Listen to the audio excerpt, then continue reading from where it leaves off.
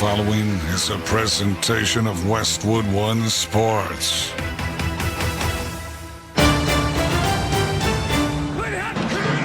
If it's Super Wildcard Weekend, it's on Westwood One. Tagovailoa in the gun, takes the snap, back to pass, looking, going deep down the right side for Hill. Makes the catch, loses the defense, and he is gone. Touchdown Miami. It's a 60-yard touchdown pass to Tyreek Hill. Buffalo looking to cash in. 3rd and goal from the 8. Allen got the snap. Moving to his right. Allen buying time. Allen throwing. End zone. Caught. Touchdown. Gabe Davis. Josh Allen keeps the play alive. Snap, spin, handoff, Barkley over the right guard. Pass the 35, breaks the tackle 35. He's on the 30. He goes to the 20, runs to the near side, 15, 10, 5, runs to the near sideline. He's inside the pylon with a touchdown. Barkley with a 36-yard touchdown run for the Giants. Here's the snap. Ball is down. The kick from Joseph is on the way, and it is good. And the Vikings win. The Minnesota Vikings cap off the largest comeback in NFL history and win in overtime. From 33 down, the Vikings storm back and win it. 39-36, Minnesota, NFC North champions. Ravens are going to have to hurry here. Play clock at 4.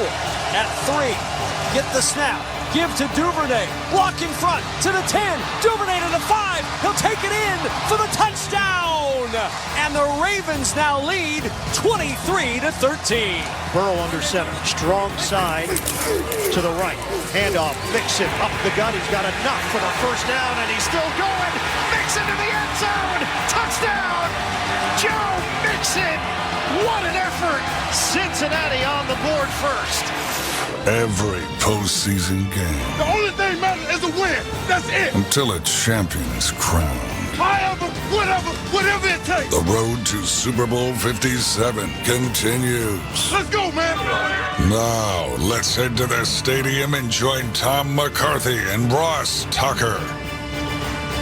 We welcome you to Western New York for the start of Super Wildcard Sunday and Game 1 of our NFL playoff tripleheader as the AFC's champion Buffalo Bills host their division rivals, the Miami Dolphins. Today's broadcast of the National Football League on Westwood One is sponsored by Barbasol Shaving Cream, by Monster.com, by NerdWallet, by Culligan Water, by Wrangler Jeans, and by NFL.com.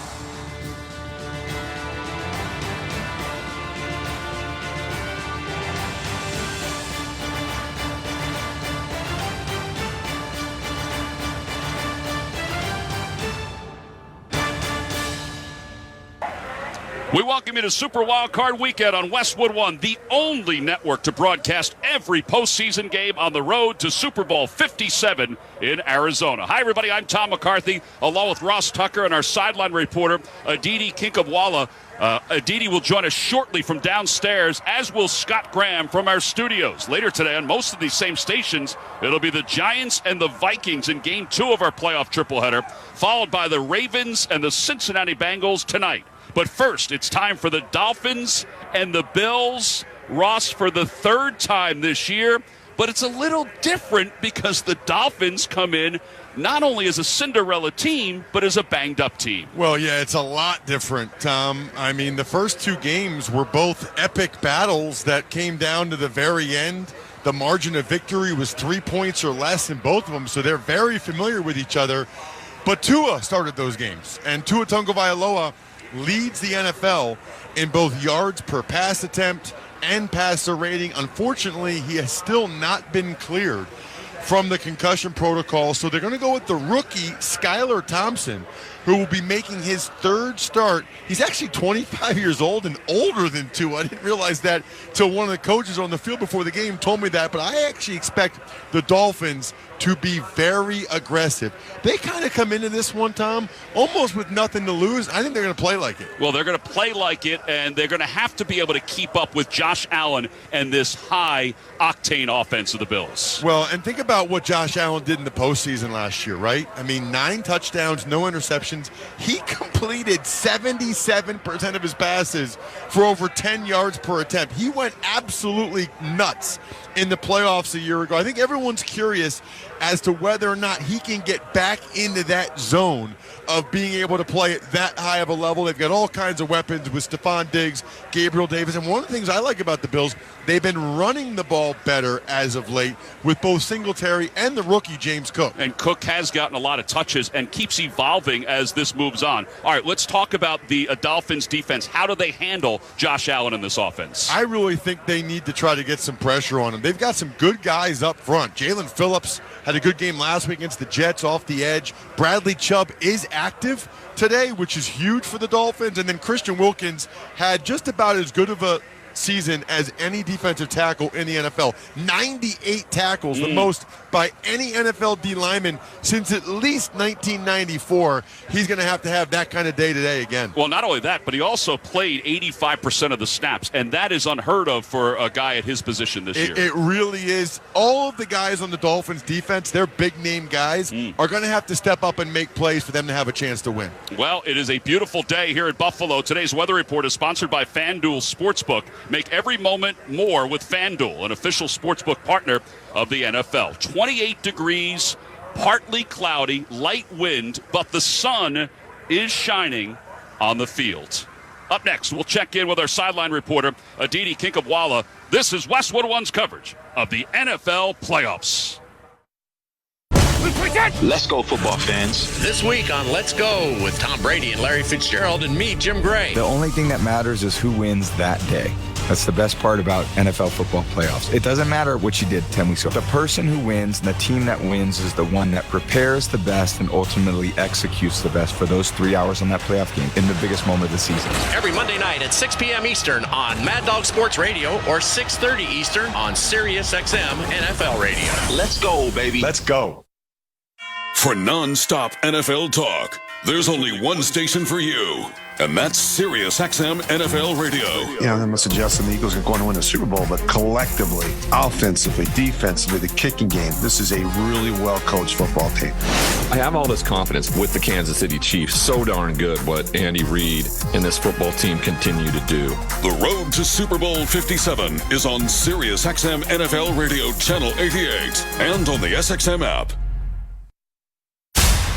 The clock's going to run out.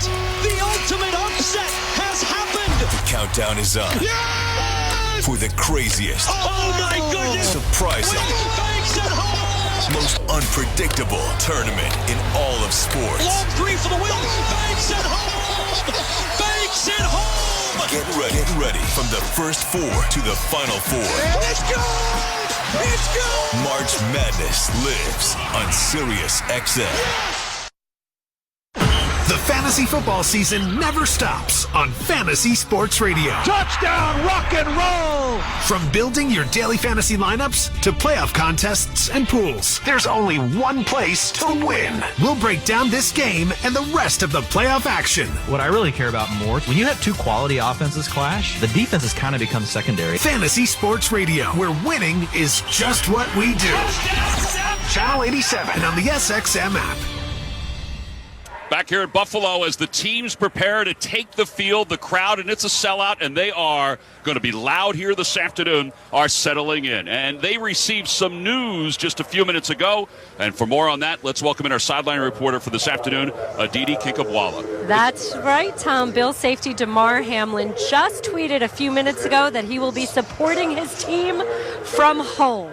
There had been some intrigue about whether he would be here in the building, especially after surprising his teammates yesterday at their walkthrough. Even General Manager Brandon Beane told me he didn't know if Hamlin would come to the stadium. But Beane made the point that it's Hamlin's health that has to come first, and his energy, of course, is not yet at full strength. Still, though, guys, Hamlin's presence is so obvious everywhere. There were 3 signs on the houses as you drive up to the stadium.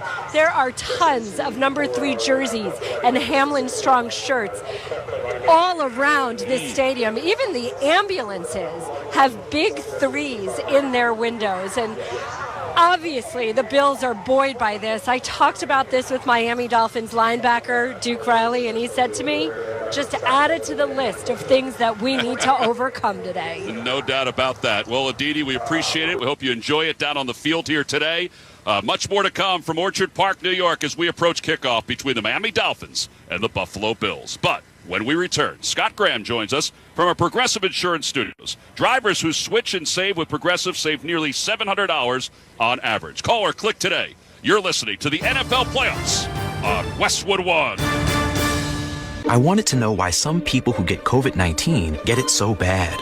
I found out it may be because they have a high risk factor, such as heart disease, diabetes, being overweight, smoking, and asthma. Even if symptoms feel mild, these factors can increase your risk of COVID-19 turning severe. So if you're at high risk and test positive, there are things you can do, like asking your healthcare provider if an authorized oral treatment is right for you. Learn about an option at treatcovid19.com. This message is sponsored by Pfizer. Welcome to the NFL Playoffs pregame show on Westwood One. Sponsored by Southern Recipe Pork Rinds. The low-carb bacon crunch you've been craving. Find your rind in the snack aisle or at southernrecipe.com. Here's your host, Scott Graham. From our Westwood One studios, getting you ready for 3 big games on Super Wildcard weekend. The Niners and Jaguars have already advanced. Today we'll find out the next 3 teams joining them in the divisional round. Later it's the Giants and Vikings, followed by the Ravens versus the Bengals. But we begin with the Miami Dolphins and the Buffalo Bills. Buffalo was a popular preseason pick to reach or even win Super Bowl 57, and by and large, they've lived up to that hype. But the road to the number 2 seed was diverted 2 weeks ago by the sudden collapse of Damar Hamlin in Cincinnati. The massive response around the NFL and the nation was heartfelt and gratifying. Hamlin's recovery has been inspirational. As you heard, he visited with his teammates at the Bills facility yesterday. I asked Bills head coach Sean McDermott this week about what that sobering episode has meant to him and his team. We care for Damar so much, and that'll always be the case, right? And him being home now, Damar being home now is so good to hear. But we know that there's still pieces of healing that have to take place for him.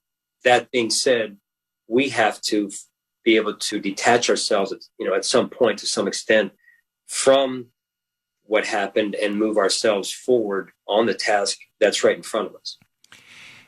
Is it a different experience going into a season when you are, for lack of a better way of putting it, the hunted? You were the team that everybody said, well, this is a team that's got a great chance to make a Super Bowl this year. You were the guys who everybody thought had perhaps the most complete team in the National Football League, and that's back in the offseason. That's back in camp and preseason.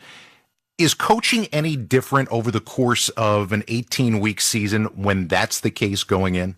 Well, I think that in this day and age, it has to be because of players and people's just overall access to media and social media at that, where the narrative can, from the outside, can leak and seep into your building and into the players, and most importantly the players, but also the staff's ears and minds. So acknowledging that at the beginning of the year was important for us. And I think that's really important as far as playing our best football from the start to the finish and all the way through the playoffs. We've talked about your quarterback many times before, right back from when he began his journey in the league, and watched the monumental leaps of improvement that he made over the course of time to being one of the best players in the game. Where is he right now in terms of talent, leadership, experience, all coming together to form the best Josh Allen, perhaps, that he can be?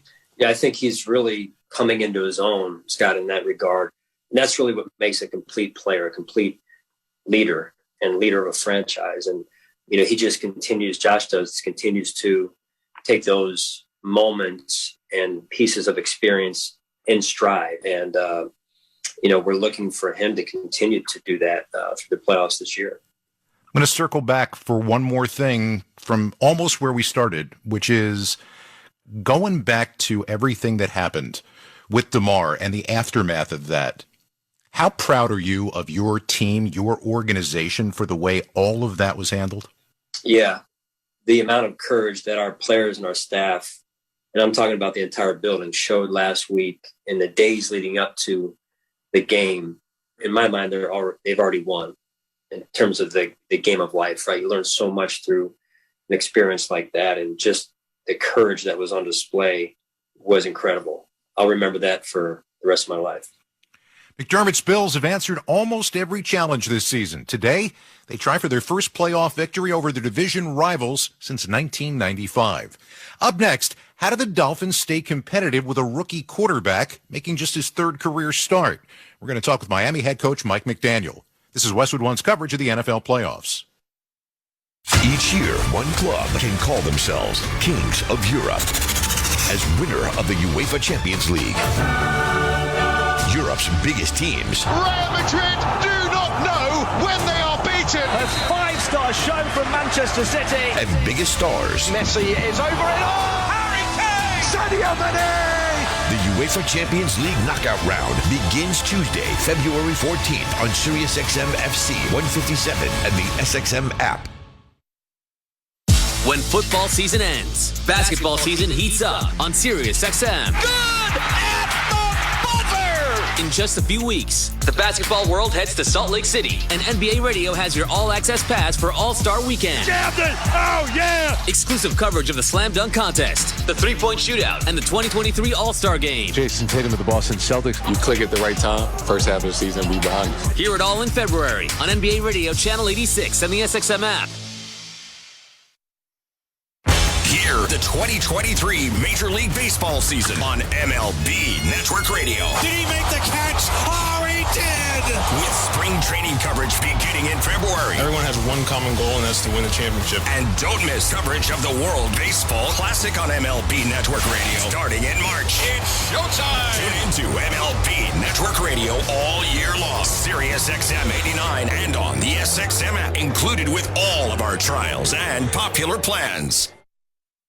Spend your afternoons talking sports with the Hall of Famer, Christopher Mad Dog Russo. I apologize, I'm in a goofy mood. He's passionate. If you stink, I can't listen to you tell me I'm raring to go. He's opinionated. That decision was the dumbest, most asinine thing I'd seen in a long time. He's 100% original. Football coaches are not nuclear physicists. When you have the quarterback, I can coach. It's Mad Dog Unleashed with Christopher Russo. Weekdays at 3 p.m. Eastern, only on Mad Dog Sports Radio, Channel 82, and anytime on the SXM app. Everyone, I'm Scott Graham. You're listening to part one of our special NFL Wildcard Playoff tripleheader here on Westwood One, the Miami Dolphins and the Buffalo Bills. Due to injuries to Tua Tagovailoa and Teddy Bridgewater, rookie Skylar Thompson is going to join some exclusive company today. The only other Dolphins rookie quarterback to start a playoff game was Hall of Famer Dan Marino. But his rookie head coach is kind of in the same boat. Mike McDaniel guides a team in the postseason for the first time after Super Bowl runs as an assistant with Atlanta and San Francisco. I asked him this week how he draws on that experience now. AFC Championship game, my first year in the NFL, and then I didn't go back to the postseason until 2012. And then didn't go back again until 16.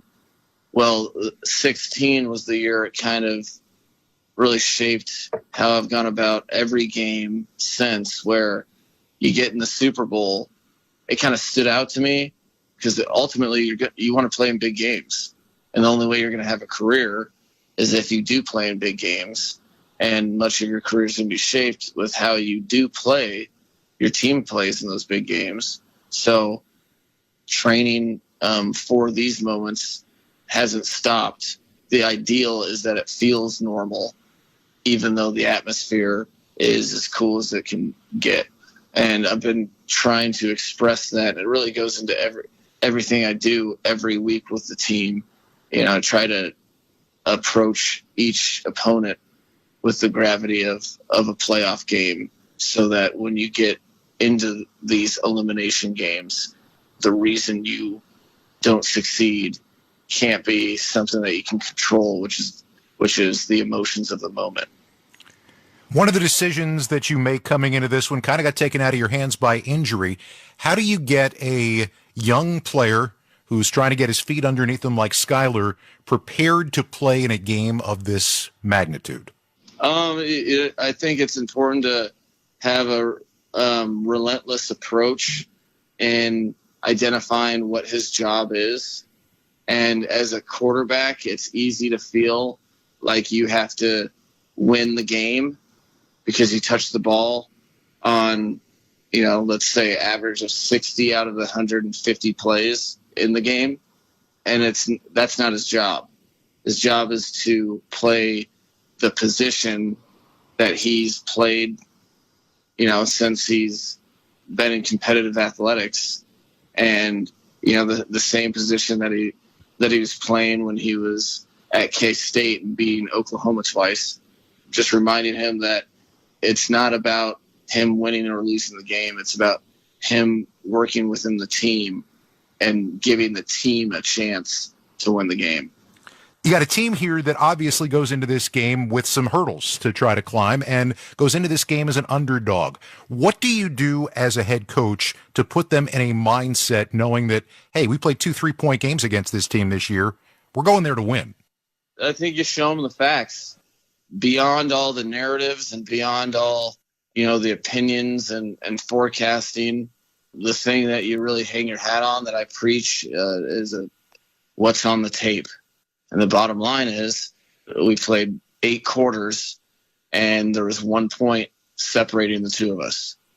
And so if you want to say that everything's different because of a quarterback, that's one opinion. The ball's in your court. If you really disagree with the narrative, then do something about it. This is an interesting situation for this team, and with all the talk about quarterback play, there's another significant part of the puzzle missing for Miami today. Running back Raheem Mostert is out with a thumb injury. The same Raheem Mostert who had 136 yards in the last meeting and ran for 220 yards and 4 touchdowns in the NFC Championship game to vault the 49ers to Super Bowl 54. We'll be back with more on the pregame show in just a moment. You're listening to the NFL Playoffs on Westwood One. The NFL playoffs are here, and the easiest way to get into the action is with FanDuel, America's #1 sportsbook. New customers get started with $150 in free bets, guaranteed when you place your first $5 bet. Just sign up with promo code WIN. FanDuel has all your favorite bets, from the money line to point spreads to player props, all on an app that's safe, secure, and super easy to use. Place your first $5 bet to get $150 in free bets. Win or lose with promo code WIN. Make every moment more with FanDuel, an official sportsbook partner of the NFL. 21 plus in select states. Must be present in select states to wager. First online real money wager only. Bonus issued as non-withdrawable free bets that expire in 14 days. Restrictions apply. See terms at sportsbookfanduel.com. Gambling problem? Call 1-800-GAMBLER or visit fanduel.com/RG. For Colorado, Iowa, Maryland, Michigan, New Jersey, Ohio, Pennsylvania, Illinois, Virginia, West Virginia. 1-800-NEXT-STEP or text NEXT-STEP to 53342 in Arizona. 1-888-789-7777 or visit ccpg.org/chat in Connecticut. 1-800-9-WITH-IT in Indiana. 1-800-522-4700 Wyoming, Kansas, or visit ksgamblinghelp.com. 1-877-770-STOP Louisiana. 1-877-8-HOPE-NY or text HOPE-NY 467-369 in New York. TN Redline 1-800-889-9789 in Tennessee. One step closer to kickoff time for the Miami Dolphins and the Buffalo Bills. And we know by now that the 49ers and Jaguars have already advanced on the road to State Farm Stadium. State Farm will help you create an affordable price just for you. Call or go to statefarm.com today to create your State Farm personal price plan. Who else might join them? Well, our next game has the New York Giants and Minnesota Vikings on the way. Kevin Harlan, Mike Mayock, and Scott Kaplan have all the action live from U.S. Bank Stadium at 4:15 p.m. Eastern Time, right here on most of these same Westwood One stations via the NFL app, on Alexa-enabled devices, or online on the website, westwoodonesports.com. This has been the NFL Playoffs pregame show on Westwood One. Southern Recipe Pork Rinds. Sponsored by Southern Recipe Pork Rinds. Power through the day with this high-protein snack. Find your rind in the snack aisle or at southernrecipe.com. I'll be back at halftime, a conversation with Vikings cornerback Patrick Peterson. But up next, we'll rejoin Tom McCarthy and Ross Tucker at Highmark Stadium. This is Westwood One's coverage of the NFL playoffs.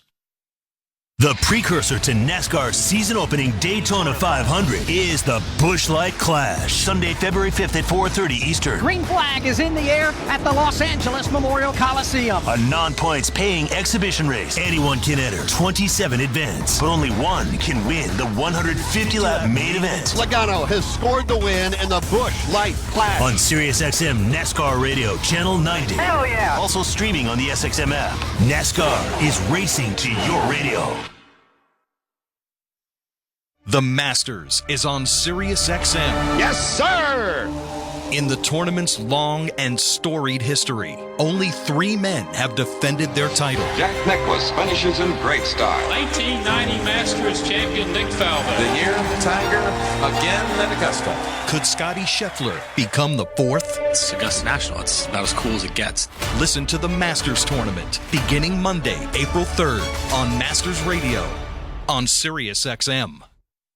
Busted Open is hitting the road with a stop in San Antonio at the 2023 Royal Rumble. This is Dave LaGreca. Join me Friday, January 27th at 9 a.m. Eastern Time as we broadcast live from the Alamo City, talking to the biggest names in the WWE and getting you set for the first big premium live event of 2023. It's Busted Open live at the 2023 Royal Rumble, only on SiriusXM Fight Nation, Channel 156, and the SXM app. Let's go, football fans. This week on Let's Go with Tom Brady and Larry Fitzgerald and me, Jim Gray. The only thing that matters is who wins that day. That's the best part about NFL football playoffs. It doesn't matter what you did 10 weeks ago. The person who wins and the team that wins is the one that prepares the best and ultimately executes the best for those 3 hours on that playoff game in the biggest moment of the season. Every Monday night at 6 p.m. Eastern on Mad Dog Sports Radio or 6:30 Eastern on Sirius XM NFL Radio. Let's go, baby. Let's go. Identification. This is Westwood One, your home for the NFL playoffs since Super Bowl 57. This is Dave LaGreca. Busted Open will be live in San Antonio for coverage of the 2023 Royal Rumble, Friday, January 27th at 9 a.m. Eastern Time. Welcome back to Highmark Stadium as we get set for the Bills and the Dolphins. It's time for Ross's Keys to the Game, sponsored by NerdWallet, the smartest decision for all your financial decisions. All right, Ross, let's begin with the Miami Dolphins. Let's start on offense. You know, the last time these teams played, Tom, the Dolphins ran the ball really well here in Buffalo, Week 15. Now, they will be without Raheem Mostert, who had 136 yards in that game, but they ran the ball very effectively. That would be the best thing possible for the rookie quarterback, Skylar Thompson, and it keeps Josh Allen and that explosive Bills offense on the sideline. So if they can run the football, that gives the Dolphins a chance. Defensively, I think they need to take some chances. You know, if you just sit back and zone, you're going to let Josh Allen pick you apart.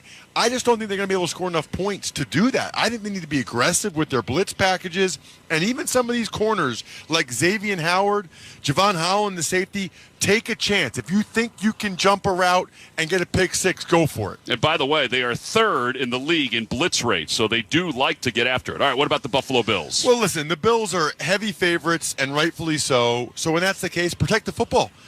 Josh Allen, in particular, has had too many turnovers. He's got 5 red zone interceptions, the most in the NFL.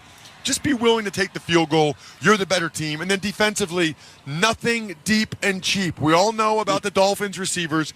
Jalen Waddle leads the NFL with over 18 yards per catch.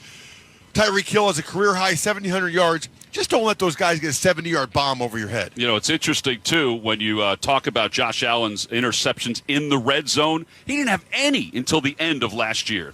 I mean, that's incredible to think that he's picked up that many. It really, and it's incredible that they're 13-3, and they had this record even with all those interceptions. All right, well, the opening kickoff between the Bills and the Dolphins is coming up from Highmark Stadium here in Western New York. It is an awesome day weather-wise. You're listening to the NFL Playoffs on Westwood One. Southern Recipe Pork Rinds. Nothing goes better with football than pigskin. So celebrate Pork Rind Appreciation Day this football season with the bacony crunch of Southern Recipe pork rinds. Get a low-carb, protein-packed pork rind snack that's as tasty out of the bag as it is in your favorite keto-friendly recipe. Find your rind in the snack aisle today or at southernrecipe.com. Southern Recipe Pork Rinds. Visit Amazon today for your Southern Recipe pork rinds. Did you know that carbon monoxide is odorless and invisible? And the only way to detect it is by installing carbon monoxide or CO alarms. First Alert is reminding you to install CO alarms on every level and in every bedroom of your home. Also, remember, alarms don't last forever and need to be replaced at least every 5 to 10 years, depending on your alarm. Protect your home and family with safety you can trust by visiting firstalert.com and Lowe's stores for your carbon monoxide alarms. Save now on appliances and more at the Truckload event at Lowe's. Get deals on select major appliances and take home what you buy same day. And save an additional 10% on all in-store clearance appliances. Plus, get store-wide savings on even more items. Stock up on GE Sync Reveal 60-watt dimmable smart LED light bulbs for just $9.98 each. Head to your local Lowe's store or visit Lowe's.com to shop the Truckload event today. Exclusions apply. While supplies last. Selection varies by location. See Lowe's.com for details. Valid 1/12 to 1/18. Welcome back to the NFL playoffs on Westwood One. It's time for another memorable moment in football history, sponsored by NetSuite by Oracle. 2nd and 3. They line up to go again. Fake the delay to Thomas. Here's a long pass going for it all in the end zone, and it is a touchdown. A touchdown to Steve Tasker. Tasker had the ball settled in his arms on a long bomb by Jim Kelly. That makes the score 23-0. The legendary Jack Buck on CBS Radio Sports with the call of a Buffalo touchdown catch by Steve Tasker, who's in the booth next to us in the Wildcard round of the 1995 playoffs. Tasker, one of the greatest special teams players in NFL history, made his mark as a wide receiver that afternoon. 5 receptions, 108 yards, including that 37-yard touchdown in the Bills' 37-22 victory over Miami. The Dolphins would be done in by 4 Dan Marino turnovers and a porous run defense that was shredded for 341 rushing yards, which is still the second most by a team in postseason history. The defeat also signaled the end of a brilliant coaching career of Don Shula, who announced his retirement the following week. The future Hall of Famer would call it quits as the NFL's all-time winningest coach with 347 wins and 6 Super Bowl appearances, hoisting the Lombardi Trophy twice. That's today's memorable moment in football history, sponsored by NetSuite by Oracle. If you don't know your numbers, you don't know your business. To learn more about NetSuite by Oracle, visit netsuite.com/touchdown. That's netsuite.com/touchdown. Well, everybody's getting set, settling in. Also settling in the sidelines is Aditi. What do you got, Aditi? Tom, another Bills legend, Fred Jackson, just fired up this crowd right here. But let's say this week really was about getting back to football for the Bills, especially after that emotional roller coaster of last week. Monday and Tuesday, players were told to stay home, to rest, and hit the reset button. Now, Damar Hamlin surprising his teammates at their field house yesterday for walkthrough was definitely a boost. But as one coach told me, even though guys lost their minds, they're locked in right now. This is the most seasoned and most playoff experienced team in the tournament right now. Over on the other side, the Dolphins have to go with 7th-round rookie Skylar Thompson. Mike McDaniel told his players, just focus on each play at a time. Well, Aditi, game 1 of our triple header is underway as Jason Sanders kicks it off over the head of Nyheim Hines. Not the same electricity as we saw last week. And that is where the Bills will begin offensively, this high-powered offense, Ross. And, look at Josh Allen and what he's been able to accomplish in his young career in the regular season. But how about what he's been able to do in the postseason, too? It's been unbelievable. 14 touchdowns in the postseason. He really does feel like one of those quarterbacks, Tom, that elevates his game when the stakes are highest. You've seen this over the years. Some guys rise to the occasion. Others do not. Allen thus far has absolutely been one of those guys that plays his best. Well, he starts out under center with one back in the backfield. It's Devin Singletary. Off the play fake. Allen looking to throw on first down. Looking long to the near side for Diggs. He's got him, and he overthrows him. It's incomplete. There is a flag, however, on the field. And I think Howard may be called for some kind of an infraction, but he was wide open. Brad Allen is the referee for today's game. Holding. Defense, number 55. 5-yard penalty. Automatic. First down. It's actually going to go against Jerome Baker, the linebacker. How about how open Diggs was? Yeah, that had to scare the heck out of the Dolphins coaches right there. The first play of the game, by far the Bills' best receivers running right down the hash mark, wide open. That really coulda, woulda, shoulda been a touchdown for the Buffalo Bills. Josh Allen just put a little bit too much on it. Missed opportunity already for Buffalo. Play clock's down to 10. Trips to the top. 2 receivers to the right. Allen out of the gun looking to throw. Throws middle of the field. Pass is complete to the middle of the field to Shakir. It's a gain of 18 yards. And he's taken down at the 47-yard line. Holland makes the tackle for the Dolphins.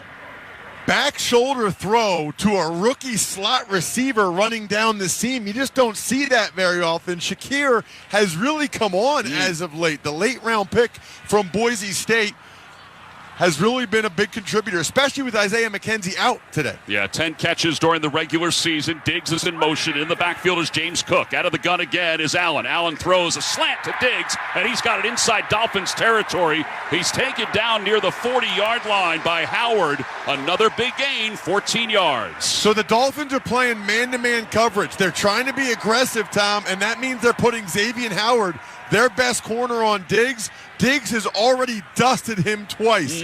The Dolphins might have to revise that plan because it doesn't look to me like Howard's going to be able to hang with Diggs. Ball spotted just inside the 40-yard line on the near hash mark, moving from left to right. Allen out of the gun. In the backfield is Singletary, motioning a little bit. He'll take the handoff, runs left, breaks one tackle, goes over his own man, and along the hash marks down to the 36-yard line. Phillips makes the tackle after a gain of 3.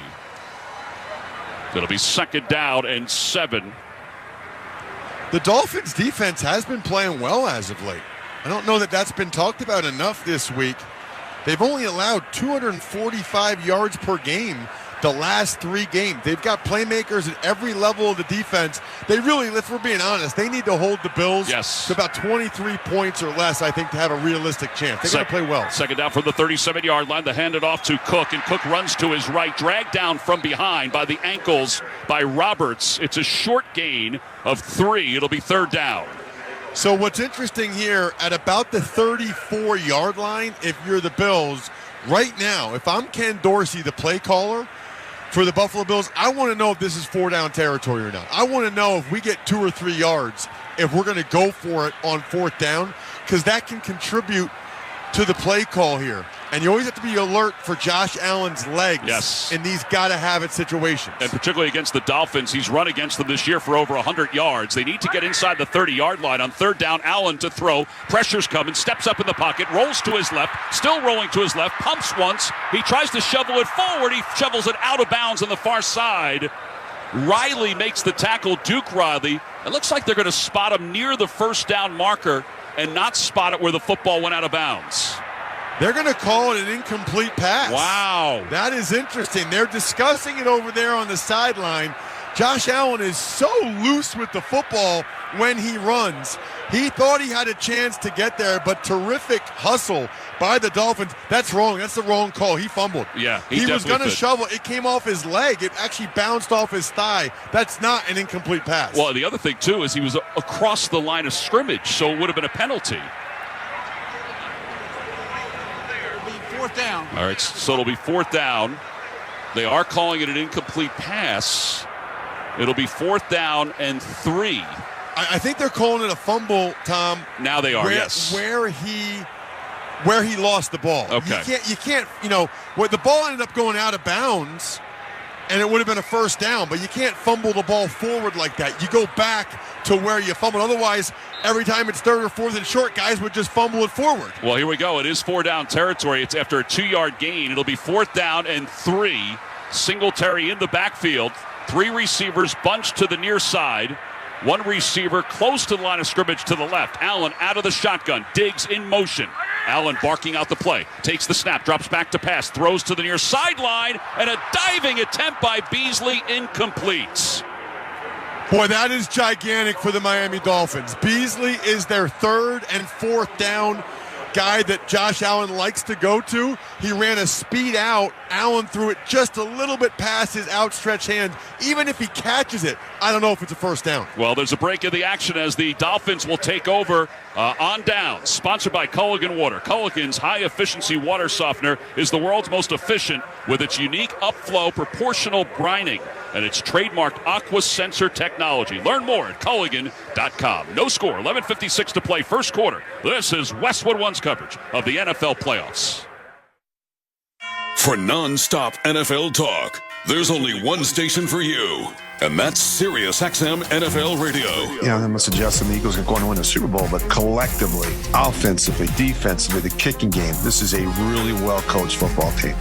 I have all this confidence with the Kansas City Chiefs. So darn good what Andy Reid and this football team continue to do. The road to Super Bowl 57 is on Sirius XM NFL Radio Channel 88 and on the SXM app. The clock's gonna run out. The ultimate upset has happened. The countdown is up. Yes! For the craziest. Oh my goodness! Surprising.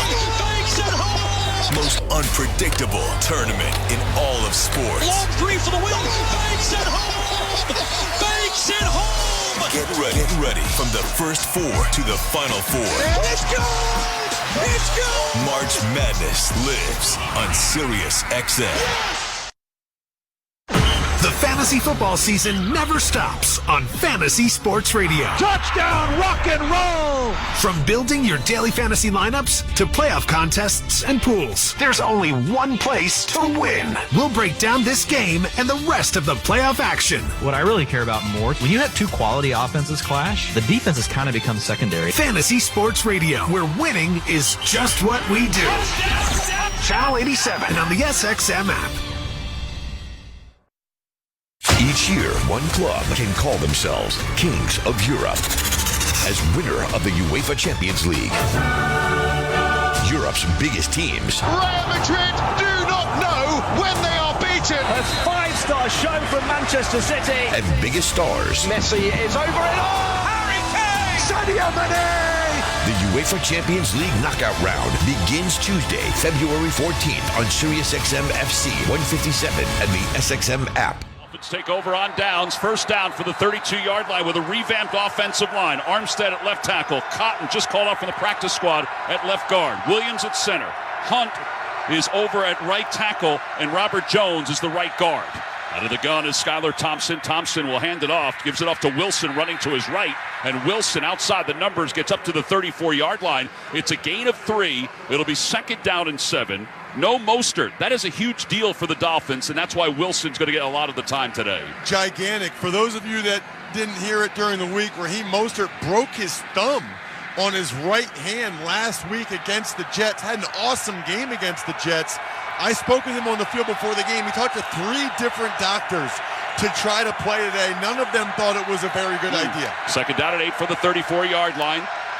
In motion is Hill. Behind the line of scrimmage, they fake the handoff. Thompson looking to throw, sets up in the pocket, going long to the far side for Waddle, and he had it, and he dropped it outside the 30-yard line of Buffalo. Jordan Poyer was late on the coverage, and they need that kind of reception. He's got to make that play. I mean, they had Hill and Waddle to the left side. Waddle ran a deep post route. The ball was thrown a little bit behind him, but it went right through the wickets. I mean, that is a blatant drop by Jalen Waddle that the Dolphins just can't have. That should have been a huge chunk play. He tried to pin it against his chest rather than catch it with his hands. That is a major missed opportunity. Both teams now have big missed opportunities on downfield throws. Third down and 8 for the 34-yard line of the Dolphins. Thompson takes the snap out of the gun, sets up in the pocket. Pressure's coming. He rolls to the left, throws on the run, short. His intended receiver was Sherfield. It's incomplete. It'll be fourth down, and the Dolphins will have to punt the ball away. It's interesting because he had a lot of room in front of him there, Tom, and I thought he might run. Talking with some of the Dolphins coaches on the field before the game, they said he can get 5 or 6 yards. I said, what about 9? They said, I don't know. That was just a little bit too far for Thompson to try to get the first down, about 8 or 9 yards. Thomas Morstead on to punt the ball away. The veteran punter, Hines, back deep to receive. It's a short punt. It's a high one, though. Hines comes up and calls for the fair catch at the 27-yard line on the far side. So each team has possessed the football one time. After the 39-yard punt, it's a scoreless game. 10:57 to play. First quarter. You're listening to the NFL Playoffs on Westwood One. Get in the zone. AutoZone. Welcome to AutoZone. What are you working on today? Thinking about gas mileage. You know, changing your oil with a full synthetic oil like Valvoline Advanced can help your engine get more miles. Right now, you can get 5 quarts with an STP Extended Life Oil Filter for only $38.99. Go farther with better fuel efficiency. Get the parts you need when you need them at AutoZone or AutoZone.com. Get in the zone, AutoZone. Restrictions apply. Monster.com can help you tackle the job hunt and make your next career move. In football and in life. There's the regular season, and then there's the playoffs. Monster.com knows that scoring your next job, that's a playoffs moment.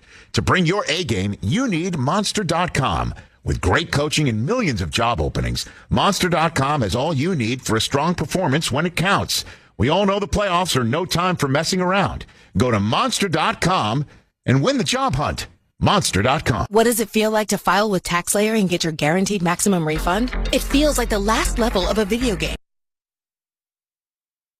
Facing off against the final boss who stands between you and your refund. All your refund has belonged to me. Using the power of TaxSlayer like a secret power-up he doesn't see coming. Only the most tax-confident can defeat me. Throwing your laptop at his video game face and watching him crumble into a giant pile of shiny coin tax refunds. Oh, not fair. You use TaxSlayer. Start for free and get your guaranteed maximum refund. TaxSlayer. File fearlessly. Tom McCarthy and Ross Tucker here in the Grainger broadcast booth at Highmark Stadium. Postseason play is exciting, but the season never ends for your business. Grainger helps keep you going with supplies and solutions for every industry. 24/7 support. Call, click Grainger.com, or stop by. Scoreless game here in the first quarter. Second possession for the Buffalo Bills. Let's go down to the field for Aditi. You said that you can't believe Jalen Waddle dropped that ball. Well, neither can Jalen Waddle. He made sure to pull Skylar Thompson over. He just caught about 10 passes from Thompson. After he caught every single one, he banged his helmet with the football. And he said to Thompson, essentially, I got this. You know, it's funny, too, Aditi. They told him all week, they said, don't worry about a thing. Just get us the football. We'll take care of the rest. Well, they didn't there. And I'm almost wondering, Tom, if he lost it in the sun a little bit. I played 3 years here for the Bills. I don't ever recall seeing the sun in the month of January. This is highly unusual, and it's very bright out, actually. It sure is. It'll be first down for the 27-yard line. Moving from left to right. Diggs is in motion. Singletary in the backfield. Josh Allen under center, takes the snap, drops back to pass. Pumps once, throws to the near sideline for Diggs, who's got the sliding grab at the 47-yard line. Holland taps him after a gain of 20. They've had some big pass plays. Diggs has been the guy so far. Other than the first miss to Diggs, he has been automatic. And I think in big-time playoff games like this, you really do want to think about players more than plays, as the Dolphins were in that zone coverage and the Bills are going with the no huddle. And by the way, Singletary picked up the blitz. It was an excellent block to free Josh Allen. It'll be first down for the 47-yard line for the near hash mark. Bills going from left to right. Dolphins are showing blitz again. Two receivers stacked to the top. They throw it to the near side for Diggs. He's got a blocker, but he gets only 1 yard moving forward. Eric Rowe makes the tackle. Actually, they're going to give him 2, so it'll be second down and 8. Tom, it is such a chess match. It's so fun to watch. The Dolphins had man-to-man across the board, everybody else up on the line. So Josh Allen checks to the quick wide receiver screen, thinking we get 1 block when they all blitz. We got a chance. Well, 3 defenders for the Dolphins bailed out of it. So they didn't actually blitz. They ran laterally right away. I think they knew what Josh Allen's check was. These are some of the things that happen when you play a team for a third time. Well, second down at 8. John Brown is in motion to the far side. He was stacked up for a moment with Shakir. Allen under center. Off the play fake. Pressure's coming. Baker's got him, and he takes him down. A sack at the 42-yard line of Buffalo. It's a loss of almost 8 yards on the play. Mitch Morse, the center, who's very athletic, was tasked with trying to block Baker, but here's what happened. The right guard, Ryan Bates, pulled to the left for the play action. So then Morse had all kinds of space because there's no guard next to him. Way too much space to ask Morse to be able to block an off-the-ball linebacker like Baker. Sometimes the other guy wins. That was a great play call by the Dolphins defensively. All right, so now the Bills are facing 3rd and 15 from the 42-yard line of Buffalo. In the sunshine, blitz is coming. Allen out of the gun, takes the snap. Pressure's coming. He's going long. Far side of the field for Diggs. Diggs has got it inside the 10. Along the numbers, he's dragged down at the 4-yard line. He beat Howard again, a gain of 53 yards. 0 coverage. That is man-to-man across the board. No safety, even in the deep middle. And Xavier Howard just got dusted again. Very surprised that the Dolphins went that aggressive on 3rd and 15. I'm all for being aggressive, but man-to-man, not even one safety deep in the middle of the field on 3rd and 15, yikes. Well, they moved the ball back to the 6, so it'll be 1st and goal from the 6. It's a 51-yard pass play. 4 catches already for Diggs. Singletary in the backfield. Allen rolls to his right, sets up, now looks to his right, throws to his right for Knox. A one-handed grab. Did he stay in? He did. Touchdown, Bills. He beat Baker and somehow reeled it in. A 6-yard touchdown pass from Allen to Dawson Knox.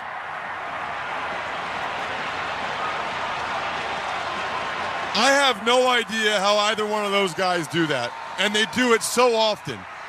Josh Allen's rolling right, and he throws the ball right over Jerome Baker's head, and Dawson Knox taps it to himself with his right hand into his chest, gets the right foot down, then the left knee and a hand. They might take a brief look at this just to confirm it, but it looks like a touchdown to me here on the monitor. Unbelievable catch by Dawson Knox. That's his 5th straight game with a touchdown. And by the way, 10 touchdowns allowed to tight ends by the Dolphins in the regular season. That's number 1 here in the postseason. 6-0 Buffalo. Bass is on for the point after. Kicking from left to right from the far hash mark. The snap is good. The kick is up, and it is good. And Buffalo strikes first through the air. 7:57 to play. First quarter. It's Buffalo 7, the Dolphins nothing. You're listening to the NFL Playoffs on Westwood One. Shop millions of cars on AutoTrader. New cars, used cars, and electric cars. Find your 1 in a million car and leave the hassles of car shopping in the rear view mirror. Finally, it's easy. AutoTrader. For adults with moderate to severe plaque psoriasis who are candidates for systemic or phototherapy, now there's Skyrizi, Risankizumab Rizzo, a prescription-only 150 milligram injection. With Skyrizi, 3 out of 4 people achieve 90% clear skin at 4 months, and Skyrizi is just 4 doses a year after 2 starter doses. Nothing in me go hand in hand. Nothing on my skin, that's my new place. Don't use if allergic to Skyrizi. Serious allergic reactions and an increased risk of infections or a lower ability to fight them may occur. Before treatment, your doctor should check for infection and tuberculosis. Tell your doctor if you have an infection or symptoms, such as fever, sweats, chills, muscle aches, or cough, or if you plan to or recently received a vaccine. With Skyrizi, you could achieve 90% clearer skin. Ask your doctor about the #1 dermatologist prescribed biologic in psoriasis and visit skyrizi.com or call 1-866-SKYRIZI to learn more. Today on Hey Culligan, why does your team stink? Here's Coach Waters. Hey Culligan, yeah, my team stinks. Ooh, harsh. No, I mean they stink. They won't hit the showers because it makes their skin all dry and itchy. Coach, it sounds like your guys have been hit hard by hard water. You kidding me? Hard water? Yep, so let's call an audible in the form of 1 Culligan Smart High-Efficiency Water Softener to get the smooth back in their skin and the stink out of your team. Okay, Culligan, I'm putting you in. Coach, we're already on the way. Kick things off with a free in-home water test from a local Culligan water expert at Culligan.com. Barbasol Shaving Cream is available in 5 fantastic flavors to customize your close shave. Whether it's original, soothing aloe, or Pacific Rush, there's one for every face. Find your favorite Barbasol today. Barbasol. A reminder that you can hear Westwood One's coverage of every NFL postseason game streamed live for free. Catch all the action on the NFL app via Westwood One station streams on WestwoodOneSports.com or by asking Alexa to open Westwood One Sports. All sponsored by AutoZone. The free AutoZone Fix Finder service can help troubleshoot the likely cause of your pesky check engine light for free and get you back on the road. Restrictions apply. Get in the zone. AutoZone. Well, there are just teams that certain players eat up during the course of their careers in the National Football League. And for Josh Allen, he eats up the Miami Dolphins defense. So coming into today, he had 27 passing touchdowns against the Dolphins, and he picks up his first one of the postseason to Dawson Knox. So the Bills will kick off. Waddle is back deep to receive at his end zone to our right. Bass kicks it off. Waddle will let it go over his head. It bounces on the S in Bills and goes out of the back of the end zone. And now the Dolphins, and you mentioned this, Ross, before, the Dolphins need to keep pace because they cannot get into a shootout with the Bills. Well, think about the missed opportunities already for them, right?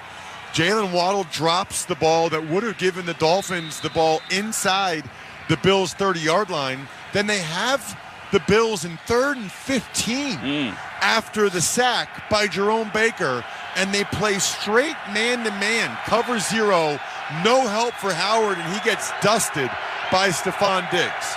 5 plays, 73 yards, the 6-yard touchdown pass, 7-0 Buffalo. Dolphins will get it back. The pitch goes to the right for Wilson, running to his right, runs into his own man, and he is nailed out of bounds by Jordan Poyer after a gain of a couple. He gets right up and starts walking back. So I know the Dolphins want to try to run the ball, and I'm with them. That they should try to do that. But the Bills know that too, as the Dolphins now go with an empty set.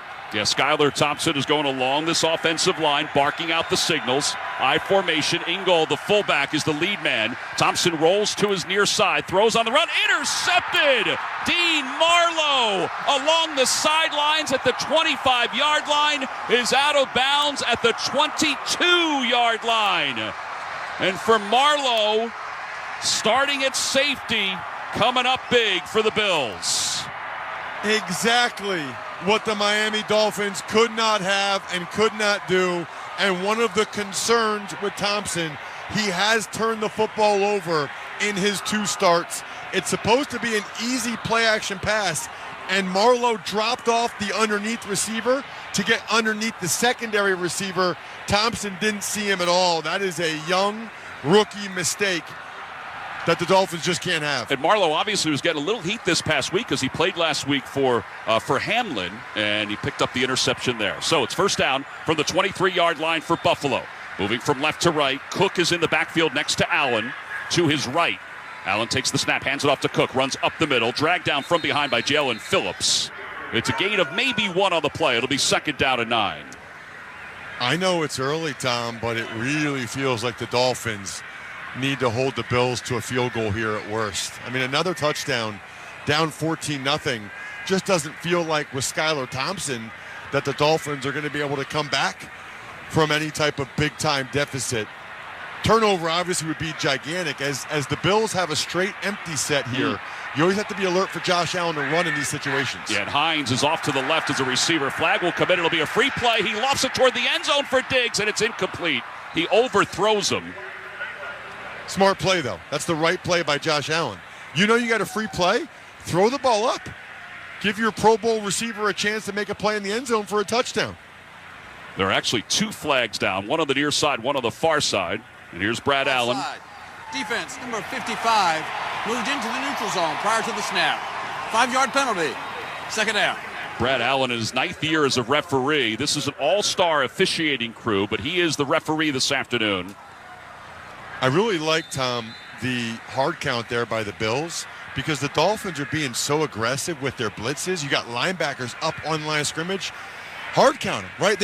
They're coming to blitz. They're excited. They want to get another sack. Baker does. They're not as used to hard counts as the D linemen are. In the backfield is Hines. He's in motion. Allen takes the snap on 2nd down. Has time in the pocket. Zips it through the middle. And he's got Shakir. And Shakir's to the 14-yard line. A yard shy of the 1st down. Roberts in on the tackle. Don't miss all the NFL excitement on NBC tonight when the Ravens meet the Cincinnati Bengals in the AFC Wildcard playoffs. Check your local listings for more details. Catch the NFL playoffs on NBC. You can also hear that game right here on many of these same stations on the NFL app or online at westwood1sports.com. Ryan Rackey, Mike Golick, Ryan Harris, they're in Cincinnati with Larry Costigan. It'll be 3rd down and 1. Devin Singletary is the lone man in the backfield as Allen points out the Mike linebacker, gets settled under center. A receiver to the right, it's Davis. The handoff goes to Singletary, runs up the middle. He's got the 1st down. He's stood up at the 12-yard line. The tackle's made by John Jenkins, but they'll move the chains. It'll be 1st down. So I'm not going to overstate a 2-yard run. I will say, though, the way this Bills team is constructed, it's a really good sign when they have to run it situations, 3rd and 1, 4th and 1, that the O-line is able to grind out and get those 1st downs. With the high aspirations the Bills have for this postseason. They believe they're a Super Bowl team. They're going to be in a bunch of those 3rd and 4th and short situations, and you need to be able to just run the ball and get the first down. Cook is in the backfield. Diggs is off to the right. 2 receivers left on first down from the 13. They hand it off to Cook, running left. He's got his man beat. Outside the numbers to the 5. Toward the end zone. Spins in. Touchdown, Buffalo. 13-0 with 5:07 to play here in the first quarter. It's a 12-yard touchdown run. And he goes jumping into the crowd at the back of the end zone. Absolutely phenomenal play design. They have the left guard and the left tackle pull right. Josh Allen makes it look like he's running quarterback counter, but he quickly gives the ball to James Cook going the exact opposite way. All of the Dolphins flow thought it was Allen on the quarterback counter. Cook goes the other way. Love the misdirection from the Bills. And once he beat Roberts, there was no catching him. The point after by Bass is good, and it's 14-0 Buffalo here in the first quarter. They've scored on 2 of their 3 possessions, and they get the touchdown after the interception by Marlowe. There's a break in the action with 5:07 to play here in the first quarter. Buffalo 14, the Dolphins nothing. You're listening to the NFL Playoffs on Westwood One. With one of the best savings rates in America, banking with Capital One is the easiest decision in the history of decisions. Even easier than choosing Slash to be in your band. Next up for lead guitar. You're in. Cool. Yep, even easier than that. And with no fees or minimums on checking and savings accounts, is it even a decision? That's banking reimagined. What's in your wallet? Terms apply. See CapitalOne.com/bank for details. Capital One N.A. member FDIC. Hello there. My name is Seychelle, and what makes the Chick-fil-A chicken sandwich original to me is the punch of flavors that's unlike any other. You get the crispy tenderness of the chicken and that hint of sourness from the pickles. Ta-da! Hey, I'm Juan, and what makes the Chick-fil-A chicken sandwich original to me is you're going to get chicken that's crispy, golden, and juicy. This is the gold standard of chicken sandwiches. Order the original Chick-fil-A chicken sandwich on the Chick-fil-A app today. Real customers paid for their testimonial. I wanted to know why some people who get COVID-19 get it so bad. I found out it may be because they have a high risk factor, such as heart disease, diabetes, being overweight, smoking, and asthma. Even if symptoms feel mild, these factors can increase your risk of COVID-19 turning severe. So if you're at high risk and test positive, there are things you can do, like asking your healthcare provider if an authorized oral treatment is right for you. Learn about an option at treatcovid19.com. This message is sponsored by Pfizer. The NFL is headed back to Las Vegas for the reimagined Pro Bowl games presented by Verizon. Watch the league's best show off their talent in the first ever AFC versus NFC flag football game. New skills challenges on and off the field, and even a special live concert performance. The 2023 Pro Bowl games presented by Verizon, Sunday, February 5th, 12 p.m. Pacific at Allegiant Stadium, Las Vegas. Visit ProBowl.com/tickets to buy your tickets today. The reimagined Pro Bowl presented by Verizon is headed back to Vegas. Tickets start as low as $35. Sunday, February 5th at 12 p.m. Pacific time at Allegiant Stadium in Las Vegas. Visit ProBowl.com/tickets to buy your tickets today. 14-0 Buffalo is on top of Miami, and the Bills will kick it off from left to right. Let's check down with Aditi Kinkhabwala. Tom, one of the common refrains about Skylar Thompson, the rookie, is his maturity, that he's 25 years old, that he lost his mother when he was 6 years old, but still, immediately after that interception, Teron Armstead went over to him. Tyreek Hill spent a long time talking to him, put his arm around him, teammates repeatedly reassuring him it's still early, and I'll tell you, I'm standing right on the Dolphins sideline right now. There's no deflation despite that hole. You know, and it's interesting, Aditi, you and Ross were both down on the field before the game. You said that this was a loose bunch, right? Absolutely. They were very confident. Like I said, they kind of felt like they had nothing to lose. The pressure was on them last week to win the game against the Jets and make the playoffs. They kind of felt like they could let it all hang out today, and they did, but Jalen Waddle dropped the pass. And defensively, they're being super aggressive, maybe a little bit too aggressive on that 3rd and 15, that's for sure. Tyler Bass's kickoff goes over the head of Craycraft out of the back of the end zone, so the Dolphins down 14-0. With 5:07 to play first quarter, we'll get the football at the 25-yard line. Probably doesn't need to be said, Tom. I'm going to say it anyway. Dolphins need to stick with the plan here on offense. They cannot try to have Skylar Thompson just chuck the ball all over the yard. That's not going to go well. Yeah, it looks like he's checking the play. Play clock is down to 2. Now 1. Man in motion. They hand it off to Wilson. Running to his right. Gets to the edge. Slices through the defense. And out of bounds at the 33-yard line. Marlowe will be credited with the tackle after a gain of nearly 6 yards. That's what they need. That is a textbook Mike and Kyle Shanahan schemed outside zone run. Obviously, Mike McDaniel spent so much time with Kyle Shanahan out in San Francisco. They love to try to get the edge with these fast running backs if they can. Mostert's not playing, but Jeff Wilson's got some serious juice as well. Yeah, Wilson, the fifth-year pro out of North Texas, he was battling a sore hip. 2 tight ends set.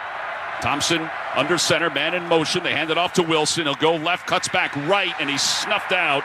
Matt Milano was first one there. Edmonds came in to help out. It's a gain of 1 yard. It'll be 3rd down. Tom, we don't talk about Matt Milano enough. I'm talking about as a society.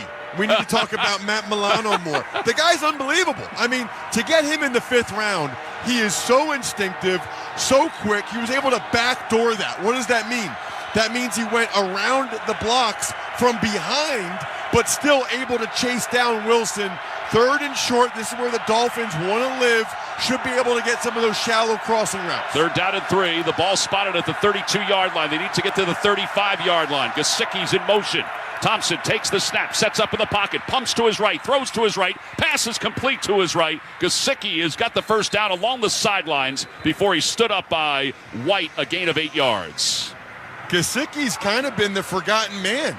He's on the franchise tag, and he only has 11 catches in the last 9 games. He just doesn't seem to be a great fit for this Dolphins offense. They typically target Tyreek Hill and Jalen Waddle early and often, but Gesicki was wide open sitting down against the zone.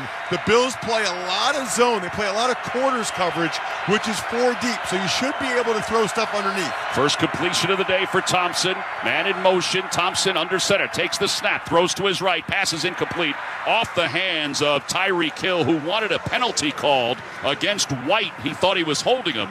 It'll be 2nd down with 3:01 to play, first quarter. It's 14-0 Buffalo. Well, so he might have been holding him a little bit, but Tyreek Hill's got to get more separation than that. I mean, Tre'Davious White is up on him and running with him, and Tyreek Hill just got totally locked up by White, who, by the way, was still within the 5-yard zone. So I'm okay there with the no call. 5 defensive backs for the Bills, which does happen often. They play nickel defense 95% of the time. It'll be 2nd down and 10 from the 40-yard line. Waddle moved, and nothing was called. And now a timeout called by Thompson with the play clock down to 2. Boy, Waddle, I thought he went forward and then back, but maybe he just went back. Well, Waddle thought he was supposed to go in motion, but Skylar Thompson was sending Jeff Wilson, the running back, in motion.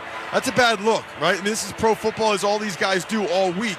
There shouldn't be a situation where you don't know which guy is supposed to go in motion. Well, now through Super Bowl 57 in Arizona, check out WestwoodOneSports.com for highlights from every playoff game, plus one-on-one interviews and much more. You can also listen to all the postseason action live for free. Log on to WestwoodOneSports.com today. Tom, I love that you can stream all of our games now. Yes. I mean, I get people texting me, people tweeting me at Ross Tucker NFL. So if you're driving in the car right now, when you get home, you can keep listening to us, stream it, or just talk to Alexa. And you'll be listening on the way home also. Right. 2nd down and 10 from the 40-yard line. Ball set up on the far hash mark. 14-0 Buffalo. The Dolphins just used their first timeout. Thompson out of the gun. In motion out of the backfield is Jeff Wilson.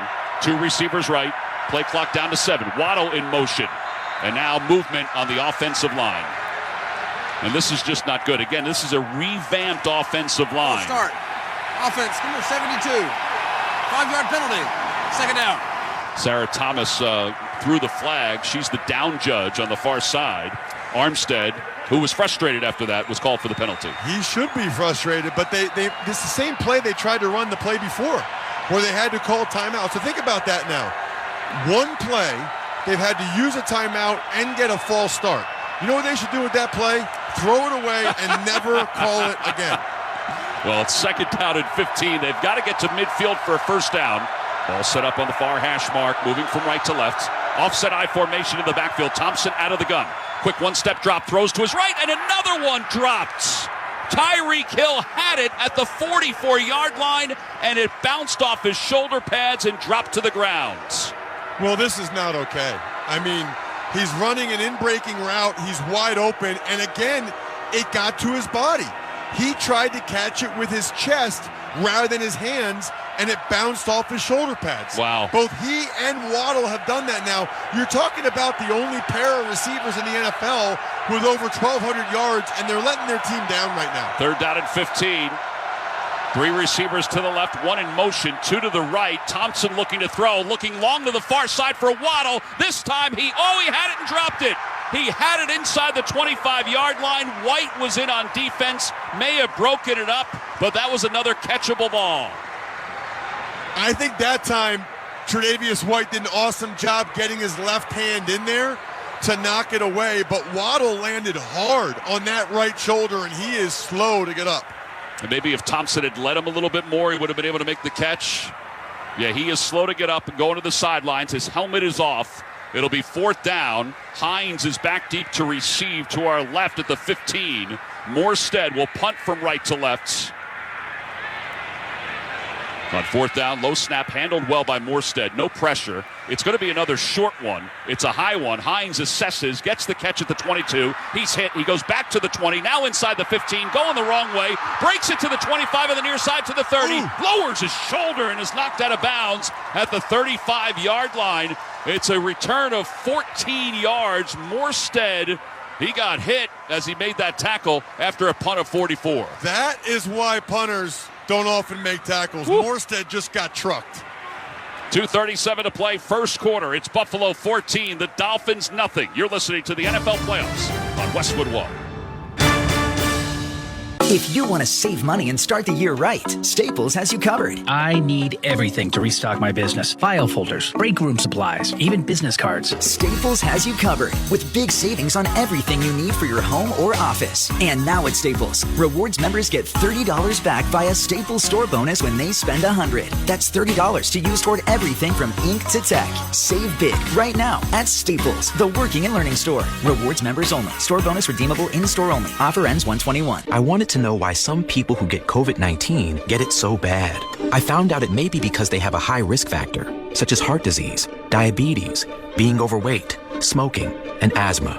Even if symptoms feel mild, these factors can increase your risk of COVID-19 turning severe. So if you're at high risk and test positive, there are things you can do, like asking your healthcare provider if an authorized oral treatment is right for you. Learn about an option at treatcovid19.com. This message is sponsored by Pfizer. Nerds! At NerdWallet, we often see people blocked when making financial decisions. Take Harold. Coach, these credit card offers, they're everywhere. Harold, look, it's tough out there, but you have got this. With NerdWallet on your team, you will make the smartest play with side-by-side comparisons of top credit cards. Whoa, a card that rewards me for buying sports gear. Let's go get that cash back, team. NerdWallet, the smartest decision for all your financial decisions.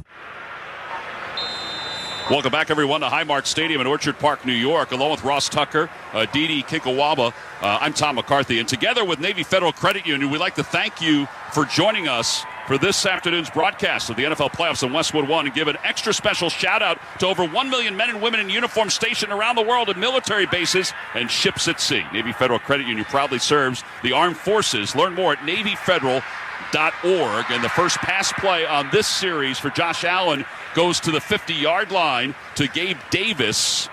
And I didn't believe see a single official make a play. It's incomplete. I didn't see a single official. They're now saying incomplete. Either say catch or incomplete. I missed a hand signal from all of them. I went from official to official to check it out. Josh Allen is saying throw the challenge flag to Sean McDermott.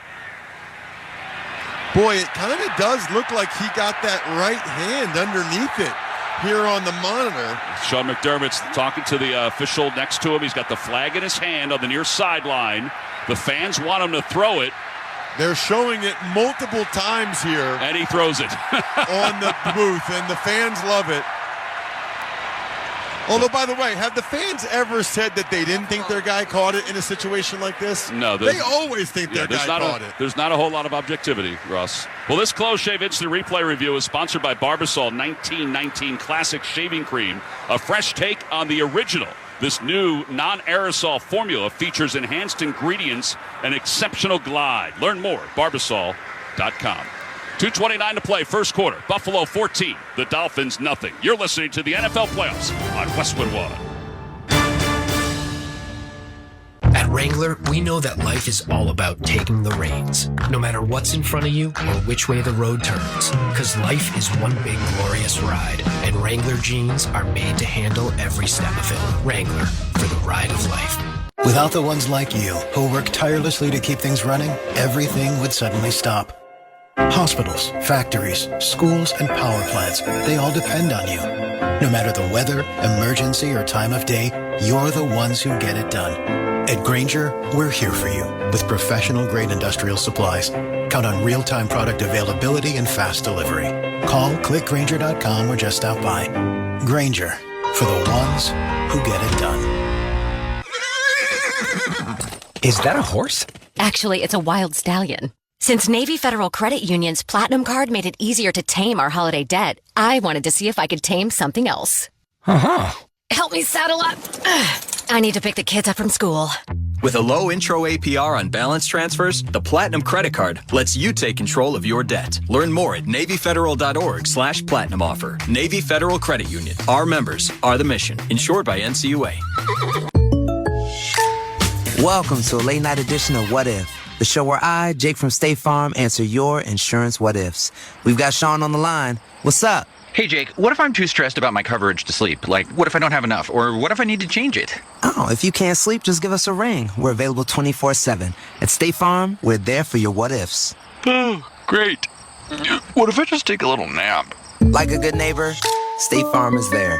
Call or go to statefarm.com for a quote today. Introducing Barbasol 1919 Classic Shaving Cream, paying homage to the original invented over 100 years ago. This new non-aerosol formula features enhanced ingredients, an exceptional glide, and crisp fragrance for a winning shave experience. Barbasol. 2:29 to play, first quarter. It's 14-0 Buffalo. The officials just overruled the incomplete pass. And it's going to be a first down for the Bills at the 48-yard line of the Dolphins. It's a gain of 19 yards. Of the catch. Therefore, it is a successful challenge by Buffalo. The ball will be placed at the 48-yard line. Will it be first and 10? Please put 2:31 on the game clock, please. And again, looking at the replay, no official called incomplete. They showed like the back end part of it, and nobody called it incomplete. And this is a great catch by Gabe Davis. I was going to say, can we talk about how good Gabe Davis had his right hand prone, laying on the ground to be able to get underneath it. You're talking about a guy that had 7 drops this year, making an extremely difficult catch. So first down for the 48 and movement by the Bills, and this play is blown dead. False start. Offense, number 88. 5-yard penalty. First down. Dawson Knox called for the penalty. It'll be a 5-yard penalty. It'll move the ball back inside Buffalo territory. The Bills wearing the royal blue from top to bottom with the white helmets. Meanwhile, the Dolphins wearing Ross's favorite aqua pants, white jersey, aqua numbers, trimmed in orange. White helmets on first down at 15. Inside Bills territory. Allen, quick toss to his left, has Diggs. Diggs makes one man miss and then it's taken down by Baker at the 45-yard line. So it's a gain of 8 yards. It'll be second down. What's the difference between aqua and turquoise? I think there's just a little fragment of pigmentation that's different. Do you have a preference? I like aqua. I'm not sure why. I like the Dolphins pants. I like saying turquoise, though. Turquoise. Well, we'll go into somebody's house one day and you'll be able to say turquoise. On second down and 7, the 5-yard line. Moving from left to right. Allen out of the gun. He's got a man in motion. Hands the ball off to Cook. Runs right. Nothing there. Phillips came up to make the tackle. He was helped out, though. Eric Rowe came from his safety position to make the tackle. No gain. It'll be third down. All right, so this is a must-stop opportunity for the Dolphins. It's 3rd and 7. They got to get a stop here and force the Buffalo Bills to punt. Although, depending on how many yards they get, I wouldn't be that surprised if McDermott continues to try to put the pedal to the metal and go ahead and get the first down. They're late to get lined up here, and they keep switching guys both ways. The Bills are confused. Yeah, John Brown comes to the near side. Hines in motion out of the backfield. 3 receivers right, 2 stacked to the left. Allen to throw on 3rd down. Steps up in the pocket. Moves to his left. Now he's going to run. He's going to tuck it outside the 40. Leans forward out of bounds for the first down at the 37-yard line. Elijah Campbell makes the tackle, but Josh Allen gains 8 for a first down. Well, this is how bad that is for the Dolphins. Their coaches can't believe it. They had Elijah Campbell as a spy. Elijah Campbell's a safety who runs very well. He's a good tackler. He's a spy who was solely concerned with Josh Allen running there, but he got caught up a little bit in some of the receiver routes, wasn't able to make the play. Well, 10 first downs now for the Bills. It'll be first down for the 37 of Miami. Dolphins showing blitz. Knox in motion. Allen out of the gun. Knox picks up the blitz. His throw to his left for Hines is incomplete. He made a diving attempt at the 30-yard line. It'll be second down and 10. That's the kind of thing that would really be difficult if you're a coach, right? They had the perfect play on. They had a safety ready to cover Josh Allen if he ran either way out of that empty set. But unfortunately, he got caught up in the wash with some of the receivers and wasn't able to make that play. Those are the critical little differences that make the difference between wins and losses. 7 seconds left here in the first quarter. It's second down and 10. Bills up 14-0. 3 wide receivers, 2 to the right, 1 to the left. They hand it off to Singletary, who runs left, cuts back right, and he moves the pile down toward the 30-yard line, maybe the 29. It'll end the first quarter, and it's a gain of 8 yards. Bradley Chubb, who's been quiet today, makes the tackle for the Dolphins. So that's the end of the first quarter with the score. Buffalo 14, Miami nothing. You're listening to the NFL Playoffs on Westwood One. You could save big when you bundle your home, auto, and other vehicles with Progressive. Now that we've covered something you could do, it's time for sports stuff you definitely could not do. You could not have hit that field goal. Sorry, but it's true. 37 yards doesn't sound very far, but you'd be lucky to cover even a fraction of that. And that's in perfect conditions without 11 giant men trying to fold you like origami. But you definitely could save big when you bundle your home, auto, and other vehicles with Progressive. Coverage from Progressive Casualty Insurance Company affiliates and third-party insurers. Bundle discount not available in all states or situations. With a Peppermint Frosty, time to enjoy yourself is built in. You're welcome. They're so rich and creamy, a straw just won't cut it. And finishing one, it's not something you could speed through. So check your watch. Is it Frosty time yet? And by that, we mean, is it time for a moment with just you and your Frosty kicking back and doing whatever goes best with the chillest treat of the season? These Peppermint Frosty treats are going fast, so when it's time for Frosty time, choose wisely, choose Wendy's. It's not easy being the one everyone counts on to keep your operation running, no matter the weather or supply chain hiccup. But we get you, Raymond in Buffalo, Maria in Miami, and Jules in Troy, taking control of everything that's under your control. At Grainger, we're here for you with high-quality supplies for every industry, plus real-time product availability and access to experts ready to help. Call, click Grainger.com, or just stop by. Grainger, for the ones who get it done. Welcome back to Highmark Stadium along with Ross Tucker. I'm Tom McCarthy. Our score after 15 minutes of play, it's the Bills 14 and the Dolphins nothing. The start of the second quarter is sponsored by Charmin. Charmin believes everyone deserves a better bathroom experience. That's why Charmin makes irresistibly soft and strong toilet paper. We all go. Why not enjoy the go with Charmin? Picked up a big pack of Charmin toilet paper yesterday, Ross, before I headed up to Buffalo. That's awesome, Tom. Listen, I will say this. I'm not going to get too deep into this, but it's very important. It is very important. important. Toilet paper is vital. Yep. And I like Charmin because it's soft. Well, we begin the second quarter, 14-0. Bills on top, 10 first downs for Buffalo, 172 total yards to Miami's 19 total yards. Pretty incredible first quarter for the Bills, and it started with an empty set on their first series. Absolutely. So here it's third down and 3. Moving from right to left, the ball spotted at the 30-yard line. In the backfield is Singletary. He moves from the right side of Allen to the left side. Bunch formation to the left. Blitz is coming. Allen drops back to pass. Steps up in the pocket. Throws to his right. And it's complete to Diggs. And he's got it at the 15-yard line. He goes to the ground and then fires it to Shakir because Shakir jumped up to try to catch the ball initially. And it was good that he let it go for a gain of 14. I thought Josh Allen was throwing it to Shakir. Shakir was wide open on the shallow cross. And the ball went over his head, and I thought, oh, that's a bad throw by, oh, no, Diggs was right behind him. I mean, Diggs was about 5 yards behind Shakir. Shakir put his right hand up to try to catch it. So first down from the 15-yard line of Miami. From the far hash mark, moving from right to left, Buffalo 14-0. The handoff goes to Singletary. He starts right, cuts back left. Not much is there. He's inside the 15. Sealer was there to make the initial hit, and then he just fell to the ground with him. Sealer is a player. A lot of people don't know that much about him. 6'6", 305, fifth-year guy from Ferris State, which is a D2 school. He has had a heck of a year. Career high and fifth in the NFL with 70 tackles. They get a lot of tackles from Sealer as well as Christian Wilkins, and the Bills are having a tough time running it right down their throats. So second down and 8. Shakir's in motion to the far side. 2 receivers to the left. Singletary in the backfield. Allen looking to call a timeout. No, he looks to his left, puts 2 fists up, takes the snap, pumps left. Now he's going to run right, throws on the run, pass to the end zone. Touchdown, Bills! Dawson Knox for the second time today. It was a broken play, but it's a 13-yard touchdown pass, and the Bills are up 20-0. I mean, the guy's a magician. Josh Allen is just so fun to watch play football.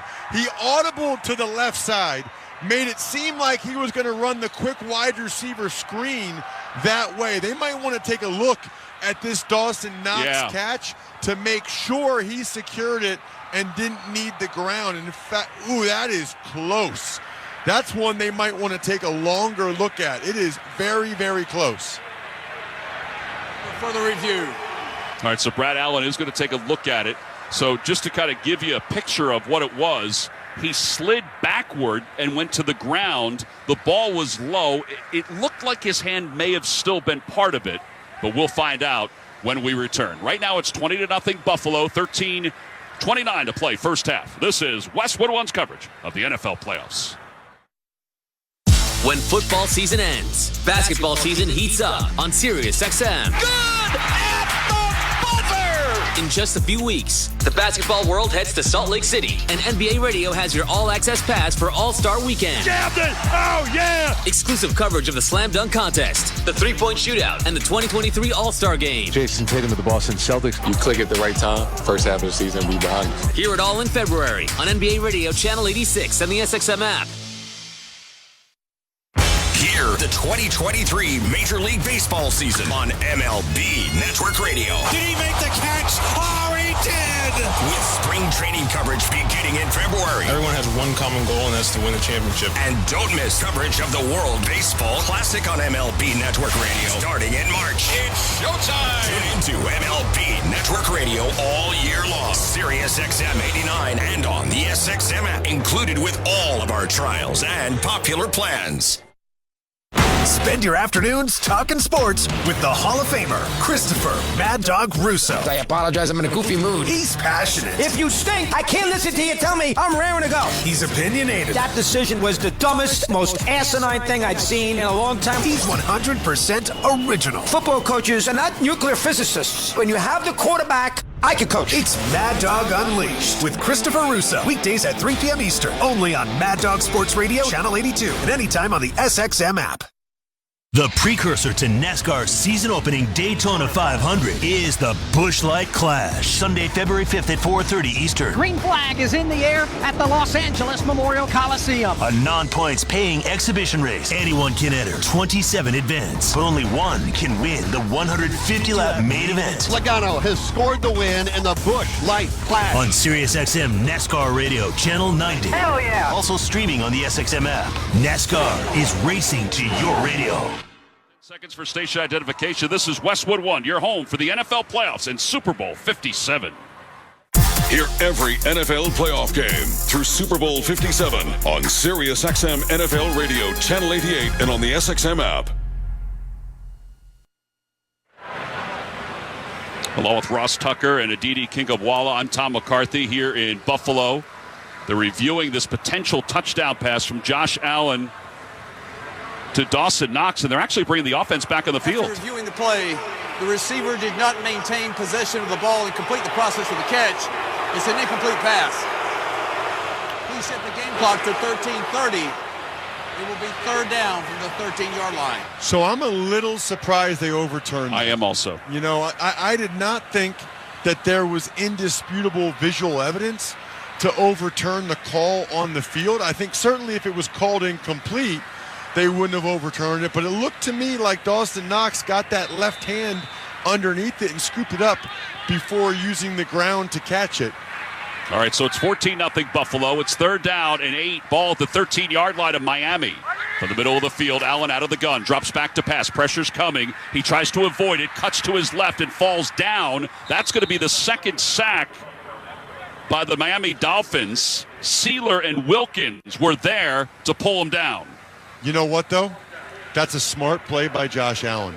You're talking about a guy that has an NFL high 5 interceptions in the red zone. Yeah, amazing. It's okay to take a sack there.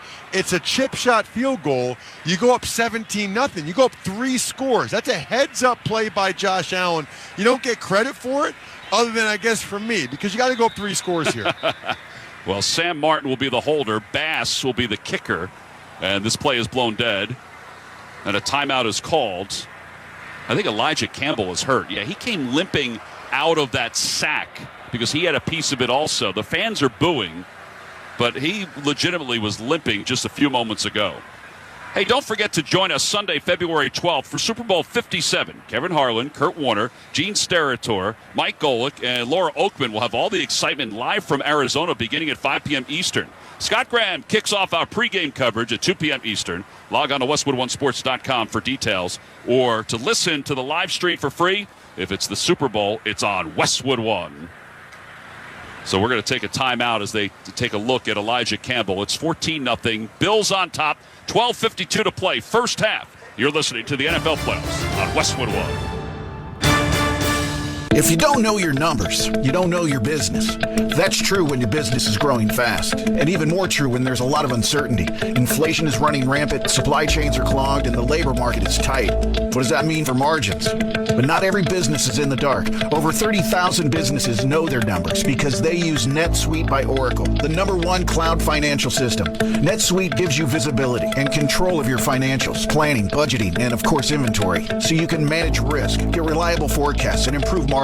Everything you need, all in one place. In 2023, profit is the new growth. NetSuite helps you identify rising costs, automate your manual business process, and see where to save money. Know your numbers, know your business, and get to know how NetSuite can be the source of truth for your entire company. Right now, NetSuite is offering a one-of-a-kind flexible financing program. Head to netsuite.com/touchdown right now. netsuite.com/touchdown. netsuite.com/touchdown. At Staples, you can count on every project being print perfect, guaranteed. I need presentations and brochures printed, and they have to be perfect. Your bounded presentations, brochures with the finest folds, and more will be done right every time. That's our Print Big promise. Now at Staples, get $10 off your document printing and marketing materials order of $50 or more, plus 20% back by a store bonus. Try Staples and see the difference. Ends 2/11. Rewards members only. Bonus must be redeemed in store. See staples.com/stores/printbig for details. 12:52 to play here in the first half. It's 14-0. Buffalo is on top. It'll be a 33-yard field goal attempt by Tyler Bass. Eventually, there's a long delay as Brad Allen is standing at the 25-yard line. Gives us a chance to let you know that Reed Ferguson is the long snapper for the Buffalo Bills, and his brother Blake is the long snapper for the Miami Dolphins. They're the only brother tandem to ever be long snappers and play in the National Football League. A little history today, Ross Tucker. That is cool. What a nice family business. Nice family business. Some people have like HVAC businesses or plumbing. Their family business is long snapping. That's exactly right. All right, we're ready to go. From the near hash mark, kicking from right to left is Bass. It'll be a 33-yard attempt. Good snap, good hold. Kick is on its way, and it is good. And a reminder that for every field goal made this afternoon and throughout the remainder of the season, Barbasol make a donation to Kurt and Brenda Warner's Treasure House, a living community for adults with disabilities. Barbasol Shaving Cream, an American original for over 100 years. Close Shave America, Close Shave Barbasol. It is 17-0 Bills with 12:46 to play here in the first half. 11 plays, 52 yards.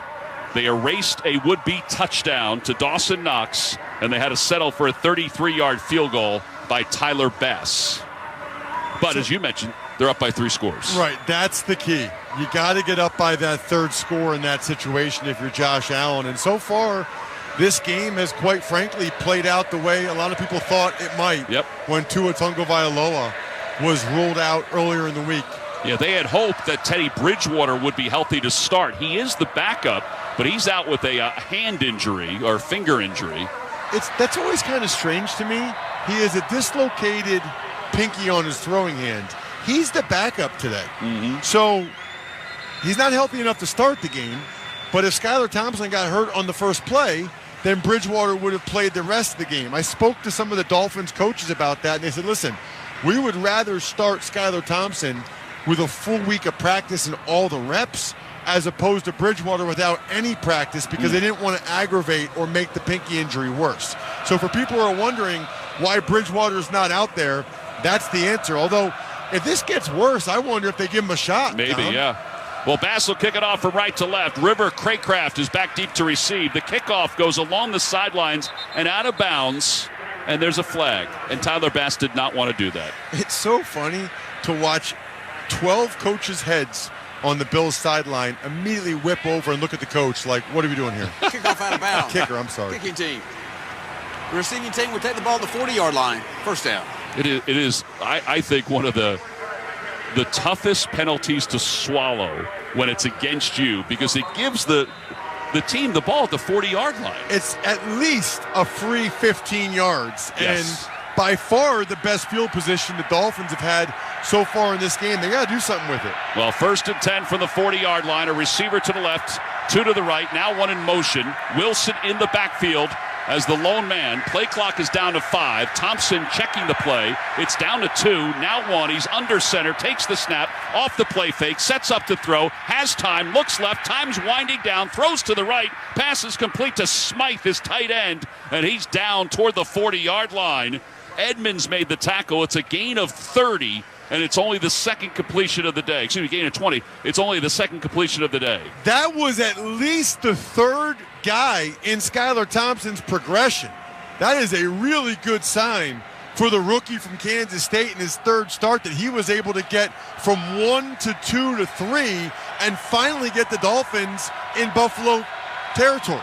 Ahmed is in the backfield for the Dolphins on first down. It is the first play, as Ross alluded to, inside Buffalo territory for Miami. The pitch goes to Ahmed. He runs left. He's got a blocker, runs into his own man, outside the numbers, gets down to the 35-yard line. It's a gain of 5. Armstead with a huge block to free him, but he also slowed him down a little bit because he ran into him. Good eyes. There were 2 awesome blocks there. Cedric Wilson, the blocking receiver, number 11, absolutely crushed Taron Johnson on the crack block. Everybody's seen that play if you're driving around. It's a quick toss where the receiver seals the edge and the tackle pulls around and leads. It's a gain of 6 officially. Smythe is in motion on 2nd down and 4. 2 tight ends, 1 to the left, 1 to the right. They hand it off to Hill on a jet sweep. Hill running to his right, inside the numbers to the 30, and he gets a first down to the 27-yard line. Dane Jackson makes the tackle after a gain of 9. Dolphins have a little bit of flow now on this drive, and I would do that more often. I would give the ball to Waddle and Tyreek Hill on those jet sweeps more often. They're so fast. They're so dynamic when they have the ball in their hands. Sometimes it's not easy to throw them the ball. Just hand it to them. Under 11 minutes to play first half, 17-0 Buffalo. The ball spotted inside the 27-yard line. Waddle is off to the right. That's a good sign because he had the shoulder problem a few minutes ago. I formation with Ahmed as the deep man. Thompson looking to throw. He's under pressure, just throws it up for grabs, and it's incomplete. He threw it to the left, and Thompson is slow to get up. Taron Johnson was there initially, and it was Greg Rousseau who was able to make the pressure Boy, that was nasty. Thompson is limping. Taron Johnson, the nickelback, came scot-free from Skylar Thompson's blind side. It's a good thing, Tom, that's the direction Skylar Thompson was looking. If he was throwing the ball to the right, that is a strip sack, and the Bills get the ball. So 2nd down and 10, the ball at the 27-yard line of Buffalo. 10:37 to play here in the first half. Thompson taps his foot, takes the snap, drops back to pass, pumps once. He's under pressure, and he's taken down. Matt Milano will get a piece of it. Edmonds gets a piece of it. It's a loss of 9, and you could throw a couple other names in there because they just smothered him. But it was mainly Milano, and there it is, society. We're talking about Matt Milano again. Really poor blitz pickup there. Didn't catch the number of the running back, but that was a poor effort on the blitz pickup. And Milano is the single best blitzer in the NFL. A pressure rate of 36.5% when he rushes. Well, it was Ahmed, the running back, who missed the block. Well, he won't get another chance at that. That was really bad. 3rd down and 18, the ball at the 35-yard line after the loss of 9. Thompson out of the gun. Play clock is down to 2. Takes the snap, steps up in the pocket. Running forward, throws on the run, passes complete to the left to Tyreek Hill, and he's got a 1st down as he goes out of bounds just past the marker. Dane Jackson was there on the tackle. It's a gain of 20. I thought Thompson was going to fall for a moment. Okay, Skylar, I see it. Terrific job by Thompson stepping up in the pocket, and Tyreek Hill was wide open in that zone coverage that the Bills employ so often. I mean, they lost him. Nobody was within 5 yards of him. Terrific job by Thompson to step up, deliver the football. By far his and the Dolphins' best drive of the game. In the red zone for the first time, I formation. Taps his foot a couple times. He's under center. Looks at the Mike linebacker. Hands it off to Ahmed, who starts left, cuts back right, and is spun down by Matt Milano after a gain of 1. It'll be 2nd down and 9. So interesting to watch Matt Milano out there. I mean, he is 6 foot 223. He's a starting linebacker in the NFL. If you met him at a party or at a bar or a restaurant, you'd be like, really? That's Matt Milano?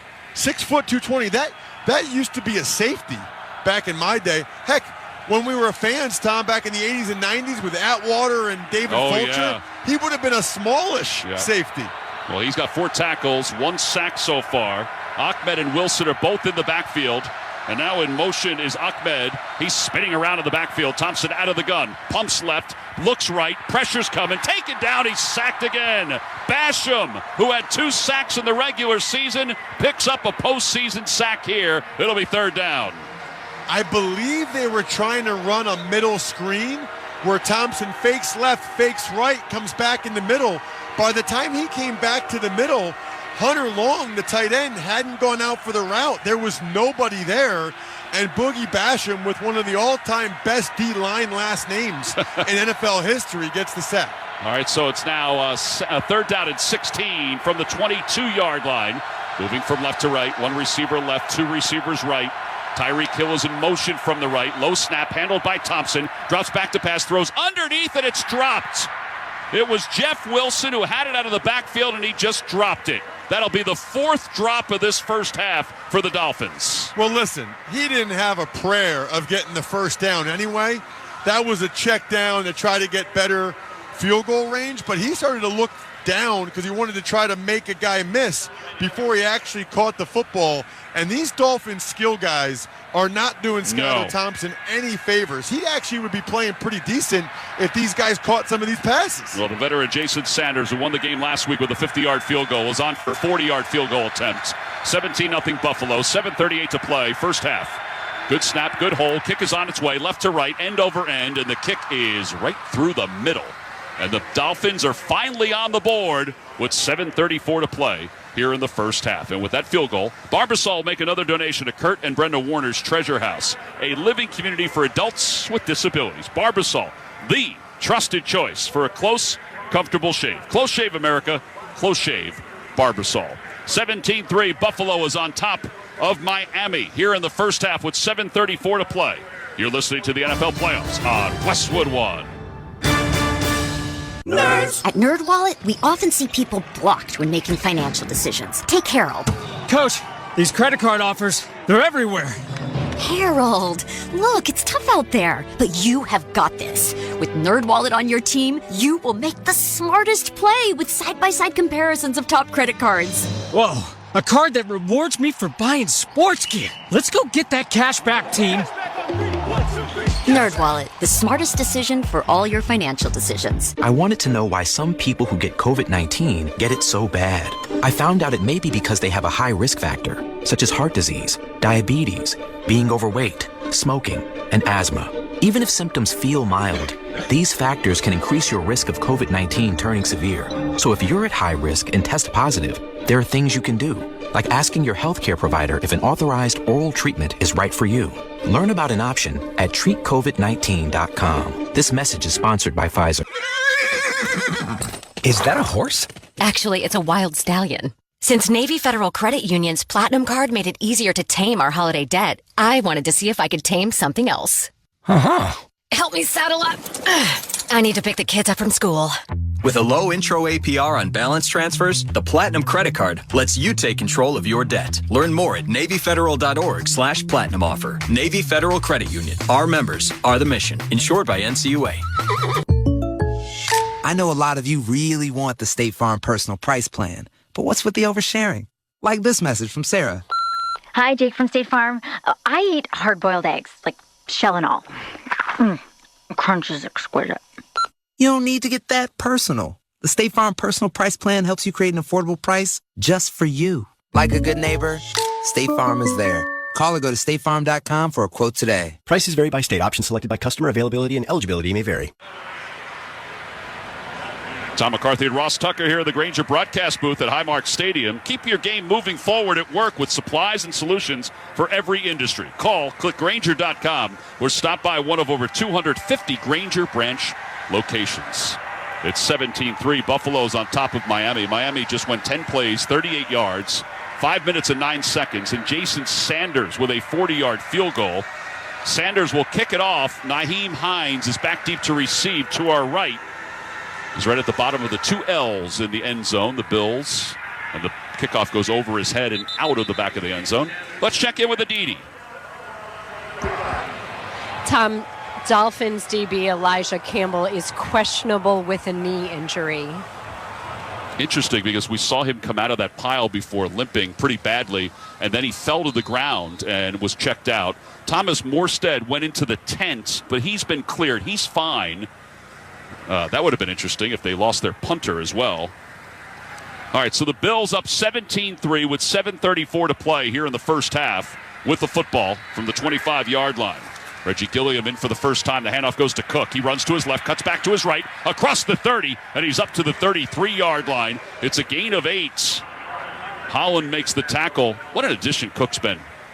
He really has, and he got off to a slow start. It didn't seem like earlier in the year they really trusted him or wanted to use him that much. Now I think he's pretty much the lead guy, and spoke with several people this week that think he has a chance to perhaps be one of the breakout stars of the postseason. 5 carries, 24 yards. 2 tight ends for the Bills on 2nd down and 2. Allen puts both hands on his helmet to call out a new play. They hand it off to Cook, running left, cuts back right, has some daylight across the 40, along the numbers, up to the 45. Holland eventually makes the tackle, but he bursts to the 47-yard line. It's a gain of 12, and that's what we're talking about. He keeps his legs moving, and he's a nice complement, and he may be the primary guy eventually. So here's what happened. The Dolphins had a stunt up front, and Melvin Ingram, the defensive end, he pinched inside. Saffold, the left guard, was able to hook him. The left tackle, Deion Dawkins, knocked the linebacker outside. There was a gigantic hole. Well, 3 tight ends now. Big, heavy package for the Bills. They fake the handoff to Singletary. Allen steps up, pumps, goes long to the right side, and he is intercepted at the 5-yard line by Howard. An over-the-shoulder grab, and he's bringing it back, dangling it on his right hand across the 40, outside the numbers to the 45, and he dives forward across midfield, and he's inside Buffalo territory. A return of about 45 yards. Dawson Knox eventually made the tackle, and now we've got a fight going on the 23-yard line. Josh Allen peeled away at the last moment. Otherwise, he would have been right in the bottom of the pile. But there were 3 different players that went falling to the ground as action was happening. And there's one Buffalo Bills lineman who has a Miami Dolphins helmet that he's walking away with. Deion Dawkins is carrying a Dolphins helmet off the field with him. He finally just gave it to a ref. I didn't catch the number, but on the interception, one of the Dolphins defenders went after Josh Allen and went to block him, and the Bills O-line did not take too kindly to that. No. I think there's going to be a penalty against the Bills to give the Dolphins even better field position. All right, so Brad Allen is standing at the 21. The ball, by the way, should be spotted around the 47-yard line. Christian Wilkins wanted to block Josh Allen, and Allen's a big dude too, and they start shoving it around before Allen walks away, and then his teammates, Mitch Morse, the center, falls to the ground with Wilkins. Wilkins didn't do anything wrong. No. What Wilkins did was totally legal. Josh Allen was frustrated at himself for the interception, so after Wilkins just kind of gave him a little shove, Allen came back at Wilkins and gave him a big shove. So then Wilkins, once again, got over in Josh Allen's face and kind of blocked him, but totally legal. I mean, there's a return there. He wasn't overly aggressive. In my mind, unless they saw something else after the play, right, this should just be at least one penalty on the Buffalo Bills for unnecessary roughness of Christian Wilkins. And I think that the Dawkins helmet part of it is an instigation, so it could be with him too. Wilkins blocked Allen and then kind of held him off, and then Allen pushed him, as Ross was alluding to. And it was happening way away from the play. And then three Bills O-linemen jumped Christian Wilkins. After the play was over, there were personal fouls by both teams. Number 94, Miami. Number 60, Buffalo. The penalty's offset. It's going to be first down. Do you think there should have been a penalty on Wilkins? Absolutely not. I have no idea what Christian Wilkins did wrong there to draw the penalty. I mean, unless he did something at the bottom of the pile, I don't really understand that at all. That should have been a penalty just against the Buffalo Bills. And by the way, what a terrific interception. Really cool. By Xavier Howard. I mean, nobody has more picks than him going back to his rookie year in the NFL. Right from midfield, 17-3 Buffalo, 5:20 to play first half. Each team now with a turnover. Thompson takes the snap out of the gun, drops back to pass, throws to the near side for Tyreek Hill, who's got it at the 46-yard line, but it's a short gain of 4 yards. Johnson there to make the tackle, but again, you get it into his athleticism, and he may break one of those. Really, really critical play here on 3rd and 8. I mean, the Miami Dolphins, you get stopped here and you punt it, you're still down 2 touchdowns. They get a chance to get a first down here. And get a score, maybe even a touchdown, they're right back in this game. Skylar Thompson starting to get a little bit more comfortable. Play clock is down to 8. 3 receivers left, 1 to the right. Wilson out of the backfield in motion on 3rd down and 8. Thompson takes the snap, drops back to pass. He's under pressure, throws to his left for Hill, and he overthrew him. Taron Johnson was there in his back pocket again. It'll be 4th down, and let's see what the Dolphins do here. Boy, that's a tough play by Skylar Thompson. Nobody covered Trent Sherfield. He was in the slot to the left. The Bills brought the slot corner on a blitz, Taron Johnson. Nobody covered Trent Sherfield. Would have been an easy first down. Instead, now the Dolphins are going to at least line up to go for it. Yeah. Maybe it's a hard count, and they try to get a free play. Well, it's 4th down and 8 for the 46-yard line. It's 17-3. Bills are on top. Thompson out of the gun, play clock down to 2, now to 1, taps his foot, takes the snap, drops back to pass, pressure's coming, throws to the near side for Wilson. He misses one man, he's along the sidelines, and he's out of bounds. Let's see where they spot him. He's out of bounds at the 32-yard line. Milano missed the tackle that would have dropped him shy of the first down by 7 or 8 yards. The officials are talking about a potential illegal block, but they're not going to call it. Wow. McDermott's going crazy. He thought Tyreek Hill had a clip after the block at the missed tackle. I think it's a legal block by Hill. He just got his body in there almost like a basketball pick. You can't come back to the line of scrimmage with force. He didn't. That's a huge first down on 4th down. It's a gain of 13. First down for the 33-yard line. Flags come in. The play is blown dead. And now some more shoving with Matt Milano. False start. And Armstead. Offense number 65. 5-yard penalty. First down. Have questions about your insurance? State Farm is there for your what-ifs. Like a good neighbor, State Farm is there. Call or go to statefarm.com to get a quote today. By the way, so the Dolphins trailed this one 17-0. It's 17-3 with 4:01 to play. That penalty hurts, obviously. But don't forget, we saw an amazing comeback last night by the Jags. Now they have a lot more weapons than probably the Dolphins do. Well, they have Trevor Lawrence right. at quarterback. And the Dolphins also came back from 21 points down in the fourth quarter against the Ravens earlier this year. That's right. Play clock down to 7. Wilson in motion. The pass to the right for Tyreek Hill, and Hill breaks one tackle and then falls forward inside the 35 to the 33-yard line. Milano will be credited with the tackle. Basham is there, too. Gain of 5, and they get the penalty back, basically. Didn't get the block he needed from Robert Hunt, the right tackle. No, he ran into him. Hunt's supposed to try to get out there and make that block on Milano, and then Tyreek Hill can cut it behind him. Weren't able to get it here. But again, this is very possibly 4-down territory for Mike McDaniel and the Dolphins. I don't know that going from 17-3 to 17-6, the way this game is going, makes all that much of a difference. Yeah. I expect him to be aggressive. 3 minutes to play here in the first half. Wilson in the backfield. On man in motion, Thompson out of the gun. A receiver to the left. Thompson drops back to pass. Pressure's coming. Rolls to his right, trying to elude it. Along the sidelines, he tucks it, and he's shoved out of bounds at the 30-yard line. And he goes sliding deep out of bounds. Boogie Basham shoved him out. It'll be 3rd down.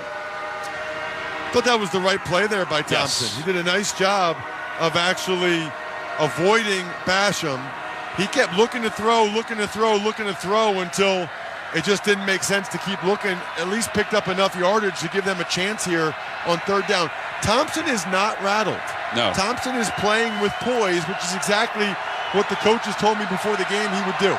2 receivers left, 1 to the right. Ahmed is in the backfield on 3rd down and 7 from the near hash mark. Thompson takes the high snap, throws to the right for Ahmed. He had it, and then he's nailed by Edmonds, and he jarred the ball loose, and Ahmed is slow to get up right now. And Edmonds is celebrating going down the sidelines. What a hit that was to jar the football loose. Ahmed pops up and runs off the field, but he's going to go to the sidelines. That should have been penalized. That was a helmet-to-helmet hit on a defenseless player. I'm surprised it wasn't. I mean, if anything, the ball was in between their helmets. Well, Mike McDaniel is livid as he's coming over toward Brad Allen. He has to be pushed back by one of the alternate officials. Wow. I am surprised that they didn't call that a penalty. Yeah, really surprised. You know, usually they're taught, Tom, when in doubt, throw the flag on player safety penalties like that. They did not.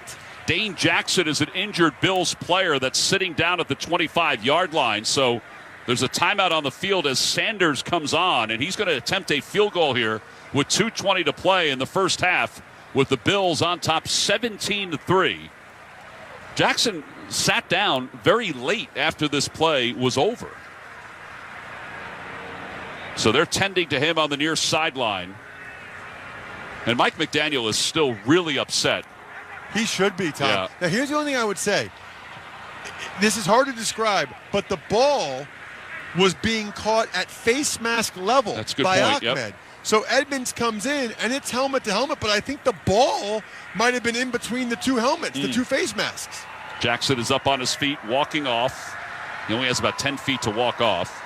Later on, we'll select the player of the game, sponsored by Wendy's. Wendy's fries are hot and crispy every single time. Natural cut, skin-on fries, prepared to golden goodness, perfectly sprinkled with sea salt, just the way they should be. Choose Wendy's hot and crispy fries today. All right, so Sanders, 48-yard field goal attempt from the near hash mark. His long this year is 55. His long for his career is 56. So this is well within his range. Good snap, good hold. Kick is on its way. Left to right, end over end, and he just got it inside the upright to the left. It's good, and it's a 17-6 game with 2:15 to play here in the first half. Are you surprised they didn't go for it on 4th down, or are you okay with getting the points here? You know, it's still early enough in the game that I'm okay with getting the points because Skylar Thompson's starting to get into a rhythm a little bit. Yeah. And so if you're Mike McDaniel, you probably think you have a pretty good chance to maybe score more points, and 4th and 8 would have been pretty long. So I'm okay with that decision. All right, so the Dolphins will kick it off, and the Bills will get it back with 3 timeouts. So they get 3 off the turnover. And Miami, by the way, does receive the football to begin the second half. A reminder to stay tuned for Westwood One's NFL Playoffs halftime report with Scott Graham. Scott will preview Game 2 with Patrick Peterson. That's coming up at the half. Peterson has a little bit of a resurgence with the Minnesota Vikings this year. He has. Boy, he's been a good player for a long, long time.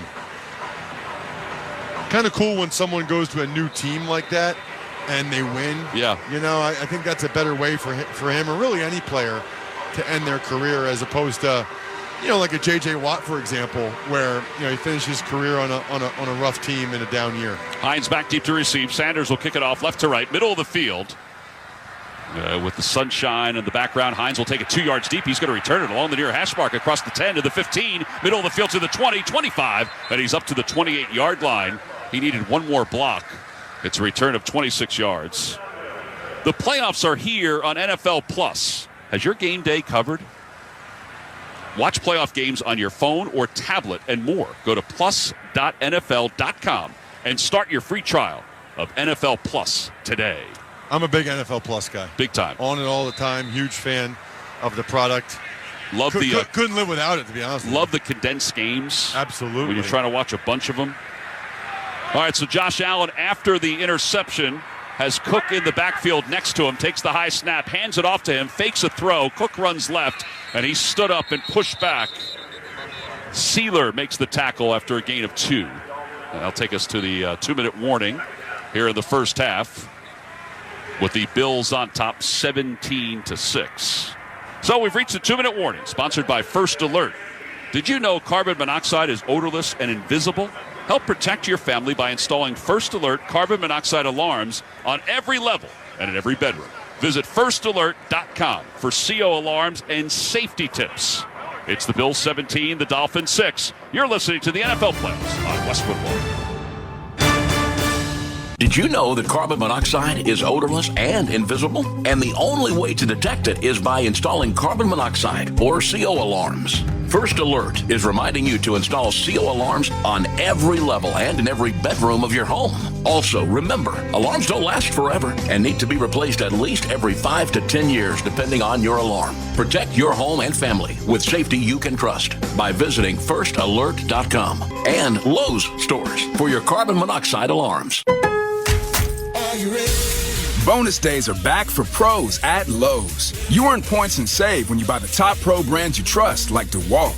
Right now, you can save $100 on the powerful DeWalt 8¼ carbide tipped portable table saw. Was $3.99, now just $2.99. Join today and shop bonus days, only at Lowe's.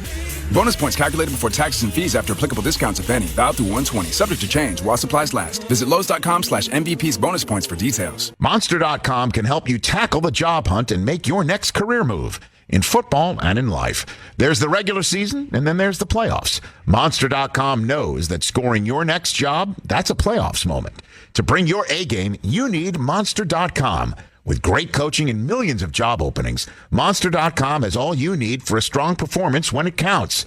We all know the playoffs are no time for messing around. Go to Monster.com and win the job hunt. Monster.com. What does it feel like to file with TaxSlayer and get your guaranteed maximum refund? It feels like the last level of a video game, facing off against the final boss who stands between you and your refund. All your refund is belong to me. Using the power of TaxSlayer like a secret power-up he doesn't see coming. Only the most tax confident can defeat me. Throwing your laptop at his video game face and watching him crumble into a giant pile of shiny coin tax refunds. Oh, not fair. You use TaxSlayer. Save up to 80% when you file with TaxSlayer. Start for free. Every Westwood One football broadcast this season is now available on all Alexa-enabled devices. Just say Open Westwood One Sports, and you'll be taken straight to the action. That's Open Westwood One Sports to listen on Alexa. All right, so now it's second down at 8. Ball at the 30-yard line. 2-minute warning for the Buffalo Bills. Allen out of the gun, takes the snap comfortably, steps up in the pocket, and he is taken down after maybe a gain of 1. Wilkins and Sealer have been a really good combo today for the Dolphins, and a timeout called by Miami. Really good combo for the Dolphins all year. I mean, they've had excellent seasons, and I'm a little surprised that the Dolphins used a timeout there. I think I would wait until after the third down play, because what happens now is if Josh Allen converts this third down, the Dolphins essentially just helped the Buffalo Bills on the remainder of this drive. And they have one timeout left. That's it. The Bills have 3 timeouts left. I got to say, Tom, before I forget, there were 2 calls that were really tough breaks for the Dolphins on that last drive. Wilkins getting the personal foul. Neither you nor I saw anything that should have been fouled. And then the officials not throwing the helmet-to-helmet on Edmonds that they usually do, primarily because of the standard they've been given, which is when in doubt, throw the flag, and then they can review it afterwards. Right. 3 receivers to the right, 1 to the left. Hines is one of those receivers. He is farthest to the right. Now he's in motion. Allen out of the gun, and now a timeout called by Buffalo with the play clock going down to 2. Wow. Josh Allen didn't realize it. That's poor after a timeout by the other team? Well, Allen put his hands out saying, why was there a timeout called? But that's 2 left now for Buffalo. So that's the dichotomy there between the quarterback and the coach, right? The quarterback says, trust me, I'm going to get it snapped before they call delay game. But the coach gets a little nervous, and he knows there's a big difference between 3rd and 8, 3rd and 13. Yes. And doesn't want to take the chance of the delay game. By the way, Elijah Campbell has checked back into the ballgame for Miami, so that's a good sign for them. All right, so same formation, 3 receivers right. Hines in motion from the right. Allen out of the shotgun, drops back to pass. Pressure's coming for the backside. He's throwing long, middle of the field. He's got Shakir. He's got the diving grab at the 20-yard line. He tumbles forward toward the 15. He beat Kohu. It's a pass play of 54 yards. He got back up late thinking he wasn't touched, but he was. And they're going to spot it at the 17-yard line. What a pass by Josh Allen. He is so good when he steps up in the pocket, and it's just wild how well he's able to throw the football with just a flick of the wrist. There was no safety in the middle of the field. Pure man-to-man coverage by Kohu, who's been a great find and had an awesome season for the Miami Dolphins, but Shakir ran right past him. What a find Shakir has been as a guy they took late in the draft. They're going to take a look at this. It's under 2 minutes to make sure he secured the football. Ooh, I'm not sure he did. As Shakir rolled over twice, I think the ball actually hit the ground. He didn't really have it, and as he went down to the ground, that's not a catch. Yeah, we're looking at it on the replay ourselves, and it does not look like he did control it. No, that's coming back. Yep. Which is somewhat unfortunate because it was such a beautiful pass by Josh Allen. Bill's offense is walking off the field. Players know, man. The players know. And by the way, you talked about that part of the field. I don't know if it had anything to do with it. The sun is beating down at that part of the field. He saw it, but he wasn't confident 100% as he was falling to the ground. I got to tell you, that's a real thing. I'm a softball coach for my daughters. Are you good? And I'm a terrible softball coach. I was a terrible baseball player. But I'm very encouraging, and I tell them it's so awesome, by the way, when one of the girls gets a hit or makes an out and the smile on their face. Tom, you're getting me off the point. The point is, when we do pop-ups, okay, and it's sunny, that scares me. First of all, I'm not good at it, but secondly, I'm so scared that the girls are going to get hit. It is an incomplete pass. It will be 4th down. All right, so 4th down. I mean, can someone tell Brad that we already went over that 40 seconds ago? Pass? Hey, Brad, we've already been past that point. But no, Tom, they're 8 and 9-year-old girls. You throw a pop-up in the sun. I'm with you. What if they miss it and it hits them in their beautiful face? A lot of pressure on 8 and 9-year-old softball coaches. And head coach. Yeah, that's what I was going to say. Head coaches, no doubt. All right, Cedric Wilson is back deep to receive for Miami inside the 20-yard line. This is kind of what you talked about, too, calling a timeout. Now they have 1 left, but they still have plenty of time. And this will be the first punt for Sam Martin, 32-year-old from Appalachian State. He gets this one off without any pressure. It's a pretty good punt. It's a high one. Wilson backpedals inside the 25. He's got some daylight. He sprints to his left outside the hash, inside the numbers to the 45-50. He's in the Buffalo Bills territory, breaks one tackle at the 35, and stumbles along the numbers down to the 24-yard line. Quentin Morris made the tackle. Wow, what a burst for the Dolphins, and that's huge. It's a return of 54. Well, and give Sam Martin, the punter, for the Bills some credit because he was able to get in on that tackle and just slow him down enough that Quentin Morris could make the play.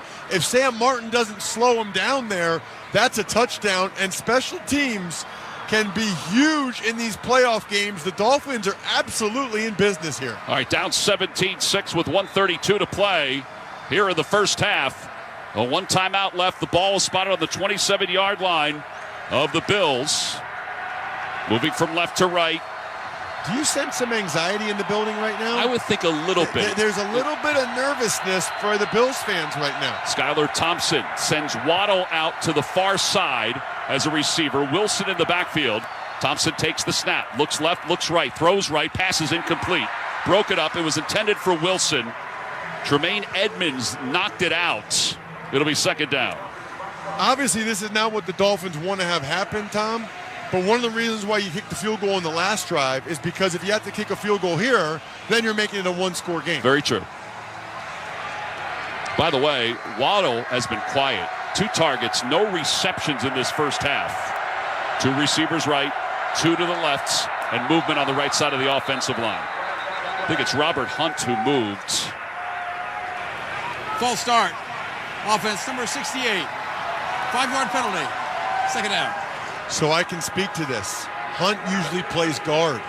When you have a guy that usually plays guard, you bump him out to tackle. It's different. First of all, he probably can't hear the cadence as well because I've done that. Secondly, if they're going on a silent count, he's really worried about the speed of Rousseau, so he's trying to jump that silent count, and he hasn't repped it all that much because he usually plays guard. Well, moves it back to the 33-yard line. It'll be second down and 15. Thompson, pistol formation, takes the snap. It's low, gets his bearings, throws left. Passes complete to the left for Tyreek Hill, and Hill dives out of bounds. Taron Johnson makes the tackle. It's a first down. You know, Tyreek Hill said this week, after everything he's been through, all the success he's had, he said this victory here would mean more than any other one that he's had against the Buffalo Bills if they were able to pull it out. Well, that was a heck of a job there by Tyreek Hill and by Skylar Thompson because there was double coverage there. Yeah. And he went stop, go, stop. You don't see that very often. By the way, they spotted Ross at the 19, so it's third down and 2. Ahmed is in the backfield. Hill is in motion. Thompson takes the snap, throws to his right, and he just threw a duck. A bouncer on one hop to Waddle. Milano was pressuring, and maybe that was part of it. It'll be fourth down. What do you do here? Got to kick the field goal in my mind. I would agree with that. Yeah, you got to make it a one-score game. And you get the ball coming out of halftime, but it looks like they're going to stay on the field with 1:19 to play. Maybe they're just trying to get on the jump. It's 4th and 2, so try to get on the jump, but I'd be surprised if the Dolphins actually went for this. If you actually go for it, then why'd you kick the field goal on the last drive? Right. All right, so fourth down and 2. They come up to the line of scrimmage. Ahmed is next to Thompson in the backfield. Hill is in motion. And Mike McDaniel's going to call a timeout. With the play clock down to 2, he calls a timeout with 1:19 to play here in the first half. So that's it for the Dolphins as far as timeouts go. Well, you know what that tells you? That they're very likely now to kick the field goal, but that they weren't even trying to draw the Bills offsides there. Very interesting. I mean, at a minimum, try to draw him off sides. He's not bringing the field goal team out, at least not as of yet. Yeah, the offensive team is still standing on the field. No, they're not now. Here comes the field goal. All right, so Sanders, who's already made 2 today, is going to come out again to attempt another one. Sanders was all the way to the left, he and Morstead, so they're late getting on the field. Morstead is at the 40 on the opposite end. The play clock is winding down. It's at 17. He's got to hustle up and get into position at the 27-yard line. Play clock is down to 10. Morstead is finally set. Play clock is down to 7. Sanders will eventually kick from left to right. Play clock is at 3. He'll take the snap. It's low. He handles it. Kick is on its way, and it is good. After all of that, it's a 17-9 game with 1:15 to play in the first half. That was some of your finest work ever. The whole lead up to that field goal, how you said you saw Morstead running a 50-yard sprint. You saw the bad snap. That was a beautiful field goal call, Tom. Well, I appreciate that. You know, he's 36. He doesn't run as well as he used to run, and he had a long way to go. Speaking of runs, the run to the Super Bowl is on. And NFL Network is your home for the most comprehensive playoff coverage anywhere, all the way through Super Bowl 57. NFL Network, one network, all postseason. The only problem with that Dolphins drive, didn't take up enough time. I was thinking the same thing. The Bills still have 2 timeouts, and there's 1:15 left on the clock. Yeah. Yeah, so even if they settle for a field goal attempt. All right, so the Sanders will kick off from left to right with Hines about a half yard deep in the middle of the field. Again, Hines explosive last week. A couple of returns for touchdowns, including the opening return. Sanders kicking from left to right. Here we go. He's running up, and he lets it fly. Hines, he can return it if he wants to, but it's going to go over his head and out of the back of the end zone. And Josh Allen will have 1 minute, 15 seconds, and 2 timeouts, up 17-9. Am I crazy, Tom, that like in the 80s or 90s when I was a fan, 1:15, you'd be like, oh, man, I don't know if they have enough time. Yeah, I think you're right. right. There's only 1:15. Now we're like, oh, they got 1:15. Plenty of time. We might have 3 scores here. What? I mean, how did the sport change? Sped up offenses, right? Yes, yeah. Singletary in the backfield, hands on knees next to Allen.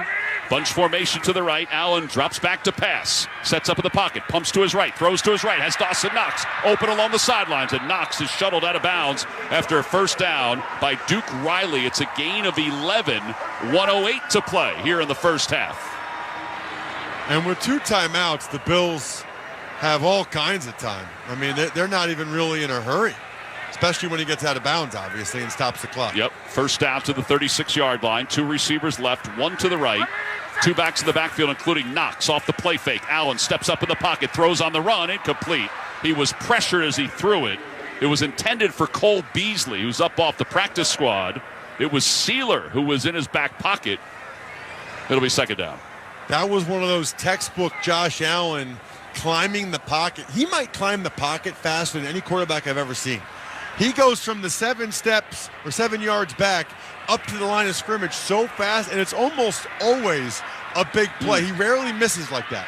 He's got 2 receivers to the left, 1 to the right. Knox is at the tight end position to the right. Allen to throw again. Pressure's coming. He throws, and his pass is intercepted. It was deflected off Beasley, picked up by Holland, who's running on the near sideline. Inside the 25, and he's out of bounds inside the 20-yard line. Devin Singletary eventually made the tackle. And how about this? The Dolphins, down 8, are in the red zone with 53 seconds to play here in the first half. What a wild series of events. That was a terrific job by the nickelback Kohu to just stick his hand in there. Beasley thought it should have been interference, but he popped the ball up off of Beasley's chest by sticking the left hand in there, and it went right to Holland, the other opportunistic DB for the Dolphins. And you're right, the Dolphins are in business, no timeouts. This first play is a great play to go for the jugular here and try to get a touchdown. 2 receivers to the left, 1 to the right. Waddle's to the left, Hill is to the right. Thompson under center. Waddle in motion. They hand it off to him, and then they flip it to Tyreek Hill. He's running to his left. There's a lot of traffic. He's outside the 21-yard line and out of bounds. Shaq Lawson went chasing him down. It's a loss of 3 yards, and that did not work. Not at all. Tyreek Hill is gassed. Yeah, looks like he's cramping. Yeah, he's even moving around his legs a little bit there. It's kind of a double whammy play, right? It didn't work. You lost yardage, and now Tyreek Hill is so tired that he can't even be out there for this important second down play. Well, they have added Greg Little as an extra lineman. He's eligible. Thompson working out of the gun with Ahmed to his left. 46 seconds left to play in the first half. 17-9 Buffalo. Thompson takes the snap, drops back to pass, looks left, throws left, has Ahmed along the sidelines, and he's out of bounds near the 10-yard line. It was Tre'Davious White who made the tackle. He's about a yard shy of the first down. It's a gain of nearly 12. Very close to first down yardage, and they've run that play a number of times today. It's the back out of the backfield against the zone coverage, and Thompson's trying to throw it to the back before he gets to the flat defender. It worked that time. There's been a drop on it, and Ahmed's gotten rocked on it as well once. By the way, Greg Little, again, an eligible receiver on the offensive line. Play clock is down to 6. Thompson takes the snap, throws to the right for Hill. Hill's got a blocker outside the numbers to the 7-yard line before he goes out of bounds. Elam made the tackle. Clock stops, 37 seconds left to play here in the first half. Gesicki's going to check back in at the tight end position. So this is, by the way, one area of the field where Gesicki can be an absolute weapon. He is all of 6'6" and has a big-time vertical. He can be a matchup nightmare for pretty much anyone that tries to cover him, and that's what they're going to do. Yeah. They have him split out wide against Tre'Davious White. Little again is an eligible receiver on the offensive line. Thompson out of the gun. Play clock down to 2. Takes the snap. Looks right. Throws right. Passes complete right. Gesicki's got it. Back in the end zone. Touchdown Dolphins. Within 2 with 33 seconds to play here in the first half. What a turn of events. Who called it, Tom? I think Ross Tucker called it. Mike Gesicki against Tre'Davious White. They're running the zone. Gesicki isn't even a tight end. Let's stop calling him that. He's basically a big slot receiver. Jordan Poyer got way too wide on the little inside slant by Gesicki, and the Miami Dolphins, all the way back from 17-0, have a chance to tie it here on this 2-point play. 0 for 2 this year in the regular season on 2-point conversions. 2 receivers right, Hill and Gesicki. Hill's in motion, 2 left. Thompson looking right, throws right, passes complete. 2-point conversion's good. We're tied up at 17. Tyreek Hill got open. 33 seconds to play in the first half, and this crowd is stunned. I mean, you said it. The silence in this building right now is deafening. And the Miami Dolphins, what a job by Mike McDaniel and this team to come all the way back. What's up with these Florida teams this weekend? Really? And massive comebacks. Now, there's a lot of football left to be played, but I'm not going to lie. During the commercial breaks, there's no chance I thought the Dolphins were going to be able to come back down 17-0. Nope. They had showed no signs of it whatsoever, but they got the 2 interceptions, they got the great punt return, and now they got belief. They think they can get this done. Well, we're tied at 17. The Dolphins will kick it off from left to right. You know, earlier in this game, in the first quarter, when the Dolphins, had a couple drops and they were looking frustrated, Aditi said that the sideline was still really good as far as atmosphere goes. Well, they said all week in practice that everything was good. Last 2 drives, 8 plays, 37 seconds for the Dolphins, 10 points. And we're tied up at 17. We got a game, Tom. Got a game. This is awesome. Hines back deep to receive to the right. Sanders will kick it off from left to right. Walking, now running up, and he boots it. And Hines will let it go over his head and out of the back of the end zone. Let's check in with Aditi. Well, Tom, I said it earlier that the Dolphins sideline was indeed loose, that they felt they had nothing to lose. I'll tell you this, I'm standing on the Bills sideline right now. The complete opposite. You can see a deflation. Sean McDermott was just clenching his jaw so tightly. Now, he's told his players, let's go, but definitely a different feel over here. Can only imagine. Skylar Thompson, give him credit, too. He was 1 for 9 to start this game. It'll be first down for Allen from the 25. Out of the shotgun. Hitches once. Throws to his right to Gabe Davis. A leaping grab along the sidelines. Well, hold the phone. The Bills answer right back. It's a gain of 35 yards, and they're in business with 27 seconds left to play in the first half. How does that happen? I mean, Keon Crossan thought he had safety help, but the safety, Eric Rowe, was going towards the slot receiver. So first down for the 43 of Miami. Allen looking to throw again. Looks to the right to the far sideline. He overthrows Davis. He was just throwing it away, I believe. It'll be second down. So I want to go back to the prior play. The Dolphins looked to me like they were in a cover 2 coverage, which is 2 deep safeties, and the Bills ran 2 guys vertical. So Rowe, who was playing the safety over there, he was looking at the inside receiver, which enabled Gabe Davis to be wide open. It essentially was a cover 2 beater, and it worked. You're putting the stress on that safety to pick which guy he covers. 4 receivers in for the Bills. Allen with a hard count on 2nd down and 10 for the 43. Really using his quarterback voice on this one. Takes the snap, throws to his right, pass is complete to Diggs, who has not been involved in the second quarter. And Diggs is out of bounds at the 38-yard line, a gain of 4. Howard makes the tackle. What would you say? They're 5 yards away from field goal range for Bass? Yeah. I mean, they'd probably give him a shot here from here at an end-of-half situation, right, where the other team doesn't get the ball back. But I got to tell you, I think momentum and how you go into half, I think that's a real thing. And even just the Bills getting a field goal here to retake the lead would change how the teams feel a little bit going in the locker room. 3rd down and 6. Knox in motion. Allen out of the gun. Takes the snap. He's hit. He throws on the run. Pass is complete to Davis. Middle of the field at the 21. He had beautiful touch on that. Crossan was in on the coverage. It's a gain of 17 yards. Pressure came from Jalen Phillips, who has been quiet from a sack perspective these last 3 weeks. Not only does it look like the Bills will be able to get a field goal now, but they actually have an excellent chance to take a shot in the end zone here. There's 11 seconds. They still have 1 timeout. So the entire field is at Josh Allen's disposal. And this is a great spot on the field actually to throw the ball into the end zone for a touchdown, Tom. You're not like down in the 3-yard line where things are so congested, but you're also not at the 30 or 40 where the ball has to be in the air for a while. The 20-yard line right around here is a great spot for a shot into the end zone or like at the 5-yard line for a score. So 1st down for the 21. Allen walking around in the backfield out of the gun, taps his foot. 2 receivers left, 1 to the right. Allen drops back to pass, looks left, throws left toward the end zone for Diggs. He had a one-handed grab, but he's out of bounds. He had a one-handed grab, and he's out of bounds. Howard is saying, I nudged him out, which he can do after the catch is made. But he just ran out of real estate. I have no idea how these guys do it.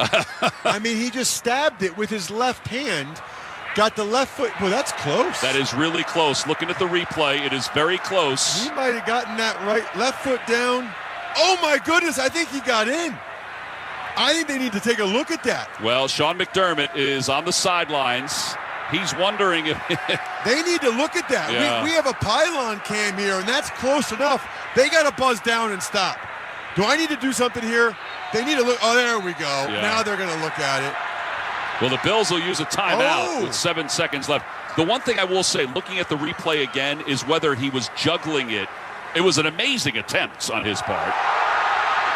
So that's the right move by McDermott to call the timeout there, but he shouldn't have had to. They should have looked at it already. Well, let's pause 10 seconds for station identification. This is Westwood 1, your home for the NFL playoffs at Super Bowl 57. Prepare for the 2023 MLB season with MLB Network Radio Spring Training Tour, beginning in February on MLB Network Radio, Sirius XM 89, and the SXM app. Along with Ross Tucker, I'm Tom McCarthy. Aditi Kinkawala is down on the sidelines. All right, what do you see, Ross? I don't think it's a touchdown. Yeah, I'm with you. Now that we're looking at it from the other angle, he didn't secure the football when the first foot was down. He absolutely got 2 feet down, but he hadn't caught the ball yet when the first foot was down. Sean McDermott has really let the officials hear about it with 7 seconds left. Well, because it changes the dynamic on this next play. Now you must throw the ball into the end zone or kick the field goal. You don't have the timeout. Yeah, or kick the field goal. They're going to kick the field goal. That is bad.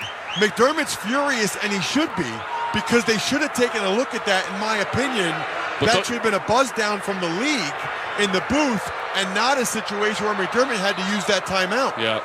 Well, this will be a 39-yard field goal attempt for Tyler Bass. He's 11 of 13 between 30 and 39 yards in the regular season. He's already made one from 33 today. Sam Martin is the holder from the far hash. Good snap, good hole. Kick is on its way. He drilled it. And the Bills retake the lead with 4 seconds left here in the first half. 20-17. Sean McDermott is still hot on the sidelines. So remember, if there's less than 2 minutes in the first half, okay, or the end of the game, the coaches cannot challenge that. Right. It has to be a booth review. And McDermott's frustrated because that was close enough that he believes, and you and I believe, Tom, that it should have been a booth review. He could have saved the timeout, and I believe if he had that timeout, he would have taken one more shot into the end zone. There's still 4 seconds left. Yep. Yeah, so 4 seconds are left as the Bills will kick it off. Don't forget, the Dolphins do get the football to begin the second half. And yes, begin the second half. We're still in the first half. There's been a lot of action. Oh my gosh, it's 3 o'clock. Yeah. I just looked at my clock. Yeah. That's unbelievable. This is the longest first half in the history of football. Oh, man. Craycraft is back deep to receive. The ball keeps falling off the tee, which is part of the problem. That's delaying a little of the festivities here in this first half. All right. So Tyler Bass will fool around with the football and then squeeze it a little bit before he pops it back down. And here we go. 4 seconds left. First half, 20-17. Dolphins trailed 17-0. Came back to tie it, and the Bills just retook the lead.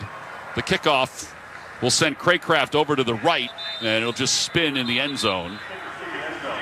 So what are you thinking? Taking a knee here if you're the Dolphins? Yes, for sure. 20-17 for the Dolphins. They're right in this game. That's a win, and they should feel good about themselves going into halftime. The flip side of that, though, Tom, is they got 2 picks that got them into Bills territory. They got a punt return that got them deep into Bills territory, and they're still losing. It's not really highly likely that stuff's going to happen again in the second half. All right, so first down from the 25, and Thompson is working out of the gun with 4 seconds left. Play clock is down to 7. Moving from left to right. He'll take the snap. He'll drop back to pass.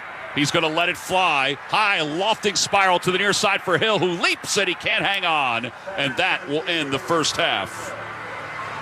Well, we said it, Tom. We got a game. That's all you can ask for. This is going to be a heck of a second half. Stick around. Well, that's the end of the first half with a score. It's the Bills 20, the Dolphins 17. When we return, Scott Graham rejoins us from our Progressive Insurance Studios with the halftime report. For a job you'll love, visit progressive.com/careers today. You're listening to the NFL Playoffs on Westwood One.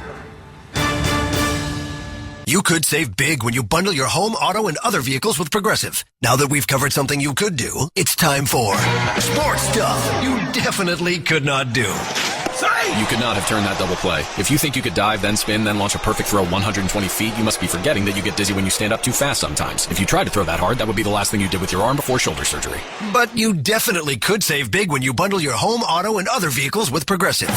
Coverage from Progressive Casualty Insurance Company affiliates and third-party insurers. Bundle discount not available in all states or situations. Is that a horse? Actually, it's a wild stallion. Since Navy Federal Credit Union's Platinum Card made it easier to tame our holiday debt, I wanted to see if I could tame something else. Uh-huh. Help me saddle up. I need to pick the kids up from school. With a low intro APR on balance transfers, the Platinum Credit Card lets you take control of your debt. Learn more at NavyFederal.org/platinum offer. Navy Federal Credit Union. Our members are the mission. Insured by NCUA. Scott Graham from our Westwood One studios. We have reached halftime, finally, in Buffalo. We've got a 20-17 lead for the Buffalo Bills over the Miami Dolphins. You don't get many 2-hour halves of football in the National Football League. You don't get many games where you see 17 points scored in a little over 2 minutes to get us to where we are right now. This is just game number 1 of our triple header action here on Super Wildcard Weekend. Coming up next, we've got the New York Giants and the Minnesota Vikings. Now, these teams played back on Christmas Eve, and Daniel Jones for the Giants threw for 334 yards in that game. There are a lot of people that have wondered about his viability moving forward as the Giants quarterback, but his safety, Julian Love, doesn't know why. I do think he's the right guy for this team. I think he's the right guy in this league. You know, he's a stud quarterback, and I've seen it up close. I believe in his talent level. He has a great arm. He can run. He's strong. He's tough. He's durable. He's everything this city really appreciates. And he's not with all the extra stuff, the drama, the clout of being the quarterback in New York. It seems to all come together, and now everybody's kind of paying attention to it.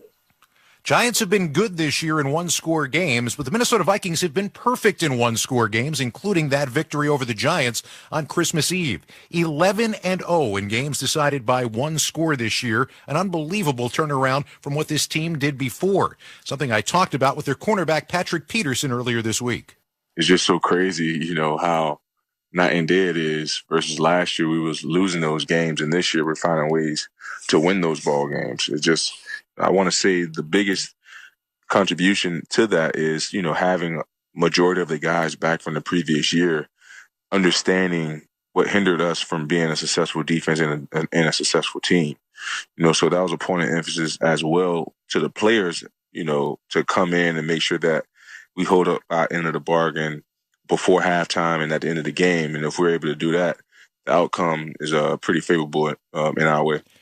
You're playing a team that you played not all that long ago, and that means that, not only did you both prepare for one another, but you both went through a fight that got decided on a long field goal as time expired. As you prep for this one, do you expect to see differences in the way the Giants approach things? Not really. The Giants are who they are. The Minnesota Vikings, we are who we are. I just think teams are going to try to pull out their best stuff, so it may be some things that they haven't ran since the beginning of the season, but they feel like now that play was pretty successful. They haven't seen it in a while. They might have forgot about it, so let's pull it out now. So we have to be prepared for unscouted looks and expect those guys to come out with a ton of energy because, quite frankly, hearing the players over there in their locker room, they feel like, they let one get away. So we know we're going to get their best shot again. Been a little while since you've been in a postseason situation. Yeah. And the last time you were, you had one play where you had a 100-yard interception return that was called back by a penalty. You had a 72-yard interception on Cam Newton in the championship game. So you were playing at a pretty high level at that point. What do you take away from your couple of postseason experiences that you can bring with you, not just for you, but for your younger teammates now? Just for the most part, just having the guys understand the margin of error is very, very small. So you have to be on your P's and Q's at all time. You have to be able to unleash your best performance of the year, because that's when it's needed in the postseason. That's when the real season has started. So that's where you have an opportunity to build a legacy. It's a playoff game, but for the most part, we had playoff games all year. Winning, having to find a way to claw back in, winning on the road, playing divisional opponents. We played in playoff atmosphere. So if you look at it that way, we've been preparing for this moment all year. Now we just have to understand there's no tomorrow. That's just the biggest difference. During the course of the year, even with the great record, there were people who were saying, well, Minnesota this or Minnesota that, and didn't put you guys into the upper elite of teams that they were talking about all year long. Is it a motivating thing at all, though, for a team to say, you know what, I don't know that we've been respected to the level that we think we should be? No, everybody has opinions. As long as we continue to believe in one another that's in this TCO performance building, that's all that matters. I don't care how we win them or how they may look to others. W's matter. W's are the most important thing that you want to try to collect on a Sunday. So it can be by a half a point. We still won. So we can care less what, others say about us. We're just trying to find a way to prove ourselves right each and every time we step out on the football field. Patrick Peterson and the Minnesota Vikings trying to punch their ticket to Santa Clara with a victory in the wild card round over the New York Giants. If the Giants win, they would go to Philly next week. That one's coming up next as part 2 of our triple header here on Sunday in Super Wild Card Weekend. Our halftime score in this one, Buffalo 20, Miami 17. This is Westwood One's coverage of the NFL playoffs. The Masters is on Sirius XM. Yes, sir! In the tournament's long and storied history, only 3 men have defended their title. Jack Nicklaus finishes in great style. 1990 Masters champion Nick Faldo. The year of the Tiger, again at Augusta. Could Scotty Scheffler become the 4th? It's Augusta National. It's about as cool as it gets. Listen to the Masters Tournament beginning Monday, April 3rd on Masters Radio on Sirius XM. Busted Open is hitting the road with a stop in San Antonio at the 2023 Royal Rumble. This is Dave LaGreca. Join me Friday, January 27th at 9 a.m. Eastern Time as we broadcast live from the Alamo City, talking to the biggest names in the WWE and getting you set for the first big premium live event of 2023. It's Busted Open live at the 2023 Royal Rumble, only on SiriusXM Fight Nation, Channel 156, and the SXM app. Let's go, football fans. This week on Let's Go with Tom Brady and Larry Fitzgerald and me, Jim Gray. The only thing that matters is who wins that day. That's the best part about NFL football playoffs. It doesn't matter what you did 10 weeks ago. The person who wins and the team that wins is the one that prepares the best and ultimately executes the best for those 3 hours on that playoff game in the biggest moment of the season. Every Monday night at 6 p.m. Eastern on Mad Dog Sports Radio or 6:30 Eastern on SiriusXM NFL Radio. Let's go, baby. Let's go. For non-stop NFL talk, there's only one station for you, and that's SiriusXM NFL Radio. Yeah, I'm not suggesting the Eagles are going to win the Super Bowl, but collectively, offensively, defensively, the kicking game, this is a really well-coached football team. I have all this confidence with the Kansas City Chiefs. So darn good what Andy Reid and this football team continue to do. The road to Super Bowl 57 is on SiriusXM NFL Radio Channel 88 and on the SXM app.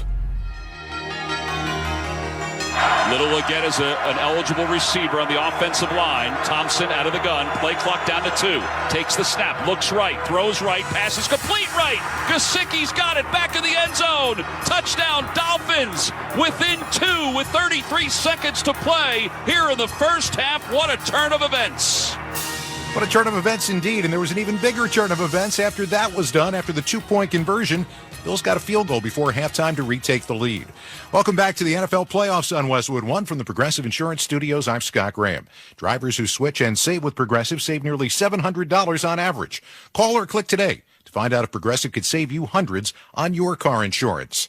3-point lead for Buffalo, and what a second half we've got coming. We told you about the Giants and the Vikings coming up next. And a reminder tonight, our NFL Super Wildcard playoff tripleheader continues at 8 p.m. Eastern Time. It'll be the Baltimore Ravens and Cincinnati Bengals. Ryan Radke, Mike Golick, Ryan Harris are in Cincinnati, ready to call all the action for you. Right here on most of these same Westwood One stations via the NFL app, on Alexa-enabled devices, or online at our website, westwoodonesports.com. Our halftime score, Buffalo 20, Miami 17. Buckle up when we return. Tom McCarthy and Ross Tucker will have the second half kickoff. You're listening to the NFL playoffs on Westwood One. If you don't know your numbers, you don't know your business. That's true when your business is growing fast, and even more true when there's a lot of uncertainty. Inflation, we've heard lots about that. Same thing about supply chains, and the labor market can be tight. What does that mean for margins? But not every business is in the dark. Over 33,000 businesses know their numbers because they use NetSuite by Oracle, the #1 cloud financial system. NetSuite gives you visibility and control of your financials, planning, budgeting, and of course, inventory, so you can manage risk, get reliable forecasts, and improve margins. Everything you need all in one place. In 2023, profit is the new growth. Know your numbers, know your business, and get to know how NetSuite can be the source of truth for your entire company.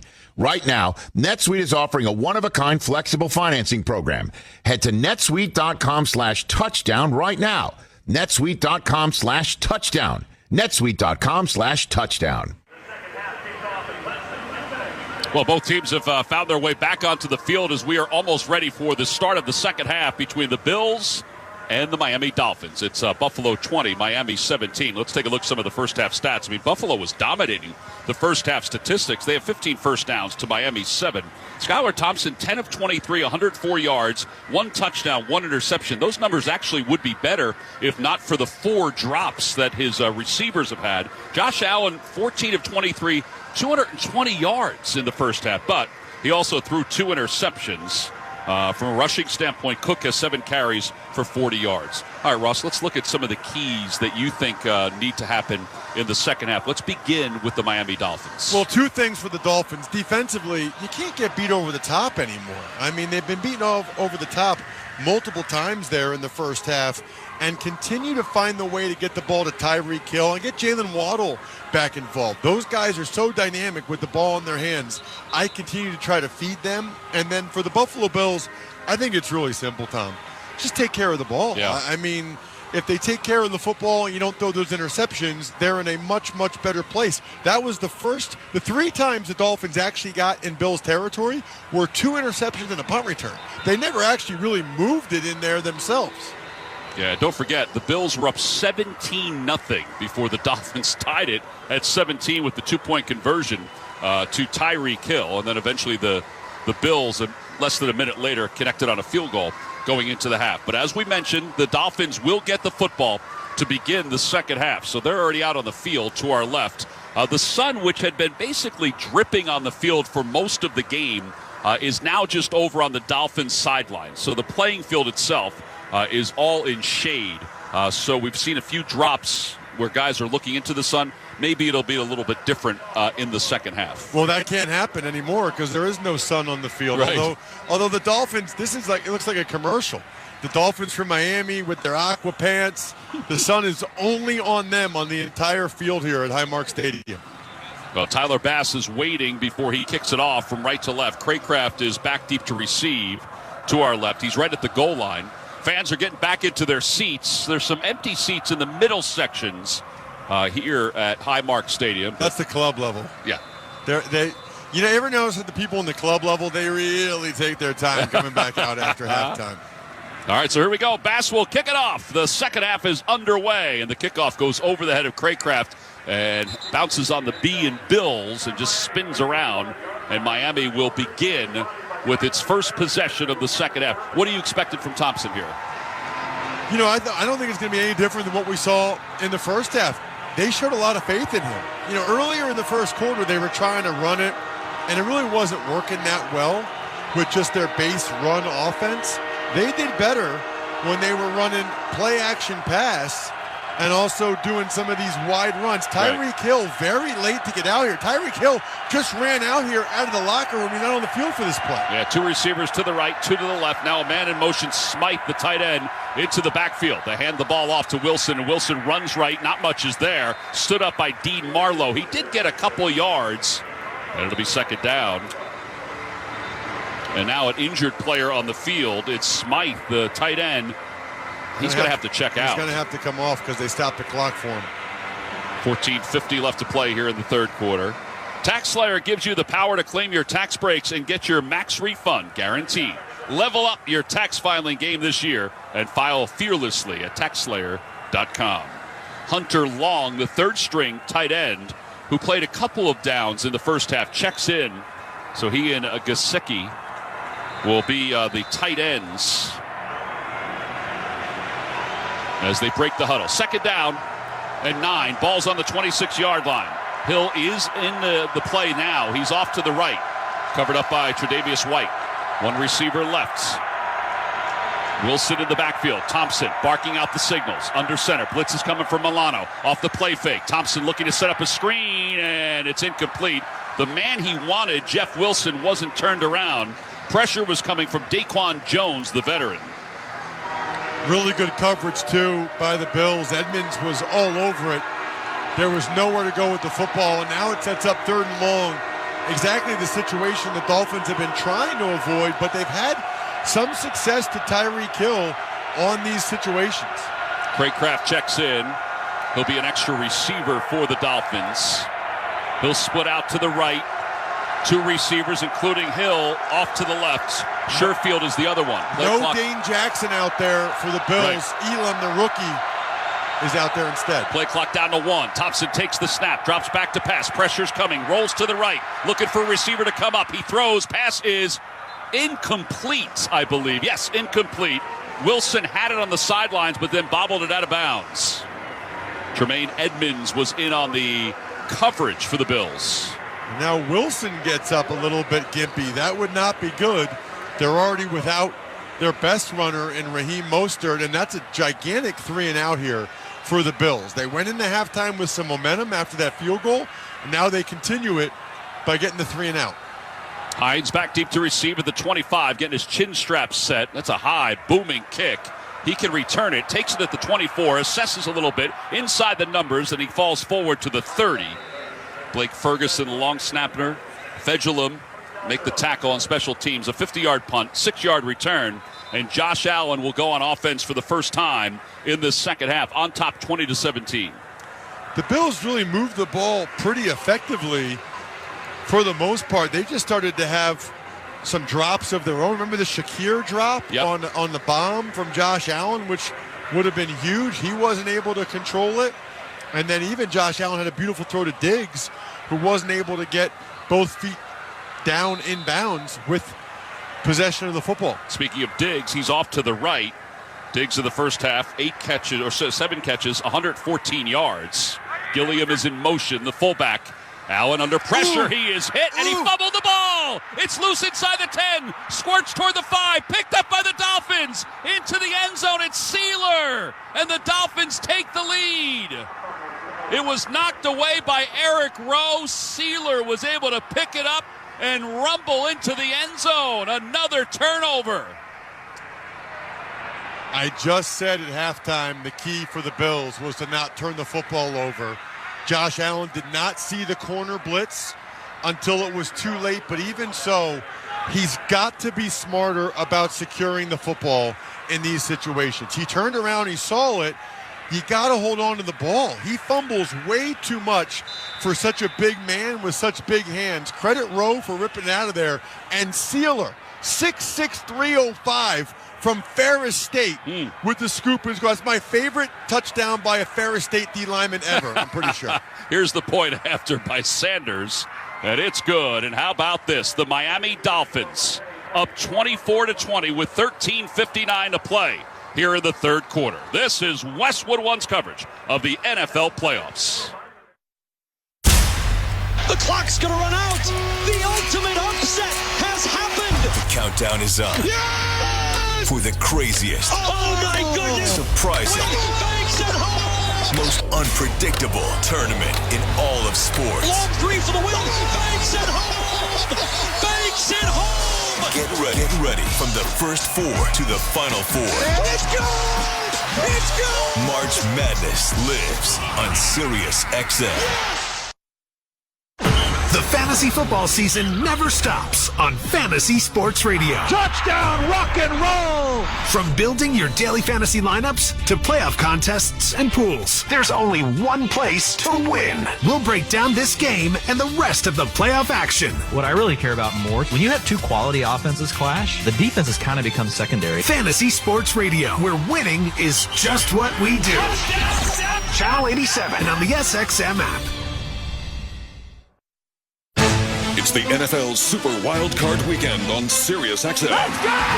The playoffs continue tomorrow at 8 Eastern when Tom Brady and the Bucs. Here's Brady dropping, looking, throws a dart, caught ball, touchdown Tampa Bay. Take on Dak Prescott's Cowboys. Snap to Prescott, corner of the end zone, touchdown to CeeDee Lamb. Hear the Bucs announcers on Sirius 83 XM 225, and the Cowboys broadcast is on Sirius 81 XM 226, or listen on the SXM app. Each year, one club can call themselves Kings of Europe as winner of the UEFA Champions League. Europe's biggest teams. Real Madrid do not know when they are beaten. A 5-star show from Manchester City. And biggest stars. Messi is over it all. Harry Kane. Sadio Mane. The UEFA Champions League knockout round begins Tuesday, February 14th on Sirius XM FC 157 and the SXM app. During the regular season, Josh Allen led the National Football League in giveaways with 19. Well, he's giving the ball away here today, and it's the wrong time to do it because all of a sudden the Dolphins lead by 4. They were down by 17. It was 17-0. Dolphins tied it. Bills took a 20-17 lead at the end of the first half, but now the Miami Dolphins, without their number one quarterback, without their number one running back, with a whole host of offensive linemen down with injuries, have been able to convert 3 takeaways into 18 points. They were 30th in the NFL. They only had 14 takeaways all year, and they only had 40 points off of those turnovers all year. Hines back deep to receive this kickoff. He's going to take it a yard deep, middle of the field, to the hash on the far side. Gets to the 15, toward the numbers, across the 20, and up to the 24. Let's go down to the field and check in with Aditi. Tom Ross is such a big Zach Sealer fan. I felt like I needed to add a little something. When he was in college at Ferris State, he worked as a well-tech engineer at an automotive plant in Detroit. Wow. And he told me earlier this year it was that job that made him realize he really wanted to play professional football. Oh, man. Inspiration comes in many forms. On first down, Allen looking to throw, throws to the right, passes complete to Diggs along the sidelines, and he is shoved out of bounds. Actually, it's Gabe Davis, excuse me. It's a gain of 8. Crossan makes the tackle. It'll be second down and 2. So, Tom, I did an internship every offseason when I was in the NFL because I always knew it was like a 1 year at a time thing. And putting on like a suit and tie or driving to a downtown office for a finance job or Roger Staubach's commercial real estate company, also incredible motivation to play football as long as I possibly could. Second down and 2. The ball at the 32-yard line of Buffalo. Allen hands the ball off, gives it to Singletary, running left up across the 35 to the 36-yard line. Melvin Ingram makes the tackle. So the clock winds toward 13 minutes to play here in the third quarter. It's 24-20 Miami. But the Bills do get a first down on that run play by Singletary. They don't really need to change anything. They just need to stop turning the football over. You said it. Which is always the great equalizer in the sport of football. But I got to tell you, I didn't think the Dolphins would score 24 points all game. No. There's 13 minutes left in the third quarter. Gilliam's added as a tight end on the right side. They hand it off to Singletary, who bursts through the middle, gets across the 45, out toward midfield, carrying his man. It's a gain of 14 yards. Phillips missed a tackle that freed him. And it'll be first down for the Bills. 2 big runs for Singletary. It's just inside zone to the left, and he cuts it all the way back. He gets a nice block on the backside by Dawson Knox. That's Jalen Phillips' play. He ran right through Jalen Phillips' gap, and it was an arm tackle. Jalen Phillips for the Dolphins has to make that tackle. 6 carries, 33 yards. He'll get it again, running left. Not much is there, and he trips up through one defender and gets a couple of yards inside Dolphins territory. Phillips does make the tackle. Baker was there too. There was a miss early on, but not a huge miss. I'm typically a fan, if you're running the ball with some success, to keep running it, keep doing it until they show they can stop it. But that's tough to do when you have Josh Allen. Although I will say this, we haven't seen a design quarterback run yet for Josh Allen. That's coming, Tom. Trust me, that's coming, because when desperate times call for desperate measures, the Bills try not to run them unless they have to. Gilliam in motion. Allen off the play fake. Sets up in the pocket. Has time. Zips it to his left for Dawson Knox, who can't hang on. It was broken up by Holland.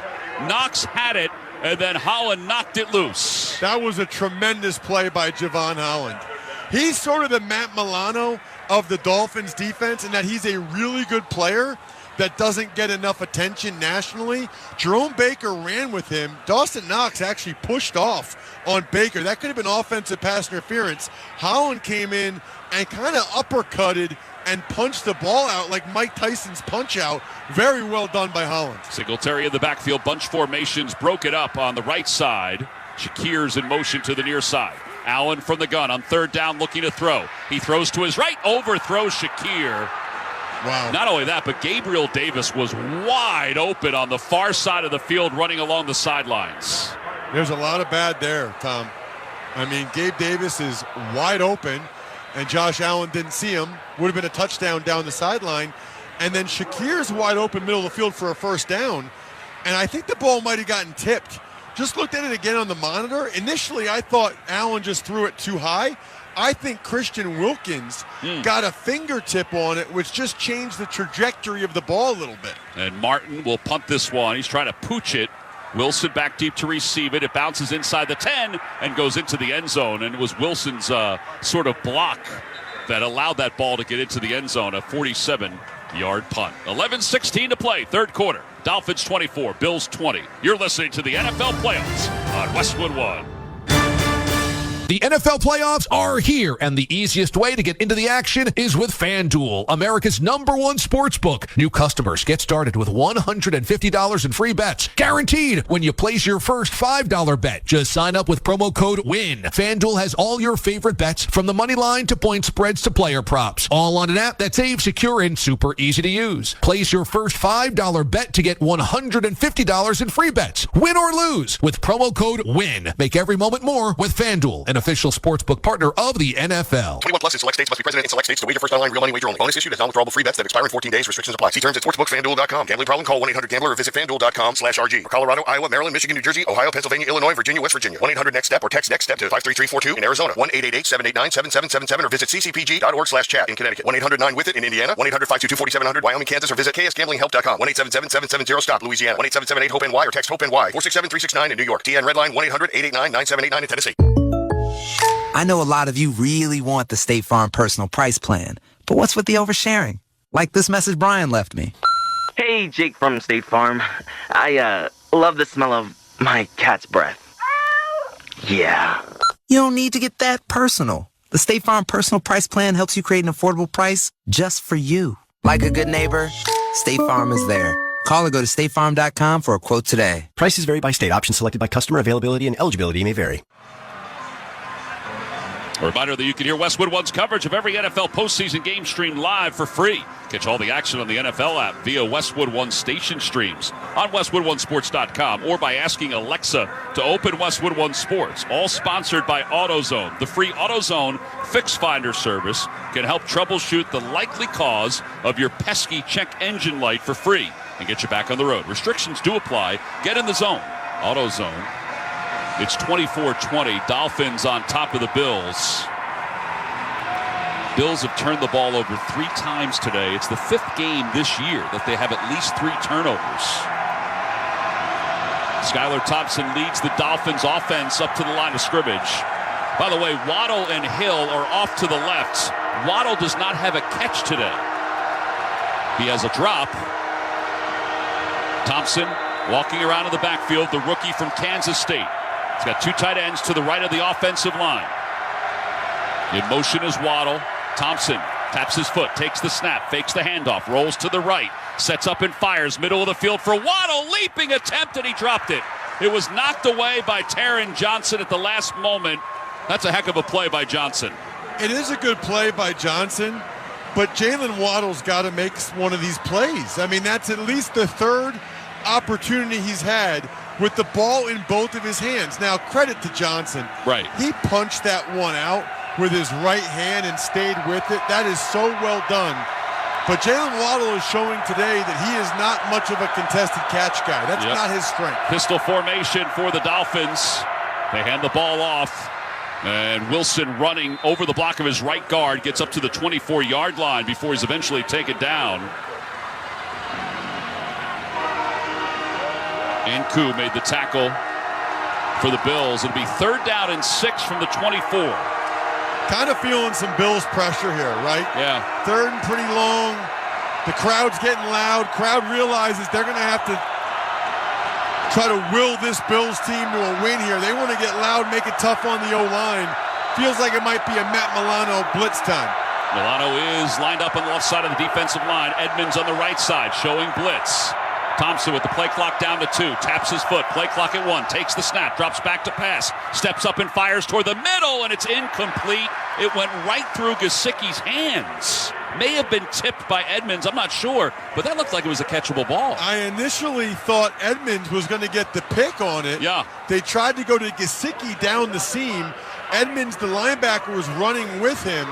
And I want to take another look at that. Oh, it did hit him in the hand. I think Edmonds got just a fingertip on it, which threw it off the path to Gesicki, but man, it went right through his hands. I think that's 5 drops now. Morstead's punt, it's not a great one. Hines calls for the fair catch at the 33-yard line. And with 10:15 to play in the 3rd quarter, there's some extra shoving going on around the 36-yard line. A 44-yard punt. And Josh Allen and the Bills offense will go back on the field, down 24-20. You're listening to the NFL Playoffs on Westwood One. Get in the zone, AutoZone. Welcome to AutoZone. What are you working on today? Starting trouble. No one likes that. We'll get you set up for some stronger starts.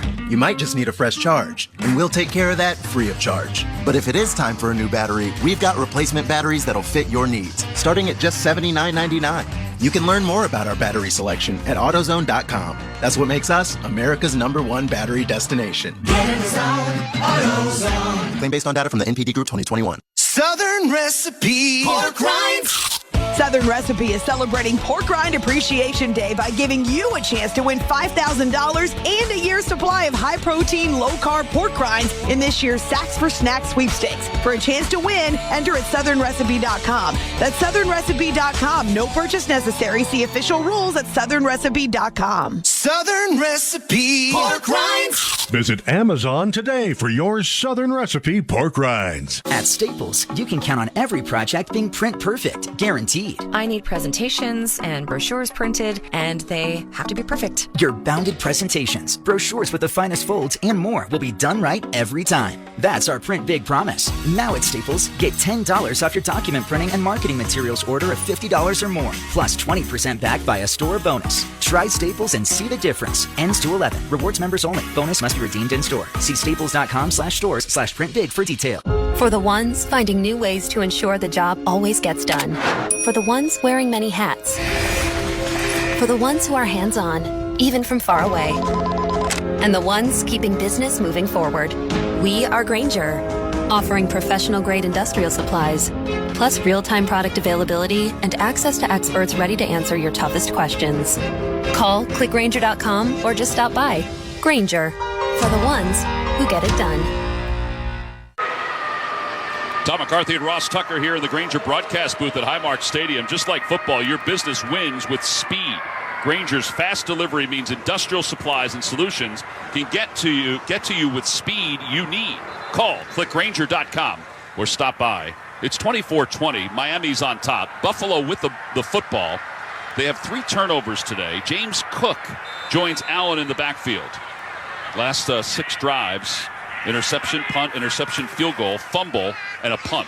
And the handoff goes to Cook, and he is wrapped up behind the line of scrimmage by Phillips. That is a big loss on first down. Loss of 5. It'll be second down and 15. That's the play that Cook scored the second touchdown for the Bills on, where they fake the quarterback counter with Allen pulling the right guard and right tackle to the left. Cook comes the other way. Phillips was having nothing of it. He is amazingly agile. I'm telling you, D ends and D tackles, to me, the most impressive athletes on a football field for how well they move at their size. Second down at 15. Allen looking to throw. Pressure's coming. He throws as he's hit. He dumps it off to Knox to the right along the numbers, and Knox may have gotten 2 yards. Jerome Baker made the tackle. There was pressure coming by Phillips. That's back-to-back big-time plays by Jalen Phillips.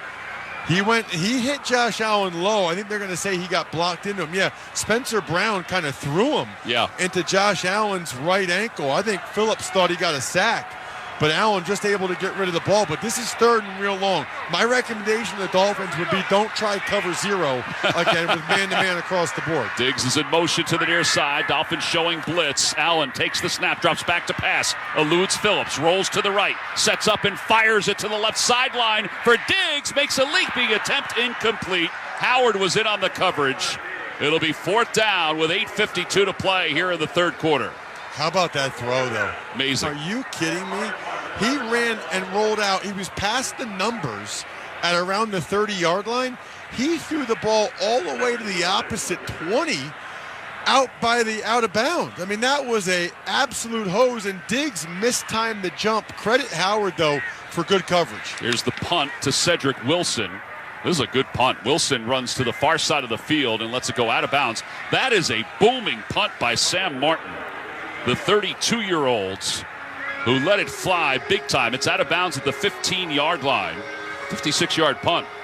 Every Westwood One NFL broadcast this postseason is being streamed for free from now until Super Bowl 57 on February 12th. You can listen to our coverage via the official NFL app on WestwoodOneSports.com or by asking your Alexa-enabled device to open Westwood One Sports. You know what they should do? They should have us do a commercial. Yeah. Where we say, we're going streaming. Down by the quad, we're going streaming. You think we could pass for that? Well, it is radio, so they don't know. Come on, we're going. We're going streaming. I have a thick head of hair as far as they're concerned. Ahmed in the backfield. Waddle in motion. Thompson taps his foot one time. Play clock down to 4. Takes the snap. Hands the ball off. Gets it to Ahmed, who runs up the middle. Nothing's there. He is knocked back by Shaq Lawson and Taron Johnson. He may have lost 3 or 4 on the play. It'll be second down. Nice start here to this drive defensively for the Bills. Although, aren't you getting the feeling now, Tom, that this game's going to go down to the wire now? I would think. You really feel like the Dolphins have settled into a groove defensively. They have the lead. This is going to be a barn burner. I think the Bills fans were expecting a blowout, and with 17-0, they were feeling real good about it. Now they're trying to get the crowd going here to try to get a false start against this Dolphins offensive line. Second down and 12 from the 15-yard line. Thompson takes the snap. Pressure's coming. Tries to avoid a Milano. He falls and then throws it forward. It's complete to Ahmed, and he is taken down at the 17-yard line by Rousseau. It'll be third down. I don't know how he got rid of that football. Let's check in with Aditi. I'll tell you this, Skylar Thompson does not look like a rookie who has barely played in the National Football League. After that last drive, he came down, he immediately talked to Waddle, who of course had that drop. He talked for a while with Tyreek Hill. He then went further down the sideline to talk to his offensive line. Guys, his confidence is just increasing. It seems that way. It really does. The Bills, by the way, want the officials, they want Sean McDermott to throw the challenge flag because they think that Thompson was down on his knee as he let that ball go. It's very close. Really close. Even if your shin is down, you're down. Yeah. Well, they're going to keep it going. It's third down and 19. What are we waiting for? I don't know what we're waiting for. 7:59 on the game clock, please. Brad Allen says reset the game clock to 7:59. They took him back. They took it back. That was a replay assist. Wow. They took him back. Yeah, so it's a sack from Milano. Another one for Milano. How about that? The guy that's getting on society's radar screen here. This should be a draw. I mean, this is third and too long. You can't turn it over. I would have a screen or a draw here. It's third down. Thompson out of the gun. One receiver right. Milano showing blitz. 3 to the left. Thompson from his end zone looking to throw. Throws to the left. Intercepted. Leaping grab by Elam at the 32-yard line. The pass was intended for Sherfield. And Elam in for the injured Dane Jackson. Cashes in with an INT. So it's a nice play by Elam. But, Tom, what did I just say? That's the only thing you can't do in that situation if you're the Miami Dolphins. And I put that on their head coach and play caller, Mike McDaniel. Skylar Thompson's trying to throw the ball to Trent Sherfield in double coverage. It wasn't even close. Now the Bills have all the momentum. They're inside the 35-yard line. A punt is not a bad situation on third and that long backed up. That is on McDaniel. Well, the rookie first-round pick out of Florida had 2 interceptions in the regular season and picks up one there. Singletary in motion for the near side. Allen rolls to his left. Allen throws across his body and a diving catch made by Gabe Davis at the 21. He gets up because he wasn't touched and goes to the 20. He gets a first down. Baker makes the tackle, a gain of 13 yards. Josh Allen at his size to be able to move and contort his body the way he does. I don't know how he does it, but he is. I know Patrick Mahomes is going to be the MVP of the league. I'm not sure that I'd pay more money to watch Mahomes than I would Josh Allen. He is so entertaining. Well, he is. He's made some mistakes today, but he's also made some amazing throws. 2 tight ends. One is in motion. It's Quentin Morris that's in motion. So is Diggs. Allen out of the gun on first down for the 20. Drops back to pass. Sets up in the pocket. It's collapsing. Rolls to the right. Still rolling to the right. Pumps a few times. And then just throws it away. He's hit by Phillips as he let that one fly. And it'll be second down. Is there a flag down? Yes, there is. Boy, that's tough. Is that going to be a late hit? No, I think it was something downfield, but Josh Allen was outside of the pocket. So they're going to talk about this because there is no illegal contact if he's outside of the pocket. But when did it happen? That's what they're talking about. I don't know what they're about to tell us. Flag is sitting at the 5, by the way. There's no foul for illegal contact as the quarterback was outside the pocket. It's an incomplete pass. Second down. Way to cover it up, Ross. One of my favorite things to do is when I'm Is right. to be right? Is when I'm right. No, I look back at everybody else in the booth. I look back at our guy Brian, our Peter, the engineer, Dave Hagan, our producer, and I don't know what I'm looking for from them. I don't know if I want them to bow. I'm not exactly sure what I'm going for, but I've done it like 10 times this game. So take that, Romo. I got 10 right in a row there where I've called it. Singletary in the backfield. Diggs is in motion. It's second down and 10 after the incomplete pass. Allen hands it off to Singletary, runs to his left, cuts back to his right. He had traffic initially with Christian Wilkins. He may have gained 2 on that one. We got an injured player as Deion Dawkins is slow to get up. They're a little quick with that whistle and get off the field. I mean, give the guy a chance to give him 2 seconds to get up. Brad Allen blows and stops the clock. And so now Questenberry has to come in for a 3rd and long. Mm-hmm. Yeah, so it's going to be 3rd down and 8 with the ball in the 18. It's the Dolphins 24, the Bills 20. We had some fun games yesterday with the Niners winning and the Jaguars coming all the way back to pick up a win. You want to see a stadium that's rocking right now? Jacksonville. Oh. Those people in Duval know how to party. And they yell it a lot, too. Log on to WestwoodOneSports.com every weekday during the NFL season for a brand new episode of the Ross Tucker Football Podcast.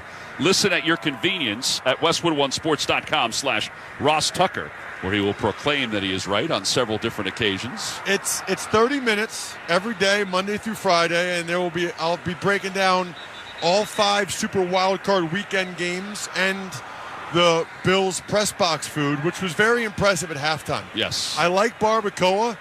Never heard of barbacoa before Chipotle, and now I'm a big barbacoa guy. And whatever that pasta was delicious as well. Feels like it'd be a big letdown for the Bills. They don't get a touchdown here. Yeah, 3rd down and 8. Again, they intercepted the Dolphins to set up good field position. Ball spotted at the 19-yard line, moving from right to left. In motion is Hines. Here's that quarterback keeper by Allen, running to his right. Breaks across the 10, powers his way down toward the 5, and he's got a 1st down toward the 6-yard line. Wilkins made the tackle, and you called it. You said there would be quarterback runs, and we just saw it. Jalen Phillips missed another tackle, by the way. 3rd and 8, down by 4, less than 6 minutes left in the 3rd quarter. These are desperate times. I mean, there is no tomorrow if the Bills lose, so they run the quarterback draw, and Josh Allen breaking not 1 but 2 tackles is such a beast. I wouldn't be shocked if he runs again at some point. Well, it's 1st and goal from the 7-yard line. Ball spotted on the far hash mark. Singletary's in the backfield. Trips to the left. Now Beasley's in motion. Allen takes the snap, throws to his left, has Beasley at the 4. Beasley dives forward toward the goal line. Touchdown, Bills!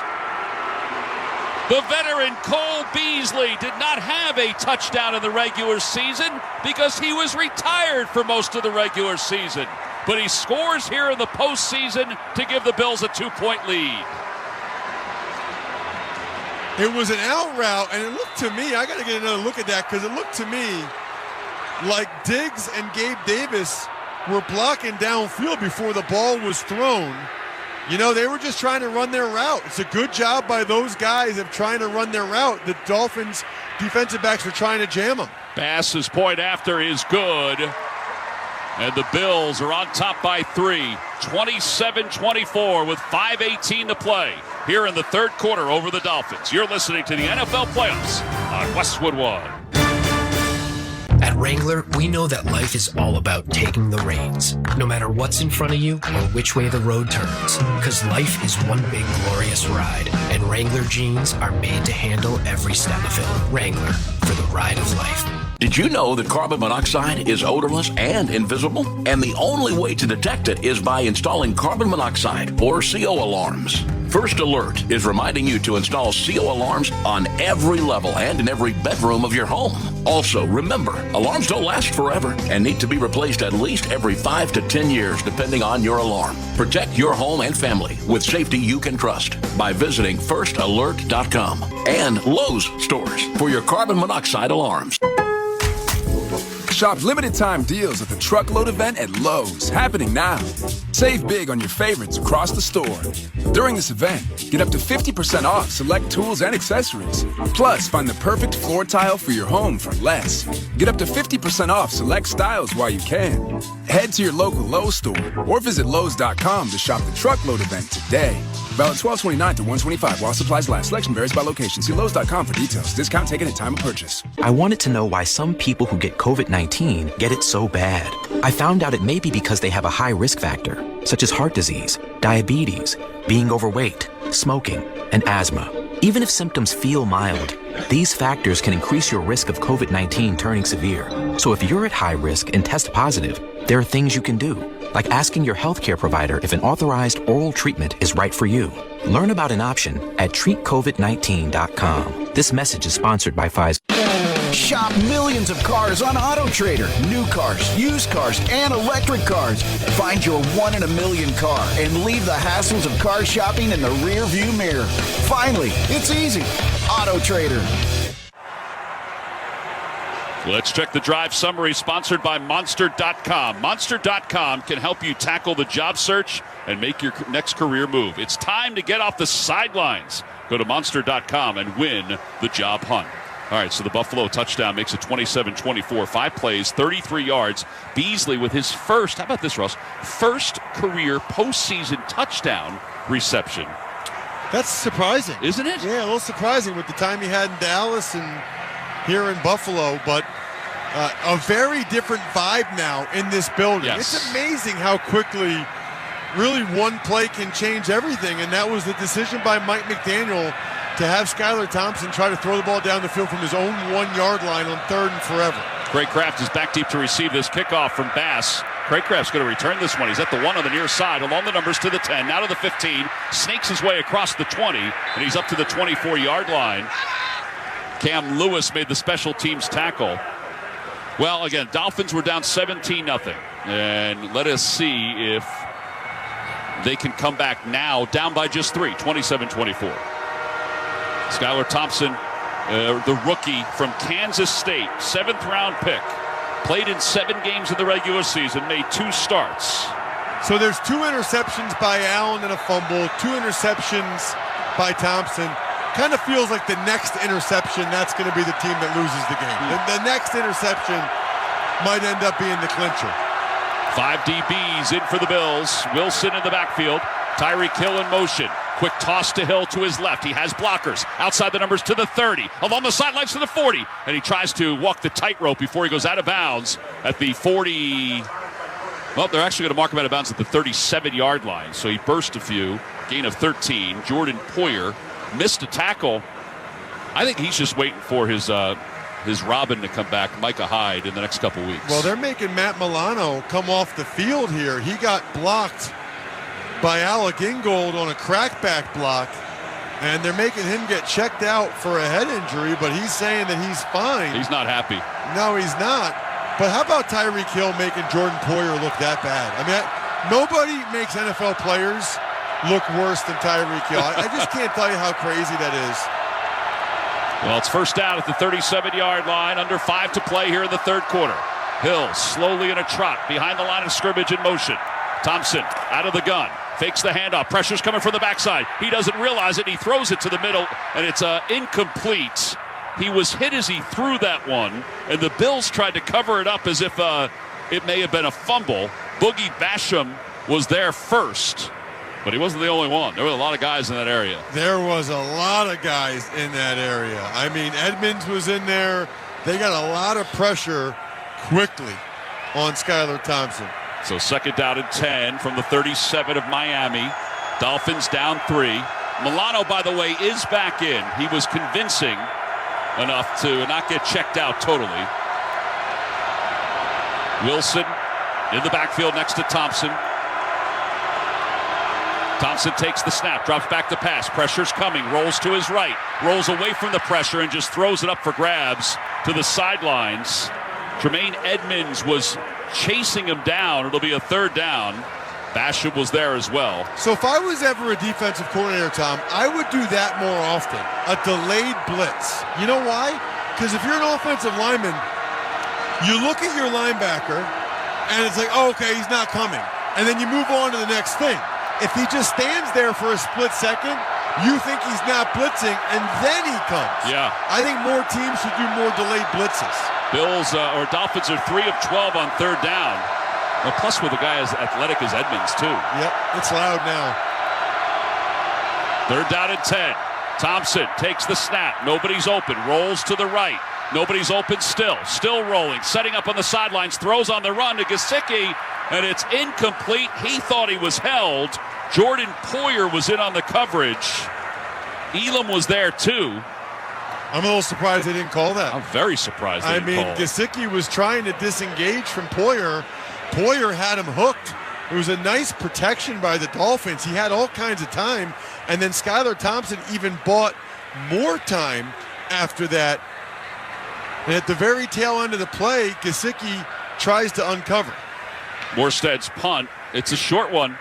Hines comes running up, calls for the fair catch. He fumbled it. It's loose. Everybody's jumping toward it, and there's a pile at the 32-yard line. I believe the Bills have recovered. But that would have been disastrous for Buffalo. Now they are signaling it's Buffalo football. Unreal.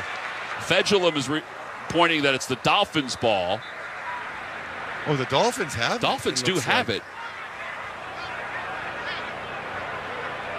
Yeah, the Dolphins do have it. The Dolphins are incredulous right now. Durham Smythe is saying I had it. Wow. Smythe is saying you had it. Riley was saying you had it as well.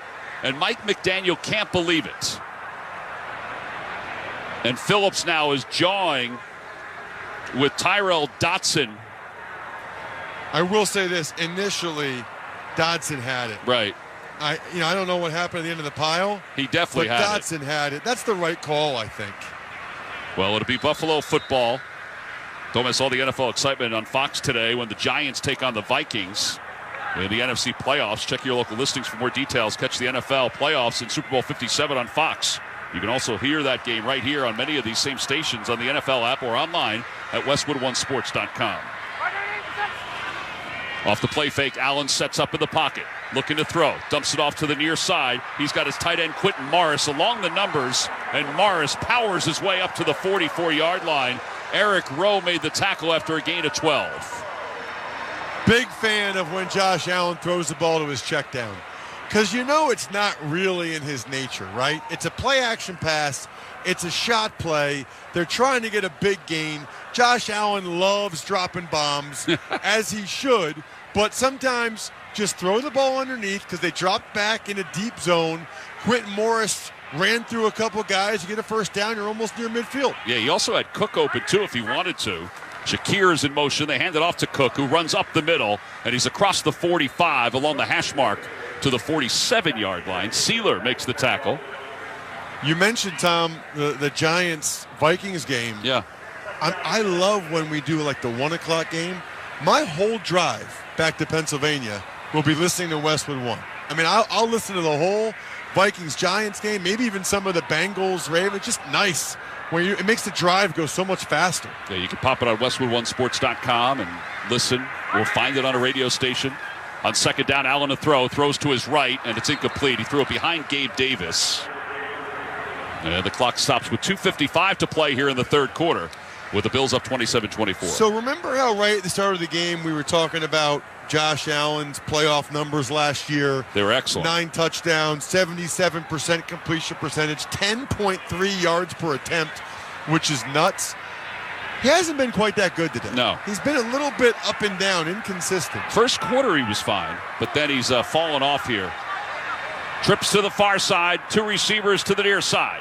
On third down, Allen takes the high snap out of the gun, throws middle of the field to Beasley. He's got it wide open inside the 40, 35, 30, still on his feet, inside the 25 along the numbers. The veteran Cole Beasley. A first down for the Bills. Kohu makes the tackle. It's a gain of 19. And Beasley, at all of about $170, took Kohu for a ride. He just ran a choice route, which is when the slot receiver has the choice to run an in-breaking route or an out-breaking route. He just has to be on the same page as the quarterback based on the leverage of the defensive back. And Beasley just has some serious quicks. Then he showed some power. Yep. Maybe he was lifting weights during retirement. Play clock is down to 5. Trips to the right side. Allen out of the gun, looking to throw again. Throws toward the end zone. He's got Gabe Davis along the sidelines. Touchdown, Bills. 23 yards. He beat Eric Rowe. And boy, oh boy, did Josh Allen drop that on a dime. 33-24 Buffalo. So when they are firing on all cylinders, they are so fun to watch. Davis gets the left foot down, the right foot down. Ball's clearly in his hands. He even dragged the left foot again. So he technically got 3 feet down, which he didn't even need. And playoff Gabe is back for the Buffalo Bills. And a little breathing room for the Bills. They're up by 9. The point after by Bass.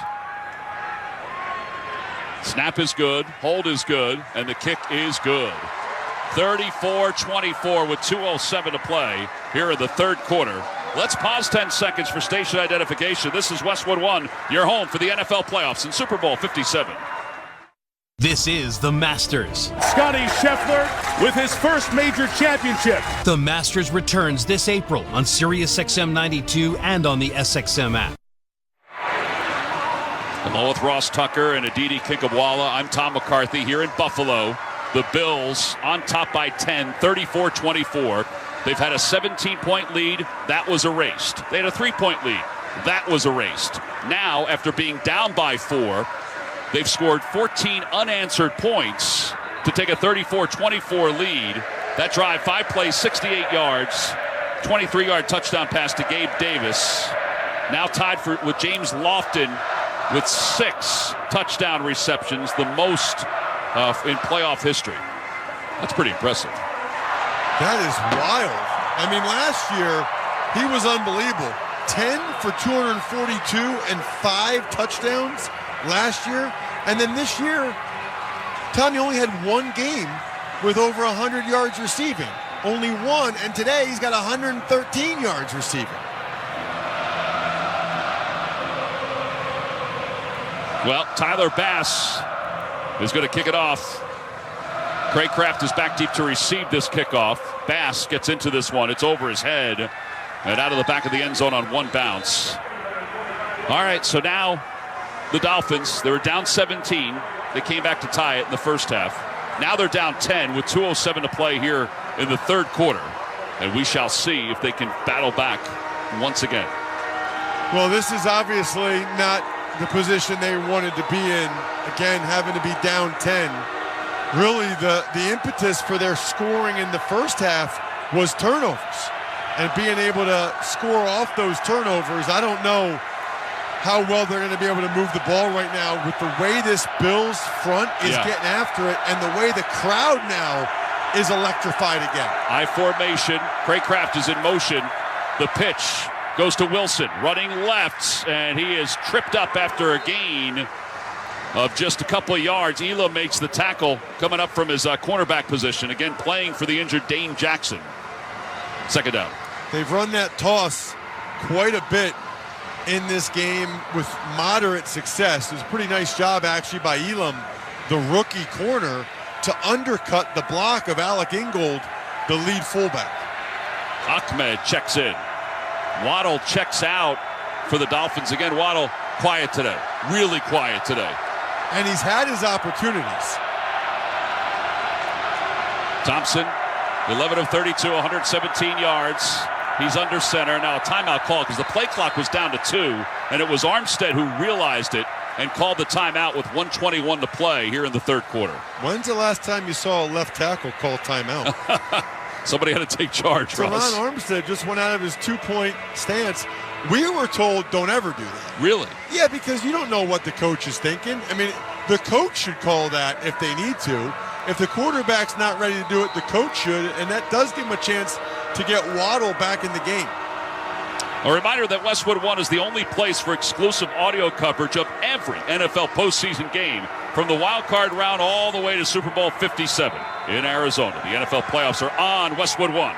Log on to westwood1sports.com for more details and to listen to the live stream for free. Ahmed remains in the game in the backfield. They're going to move Smythe in as the fullback off the play fake. Thompson looking to throw. Near sideline. Pass complete to Hill. Kept his feet in. And he's out of bounds. A first down. Tyron Johnson was in on the coverage. He kind of gave him 5 or 6 yards. It's a gain of 12. That's what happens when you're covering Tyreek Hill. I mean, you're so afraid of the speed and getting beat deep that you give him that underneath stuff. It's just to speed out from Tyreek Hill against that zone coverage. And Thompson put the ball right on the money. There is no such thing as targeting Tyreek Hill too much in my mind. I would agree with that. Doesn't exist. Ahmed in motion into the backfield. Under a minute to play in the third quarter. 34-24 Bills. Off the play fake. Thompson sets up in the pocket. He has time. Pumps once, pumps twice. Still rolling to his left. Outside the numbers, and now he's just going to run out of bounds. And Milano nails him out of bounds. And there is no flag as of yet. Boy, the Dolphins players are so frustrated by the officials right now. But it was very clear by the side judge. He immediately motioned with his hand that he's still in bounds. And he was. Skylar Thompson's right foot, left foot, both in bounds, smacked by Milano. That was a point of emphasis by the NFL this offseason. You're in the same seminar as I am.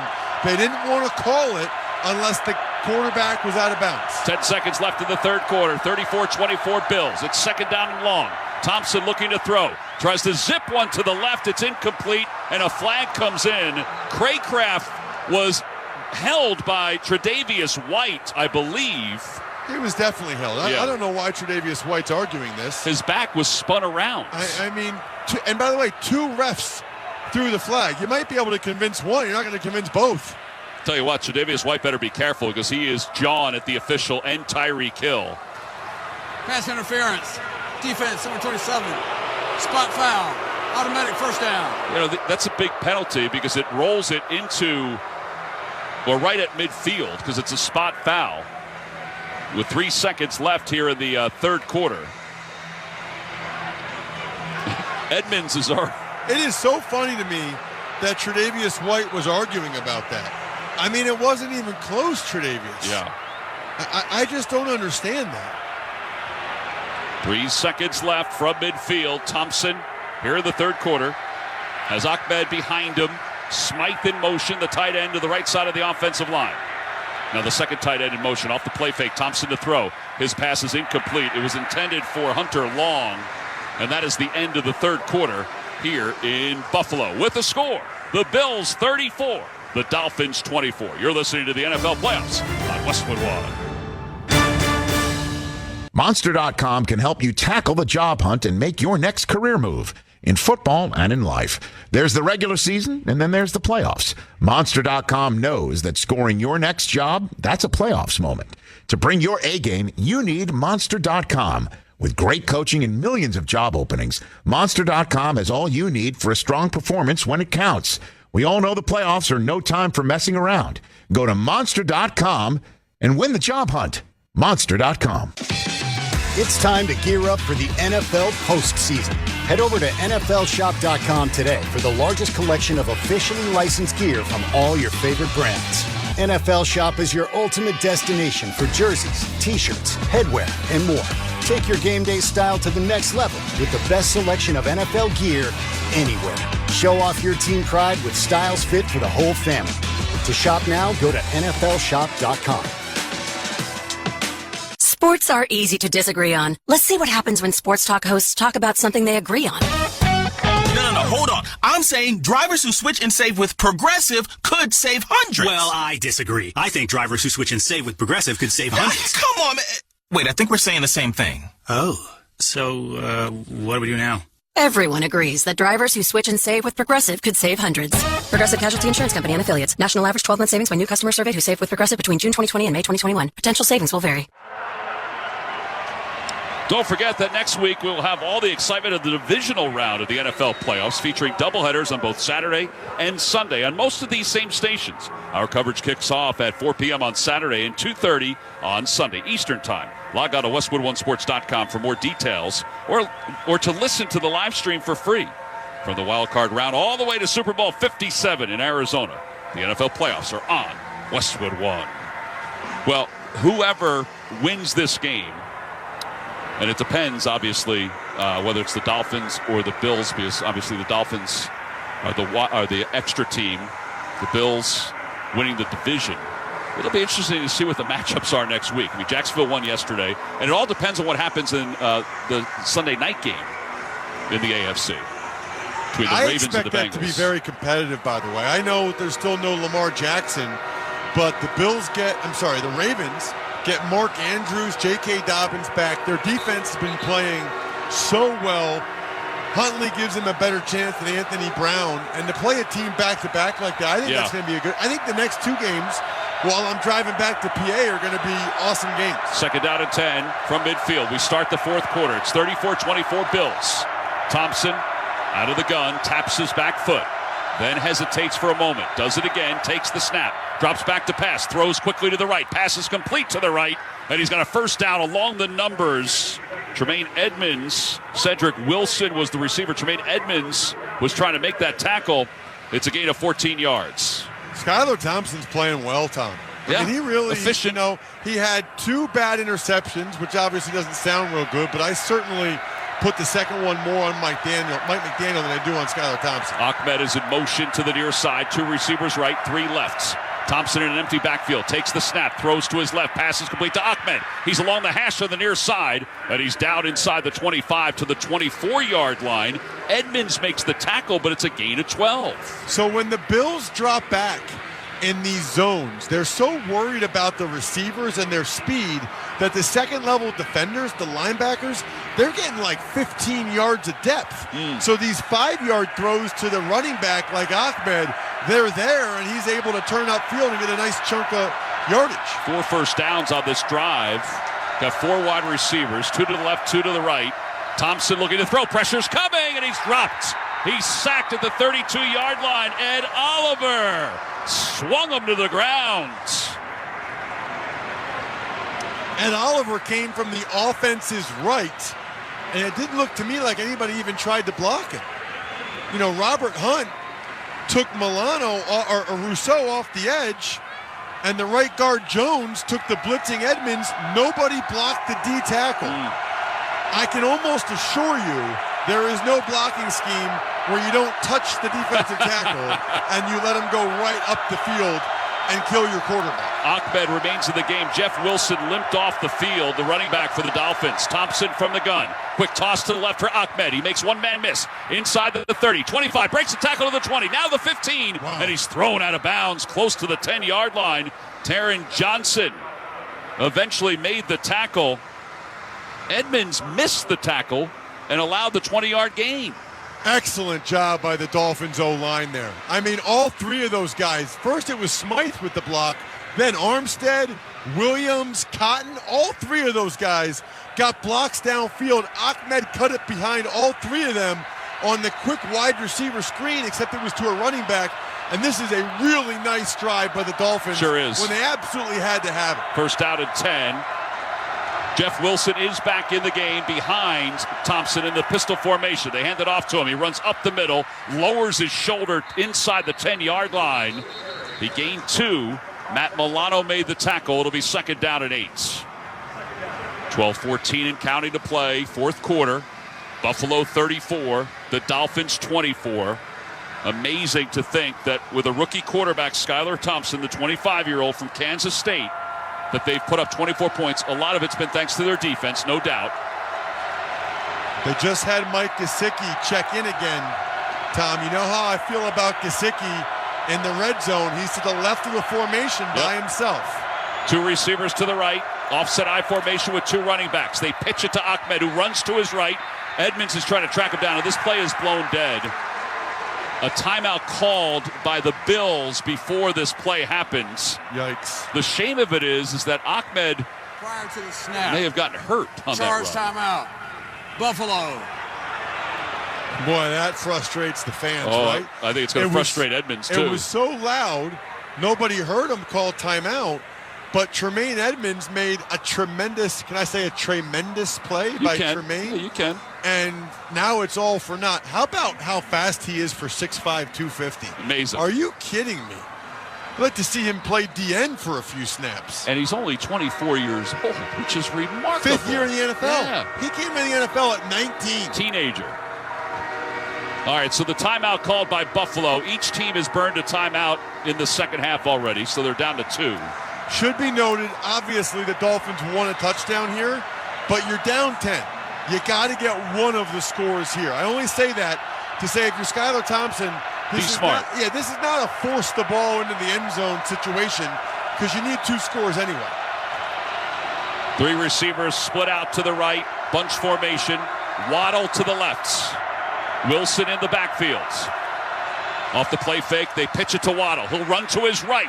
He went behind Thompson to the 5, toward the end zone. He dives, touchdown, Miami. They're calling him short, I think. Wow. Now. Oh, no, they're going to say he's down at the 1-yard line. The other official said short right there. They might want to take a look at that because I thought he got in too. I thought he did. I thought he broke the plane, but let's see where his knee goes down. Oh, no, he's a touch. Oh, no, they're right. They're right. You think so? Well, there's it's too marked, many legs, too many bodies. It's marked at the 1. Great block by Smythe and Williams, the center. I do think that left knee went down. Okay. Though it's hard to tell. Either way, I think he was down a little bit before the touchdown. 1st and goal. Wilson in the backfield behind Thompson. Thompson takes the snap, hands it off to Wilson, dives forward, high in the air, into the end zone. Touchdown, Dolphins. Within 4 with 10:53 to play here in the 4th quarter. What a drive. And what a football game. Yep. That was just a give play on inside zone. It was well blocked. And once again, there is stunned silence in this building as the Dolphins, down 10, just went on a march to make it a 1-score game again. And now Sanders on for the point after. And to your point, they just needed points here, field goal, touchdown. But getting the touchdown means that they're, as long as this extra point is good, just a field goal away from tying it. And the extra point is good with 10:53 to play here in the 4th quarter. It's Buffalo 34, the Dolphins 31. It's turning into an epic playoff game. This is Westwood One's coverage of the NFL playoffs. When football season ends, basketball season heats up on SiriusXM. Good at the buzzer! In just a few weeks, the basketball world heads to Salt Lake City, and NBA Radio has your all-access pass for All-Star Weekend. Jammed it! Oh, yeah! Exclusive coverage of the Slam Dunk Contest, the three-point shootout, and the 2023 All-Star Game. Jason Tatum of the Boston Celtics. You click at the right time, first half of the season, we behind you. Hear it all in February on NBA Radio Channel 86 and the SXM app. Hear the 2023 Major League Baseball season on MLB Network Radio. Did he make the catch? Oh, he did! With spring training coverage beginning in February. Everyone has one common goal, and that's to win the championship. And don't miss coverage of the World Baseball Classic on MLB Network Radio starting in March. It's showtime! Tune into MLB Network Radio all year long. SiriusXM 89 and on the SXM app, included with all of our trials and popular plans. Spend your afternoons talking sports with the Hall of Famer, Christopher Mad Dog Russo. I apologize, I'm in a goofy mood. He's passionate. If you stink, I can't listen to you tell me I'm raring to go. He's opinionated. That decision was the dumbest, most asinine thing I've seen in a long time. He's 100% original. Football coaches are not nuclear physicists. When you have the quarterback, I can coach. It's Mad Dog Unleashed with Christopher Russo. Weekdays at 3 p.m. Eastern, only on Mad Dog Sports Radio, Channel 82, and anytime on the SXM app.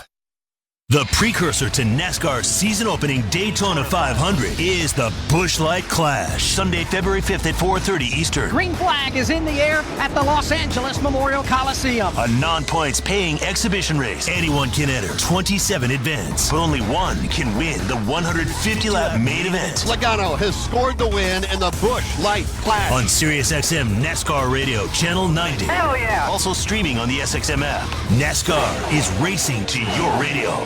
McCarthy and Ross Tucker here in the Grainger broadcast booth at Highmark Stadium. Postseason victories require an edge. Grainger gives you your business an edge with free product support, plus supplies and solutions for every industry. Call clickgrainger.com or stop by. What an entertaining game this has been. It's had every bit of football in it. There's been mistakes. There's been great plays. There's been standard plays. I mean, this has got a great personality, this game. This is not what anybody was expecting. Let's be honest. I mean, the Dolphins were the biggest underdog ever in the Wildcard round, and they have come to play. Credit to this organization and these players. They believed and they're playing like it. Sanders' kickoff will send Hines to the far side of the end zone, and then he just lets it go right by him. So Josh Allen will go to work, leading it by 3. Needing to kill some clock, yes, but also get some more points if you're Buffalo. Right. There's always that balance. I think you got to stay aggressive and do what you do best. I've seen a lot of criticism of the Chargers last night and saying that they should have run it more in the second half, but they're not a good running team. And Justin Herbert's their best player, and he's their quarterback, and he, by the way, completed a bunch of passes in that second half to sustain some of those drives and get the field goal that they got. Morris, the tight end in motion on first down for the 25. Allen under center, drops back to pass. Sets up and fires. Long to the left side for Gabriel Davis. It's pitched in the air, incomplete, broken up by Kohu, and Davis had him beat. It'll be second down. Kohu, by the way, is in that category of good football players that most of the people listening to us right now, Tom, have never heard of. I mean, he's an undrafted rookie free agent from Texas A&M Commerce, assuming he studied econ there at Texas A&M Commerce. But he's had a heck of a year for them. He has. Man, I'm glad you get my jokes. Some play-by-play guys don't get my jokes, and they just leave me hanging. Second down to 10. I've known you since you were 18, so 2 receivers to the left, 2 to the right. Allen looking to throw. Pressure's coming. Throws long again to the left side for Davis. This time he overthrows him. Wow. It'll be third down. Okay, so I'm okay with them throwing it and being aggressive, but back-to-back go routes to Gabe Davis is certainly an interesting choice. They like, though, the matchup. I mean, Keon Cross in a backup DB is covering him man-to-man. I think Josh Allen likes that matchup and thought they had a chance at a big play. Now they just got to get a first down. Yeah, by the way, Diggs, as good as he was early, 5 catches, 96 yards in the first quarter. Only 2 catches for 18 yards since. Sounds like it's time for them to throw the ball to Diggs. I was thinking it was. He's got his hand up as he goes in motion to the near side.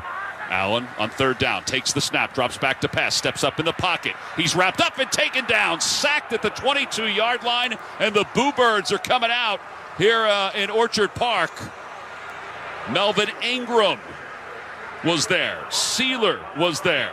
Good pressure from Ingram. He got there first, and then Sealer, the D tackle who already has a touchdown in this game, able to wrap him up, and the Dolphins are going to get the ball back, only down 3.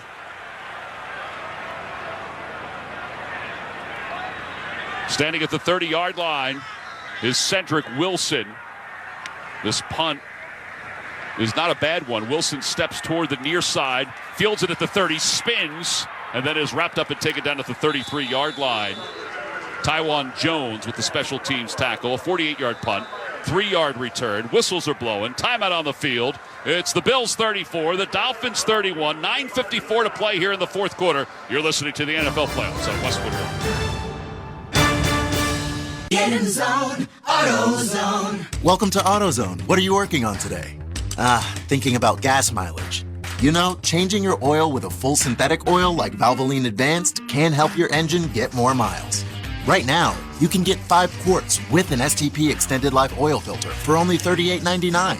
Go farther with better fuel efficiency. Get the parts you need when you need them at AutoZone or AutoZone.com. Get in the zone, AutoZone. Restrictions apply. With a Peppermint Frosty, time to enjoy yourself is built in. You're welcome. They're so rich and creamy, a straw just won't cut it. And finishing one, it's not something you could speed through. So check your watch. Is it Frosty time yet? And by that, we mean, is it time for a moment with just you and your Frosty kicking back and doing whatever goes best with the chillest treat of the season? These Peppermint Frosty treats are going fast. So when it's time for Frosty time, choose wisely. Choose Wendy's. Wendy's. The NFL is headed back to Las Vegas for the reimagined Pro Bowl games presented by Verizon.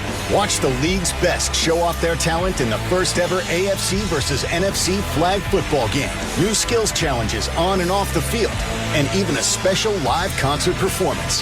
The 2023 Pro Bowl games presented by Verizon, Sunday, February 5th, 12 p.m. Pacific at Allegiant Stadium, Las Vegas. Visit probowl.com/tickets to buy your tickets today. We'd like to welcome those of you expecting the start of the Vikings and the Giants for part 2 of our NFL Wildcard playoff triple header on Westwood 1. We'll take you there as soon as this one is over here at Orchard Park. The score, the Bills 34, the Dolphins 31. 9:54 to play, fourth quarter. In the meantime, you can also listen to that broadcast via the NFL app on Alexa-enabled devices or online at westwood1sports.com. Let's check in with Aditi. Aditi, what's going on down there? Tom, the Dolphins just had that huge defensive stop, and we've talked about the inexperience on the Dolphins sideline. Well, not so much for defensive coordinator Josh Boyer. He spent all those years in New England. He's been in roughly 30 playoff games. He told his players, would you take Mark Sanchez or Tom Brady? And when they all said Tom Brady, he said, yeah, Mark Sanchez beat us in 2010. Yeah. Any given Sunday, guys. Any given one. And we're being given one here today. It's first down from the 33-yard line for the Dolphins. Down by 3. Jeff Wilson in the backfield. Thompson barking out the signals. Tyreek Hill in motion. Play clock down to 9. They hand it off to Wilson, running left. Not much there. He is ripped down by Ed Oliver, who's had a heck of a second half. Ed Oliver able to chase that play down from behind. They need him to make more big plays like that. Former first-round pick, extremely explosive. The Dolphins going right back on the football. Yeah. Interesting. Yeah, 3 receivers right, 2 to the left. One of the 3 to the right is the tight end, Smythe. Thompson out of the gun, empty backfield, drops back to pass on second down. Dancing, rolling to the far side, throws toward the sideline, incomplete. He was trying to get Gesicki, who was knocked to the ground by Dean Marlowe. It'll be third down. I don't know if that was the right play, the way it seems. No, it also seems like if Thompson keeps that ball in the field of play, that Gesicki might have been able to draw the pass interference penalty, but I think it was deemed uncatchable. Third and real long. Skylar Thompson hasn't had a great day statistically, but he's actually made a couple of these throws on the last drive to get them a touchdown. Let's see if he can do it again. Yeah, don't forget, he started 1 of 9. Play clock is down to 5. Thompson, he better hurry up. Play clock's down to 2. Now to 1. He's got to call a timeout, doesn't he? Nope, he takes the snap just as the play clock winds down, and the flags come flying in. They go to 0. That's brutal. You cannot have a delay game in that situation. One guy's saying delay game, one guy's saying timeout. Yeah, so let's see what they decide.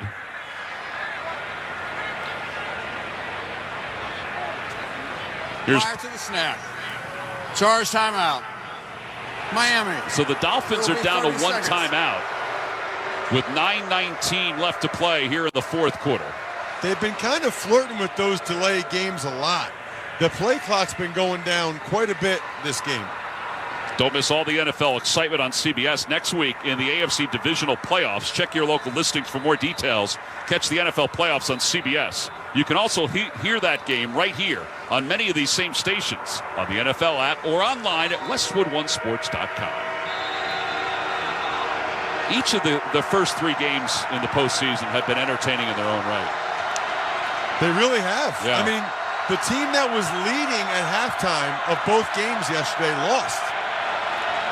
9 minutes left. You know, if you're the Dolphins, you really don't know how many more possessions you'll get. It's a big play. Ahmed in the game on third down and 10. Thompson drops back to pass, throws to his right. He's got Waddle finally. And Waddle is spun down, though, shy of the first down by a good margin. Terrific open field tackle by Taron Johnson. And Tyreek Hill, by the way, went off the field pretty quickly. He was not happy about something. Took his helmet off. He's barking at somebody. It'll be fourth down. How about this? They're not going for it. 4th and 6, and they have the offense on the field. I don't believe that. I think they're just trying to get him to do a hard count. And by the way, there's only 12 seconds left on the play clock. Yeah, again. So if you're trying to do a hard count, you got to get up there and hurry up. That's exactly what the offensive line is saying. Time out here. Play clock down to 3, now to 2. Play clock down to 1. He takes the snap on 4th down. They're going to go for it. Thompson going for it all. Far side of the field for Waddle. He overthrew him. Incomplete. He was open. Bills called timeout before the play. No way. Did they really? Second time. Holy cow. Buffalo, their second. It will be 30 seconds. Oh, my goodness. What on earth caused them to call a timeout? That is twice, for those of you who just got in the car, that the Bills made a stop, but right before the play, one of their coaches, presumably McDermott, called timeout, and nobody knew it or heard it. Can you imagine if the Dolphins get it here? At a minimum, they force the Bills to use a timeout right there. So now each team is left with one timeout with 8:31 to play here in the fourth quarter, with Buffalo on top 34-31. How about the stones on Mike McDaniel to go for that? Not only to go for it, he throws a bomb. And he had his man. Waddle, and now they're going to bring on the punt team.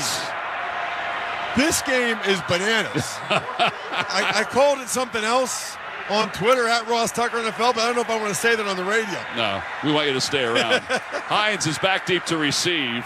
The Dolphins will punt it, but be leery. Morstead lets this one go. It's a good punt. High, wobbler. Hines calls for the fair catch at the 10-yard line, and that's where Buffalo will begin after a 52-yard punt. By the way, the copyright of today's broadcast of the NFL playoffs on Westwood 1 is owned by the NFL on behalf of its member clubs. All rights to this broadcast are reserved, and any rebroadcast, recording, retransmission, or any other use of this broadcast without the express written permission of the National Football League is strictly prohibited. Also, today's broadcast of the NFL playoffs on Westwood 1 has been sponsored by NerdWallet, by Barbasol Shaving Cream, by Monster.com, by Culligan Water, by Progressive Insurance, and by NFL.com. Bills go on offense. Allen under center. Hands the ball off to Cook. Running left. Trying to get to the outside. He does. Thrown out of bounds by Eric Rowe. Short gain.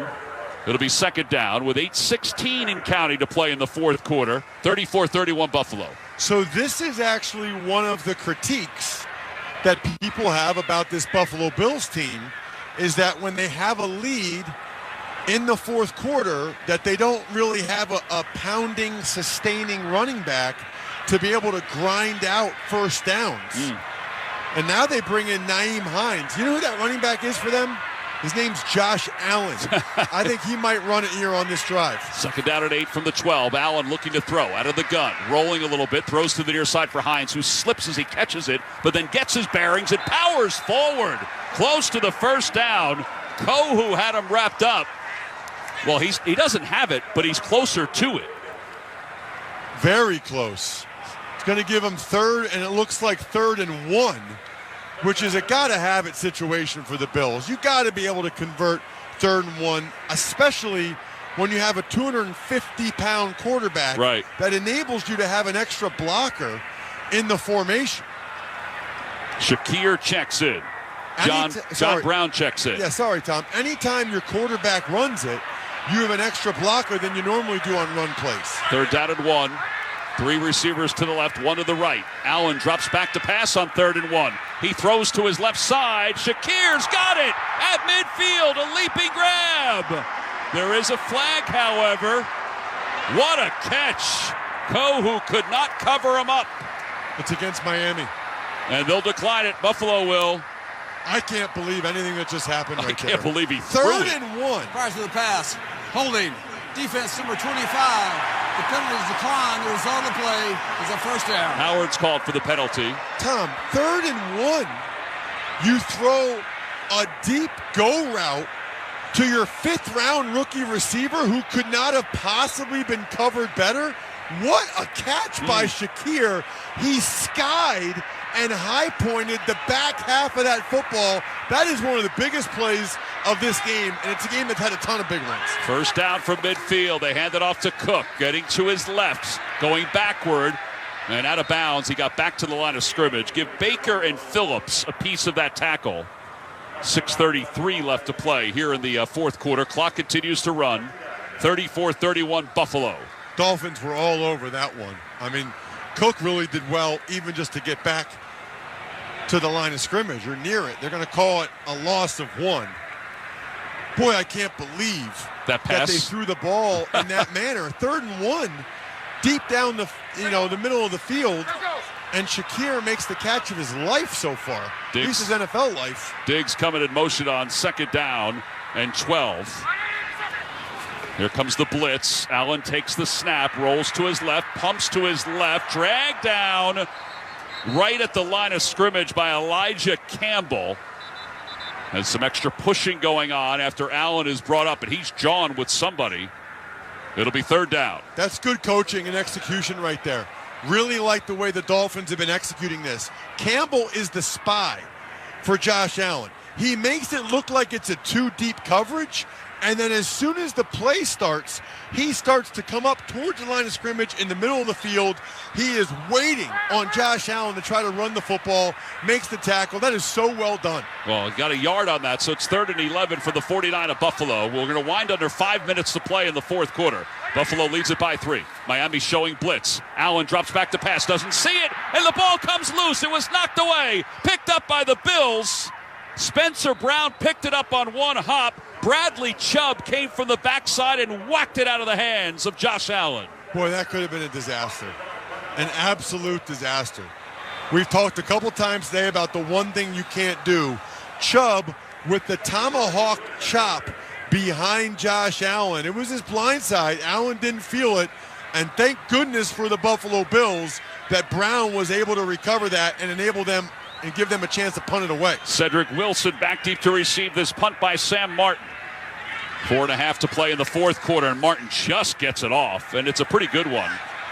Fair catch is called for at the 14. The playoffs are here, and NFL Plus has your game day covered. Watch playoff games on your phone or tablet and more. Go to plus.nfl.com and start your free trial on NFL Plus today. 44-yard punt. Down by 3. The Dolphins will get one, well, I don't want to say one last chance, but they're going to get a chance here. With 4:24 left, they begin from their 14-yard line. Well, to your point, Tom, they're not assured of another chance. Right. They might get another one, but they certainly can't count on that, which I think Mike McDaniel will take into account with some 4th down decisions. And some of these people here in Buffalo are imploring everybody. I don't see a single person sitting down right now. Not a soul. Jeff Wilson in the backfield, tight end in motion, off the play fake. Thompson looking to throw. Thompson wobbles one to the left. He had a man open, incomplete. He had a man open because Tre'Davious White fell down. It was Tyreek Hill, and he just didn't have enough on it. He's got to make a better pass there. It's 2nd down. He has missed some of those that have been bad, that they really needed him to make. And those are some of the plays that you would expect Tua Tagovailoa would have made. So 2nd down and 10 for the 14. Clock stopped, 4:19 to play, fourth quarter. One timeout apiece. Wilson in the backfield, next to Thompson. The rookie asks Waddle to come in motion behind the line of scrimmage. Thompson takes the snap, drops back to pass. Pressure's coming, zips it to the far side. Tyreek Hill juggles it, incomplete, nearly intercepted. Elam almost came up with it off the juggle. Well, there's a lot going on there. It's a back shoulder throw to Tyreek Hill against bump and run coverage by the rookie Kaiir Elam, who got a little bit handsy, but I like the no call. Hill just got his right hand on it. Elam got both hands on it and bumped it up to his face mask and back down. He could have had a second gigantic interception this game. 3rd and long, and once again, dare I say pandemonium here in Buffalo. 3 for 14 on 3rd downs. Their average yard on 3rd downs is 9.5. And now a timeout called by Miami as the play clock was winding down. It's the final timeout for the Dolphins. Yikes. Miami, 3rd and final. It will be 30 seconds. I don't know. These things matter. Yeah, and I no guess timeouts with over 4 minutes left in the game, and you're trailing. I guess it's maybe a young quarterback. Is that why? Or is the play not coming in faster? I think it's a combo of both. That's an excellent question, actually. We welcome those of you joining us across our network. It's 34-31. Buffalo is on top of Miami with 4:13 to play here in the fourth quarter. Skylar Thompson has his hands over his ears right now, Tom. Yeah. He can barely even hear the play call in his headset. I mean, look, I got here at 9 a.m. and all of these people were in the parking lots, and I didn't see any of them drinking water. They are lubed up for this moment. Third down at 10, ball at the 14-yard line. Dolphins have the football. It's 34-31 Bills. Thompson taps his foot, drops back to pass from his 5, throws to the far side for Hill. No, it's for Waddle. He's got it. Hill thought it was for him. It went to Waddle, and Waddle grabs it. He kept his feet in bounds. He's out of bounds at the 38. It's a gain of 25. And Waddle's hurt. He landed on that right shoulder again. I can't. Why are Waddle and Tyreek Hill so close to each other? Amazing that they were that close to each other. And he lost the ball going out of bounds. Has it, left, right. He gets hit. That's a catch. The ground caused it. That's a catch. Yeah, that's definitely a catch. What a play by the Dolphins again. That is a catch. Clock is stopped, 4:07 to play. Brad Allen, the referee, will have a message for us. On the field, the completed catch. It's a first down. All right, so they mark it at the 39-yard line of Miami. Again, down by 3, the Dolphins, 34-31, with 4:07 left to play. This is a great example right now of all the Bills fans saying, no, he didn't catch it. Yes, he did, guys. He did. 2 receivers left, tight to the line. Thompson takes the snap. Whistle blows. The play is blown dead. We're going to have a false start. Prior to the snap. False start. Offense, number 65. 5-yard penalty. First down. Robert Jones. So, Tom, there's people driving right now. They don't follow it every day like we do, right? This is right now when the Bills could really use Von Miller. Oh, yeah. That's why they paid so much money to get Von Miller. If you haven't heard, Von Miller earlier in the season tore his ACL, but they basically brought him in for these exact moments to help close out a playoff game, but it's not going to be him. It needs to be somebody else. Is it Rousseau? Is it Shaq Lawson? Is it Milano on a blitz? Somebody's got to get home for the Buffalo Bills. 2 tight ends on the right side for the Dolphins. It's 1st and 15 with 4:04 to play here in the fourth quarter. Ball spotted at the 34-yard line. Play clock has not started yet. I'm not sure what Brad Allen's waiting for. Well, this isn't good for the Bills because the fans are getting out of it now. You know, the fans are losing their momentum. I don't know that anybody knows what we're waiting for here. Yeah, this is really weird. I mean, there's no TV timeout. I don't know if Brad Allen is listening to something. This gives Waddle a chance to come back in. So Craycraft will check out. Nope, Tyreek Hill's going to check out. This is when communication is really helpful, right? Yes. Like, tell us what the delay is. We're Yes. all okay with it. We'd just like to know. Something's going on. They're looking at something. I don't know what it is. And now they finally get the play clock to start. Boy. Dolphins are huddled up at the 28-yard line. They trail it by 3. 34-31. Slowly but surely, here come the decibels. Louder, louder. You can feel it. 3 wide receivers to the left. Ahmed in motion in the backfield. Thompson out of the shotgun. Taps his foot, takes the snap, fakes the handoff, drops back to pass, rolls to his right, sets up to try to throw it back, and then just dumps it away out of bounds. He was pressured by Milano and Oliver. 3:59 to play here in the fourth quarter. It'll be 2nd and 15. Good job by Skylar Thompson just to throw the ball away there. They tried to run a play-action pass. There was nobody there. I don't know that they're going to fool the Bills that much with play-action pass. The Bills are really not buying the run game right now. No. Dolphins have had 2 less offensive plays than the Bills today. It's 2nd and 15. The ball at the 34. 34-31 Buffalo. Ahmed in motion out of the backfield for the Dolphins. Thompson from the shotgun. Drops back to pass. Pressure's coming. Throws. He's got Waddle. Waddle turned to his right to make the catch. And he's up across the 45 to the 48-yard line. A gain of 13. He's about a yard and a half shy of a first down. One of the best plays by Skylar Thompson today. Matt Milano, the linebacker for the Bills, came scot-free. Nobody was even close to him.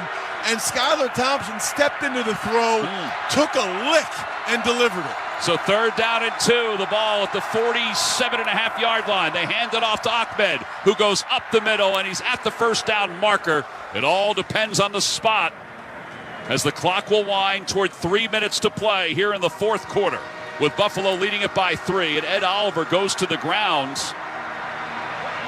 What do you think, Ross? Did he get it? This is close. Very, very close. Now they're saying 4th down. Where they might want to measure it. It's 4th down at about a half a yard. Well, they can run the same play they just ran, or they can run a quarterback sneak, but there's only 12 seconds left in the play clock, and they have no timeouts. The Dolphins got to call something right now. Well, they just reset it. They just reset it. They just reset the play clock. But their personnel is not getting on the field. They're bringing Ingold, the fullback, in. Play clock is down to 10. They haven't broken the huddle yet. It's 4th and less than a yard. Oh, my gosh. Play clock is down to 5. They got to get it going. Play clock is at 3. They finally break the huddle. It's at 1. Thompson clapping his hands. It's a high snap. The flag comes in. It's going to be a delay game. Unbelievable. You can't get a delay of game in that situation. Prior to the snap, delay of game. Offense. 5-yard penalty. 4th down. Yeah, this stuff shouldn't happen, even if it's a rookie quarterback. Well, first of all, you can't have no timeouts in this situation. Secondly, it's 4th and inches. Yeah. There's only a couple plays you call in that situation. What's taking them so long to get it out there? Now it's 4th and 5.5 as opposed to 4th and a half. Well, they're huddling up. Play clock is down to 20. 2:29 to play here in the 4th quarter. It's 4th down and 6. This could be the last chance for the Dolphins. Thompson out of the gun. 3 receivers right. 2 to the left. Takes the snap. Drops back to pass. Pressure's coming. Breaks away. Throws to his right, and it's incomplete. Broken up by the rookie Elam. It was intended for Gesicki, and Elam broke it up. What a tremendous job by Kaiir Elam again. This is just wild. It looks to me like he's cramping a little bit there as he points to his right leg. He wasn't even supposed to play much in this game. No. But Dane Jackson got hurt, and Elam, the first rounder from Florida, has stepped up over and over again. Thompson thought he had Gesicki open. Elam just did enough. There was some contact there. I like the no call. In fact, Gesicki could have made that catch. He could have. Well, they are attending to him on the far side of the field right now. There's about 5 or 6 of the athletic trainers and Sean McDermott over talking to him. Well, we have a moment. We'd like to thank our crew for this afternoon. Our studio coordinator, Art Martinez. Our studio producer, Brian Finkelstein. Our statistician is Paul Bracci. Our spotter has been David Salati. Production assistant provided by Paul Kovac and Brian Shepard. Our engineer, Peter Krosskoff. Our producer has been Dave Hagan. Production supervisor, Aaron Cummins. Coordinating producer, Mike Eby. And the executive producer of Westwood One Sports is Howard Deneroff. So, Tom, the game is not over yet. No. But the Dolphins having no timeouts. You know, the Bills will run it here, take it to the 2-minute, and then 2 more runs. The Bills will be able to take it to less than 40 seconds left on the play clock before making a 4th down decision. Well, while they tend to Elam, we'll take a timeout with 2:22 to play here in the 4th quarter. It's the Bills 34, the Dolphins 31. You're listening to the NFL Playoffs on Westwood One.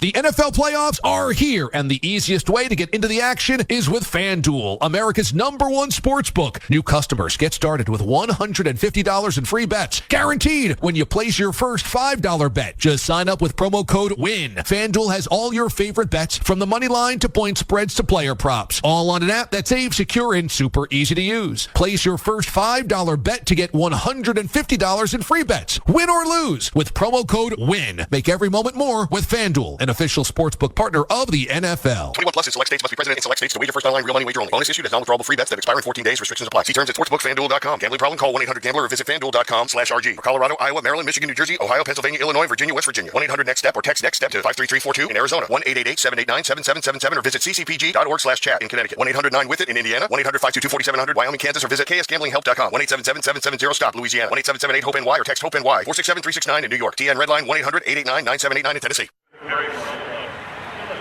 On first down, the Bills hand it off to James Cook, who runs to his left and may have lost a yard. The ball is spotted at the 44-yard line. As we roll down toward the 2-minute warning, Josh Allen, hands in his hand warmer, comes over to the sidelines. So we've reached the 2-minute warning with the score. The Bills 34, the Dolphins 31. You're listening to the NFL Playoffs on Westwood One. Nerds. At NerdWallet, we often see people blocked when making financial decisions. Take Harold. Coach, these credit card offers, they're everywhere. Harold, look, it's tough out there, but you have got this. With NerdWallet on your team, you will make the smartest play with side-by-side comparisons of top credit cards. Whoa, a card that rewards me for buying sports gear. Let's go get that cash back, team. NerdWallet, the smartest decision for all your financial decisions. I wanted to know why some people who get COVID-19 get it so bad. I found out it may be because they have a high risk factor, such as heart disease, diabetes, being overweight, smoking, and asthma. Even if symptoms feel mild, these factors can increase your risk of COVID-19 turning severe. So if you're at high risk and test positive, there are things you can do, like asking your healthcare provider if an authorized oral treatment is right for you. Learn about an option at treatcovid19.com. This message is sponsored by Pfizer. If you don't know your numbers, you don't know your business. That's true when your business is growing fast, and even more true when there's a lot of uncertainty. Inflation, we've heard lots about that. Same thing about supply chains, and the labor market can be tight. What does that mean for margins? But not every business is in the dark. Over 33,000 businesses know their numbers because they use NetSuite by Oracle, the #1 cloud financial system. NetSuite gives you visibility and control of your financials, planning, budgeting, and of course inventory, so you can manage risk, get reliable forecasts, and improve margins. Everything you need all in one place. In 2023, profit is the new growth. Know your numbers, know your business, and get to know how NetSuite can be the source of truth for your entire company. Right now, NetSuite is offering a one-of-a-kind flexible financing program. Head to netsuite.com/touchdown right now. netsuite.com/touchdown. netsuite.com/touchdown. Buffalo leads at 34-31 over Miami, with an opportunity to move on to the divisional round next week. They do not know who their opponent will be. That will be dependent on the game tonight between the Bengals and the Ravens. Buffalo has a second down at 11. The ball at the 44-yard line of Miami, leading it by 3. 2 minutes left to play in the fourth quarter. This has not been as easy a game as I think many people expected. Devin Singletary is in the backfield. Shakir is in motion toward the line of scrimmage. The handoff goes to Singletary, running left over his guard, down to the 40. So he gained 4. It'll be third down and about 6, and the clock winds 150, 149. Again, the Dolphins have no timeouts left. Sealer makes the tackle. Bobby Hart is an extra lineman, by the way, Ross, in the game. Yeah, they've been having him in a lot. So here's what matters in these situations. Ball security, number 1, and then number 2, you can't have a penalty because that stops the clock. So it's not as important to make your block as it is to make sure you don't have a penalty. You can't have a hold in these situations. 1:23 and counting to play. Play clock is down to 7. Singletary in the backfield. Allen letting it go down to 2. Now 1 takes the snap, hands it off to Singletary. Over the block of his left tackle. He moves the pile toward the 35. Out toward the first down marker. He may have gotten it. How about that? And if he did, that'll be the ball game. They signal first down, and the Bills can go to victory formation. Wow. That's hard to believe. How about the effort by Devin Singletary? And the old lineman pushing him. I mean, there was 3 Dolphins tackling him, and he just kept driving his feet, and Bobby Hart and the boys kept pushing him. And he got very, very close to the first down yardage. The Dolphins are going nuts. They think he's short. Well, they're going to look at it with 34 seconds left to play. Brad Allen is going to take a look.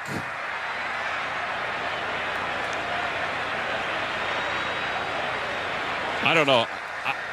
It does look like he's right at the marker with his back. You think he's short of it? I think he's a little short, yeah. Thought he got a very favorable spot.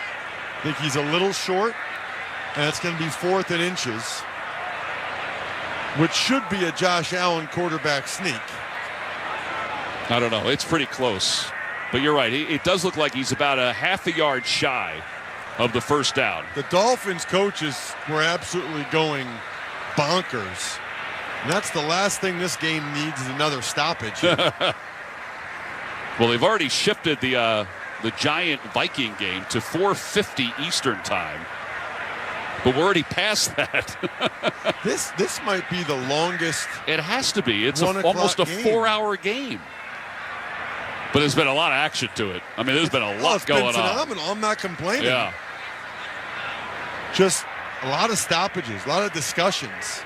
And this is a tough one for the officials because, you know, they're looking at where Singletary may have gone down, but it's really difficult when you're not right on it, even with where he is, with the cameras and the replay, to actually decide. They've ruled it a first down, so it has to be conclusive that he did not get the first down. Boy, now CBS, we're in the booth, just showed a different angle where it almost looks like it is a first down. Yeah. The more angles they show, the more confused I get.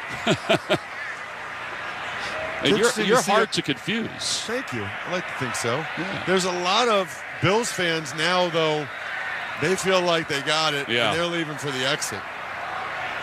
This is not the easiest place in the world to get in and out of. They've only been outside in the 30 degrees for 7-8 hours now. No big deal. No big deal.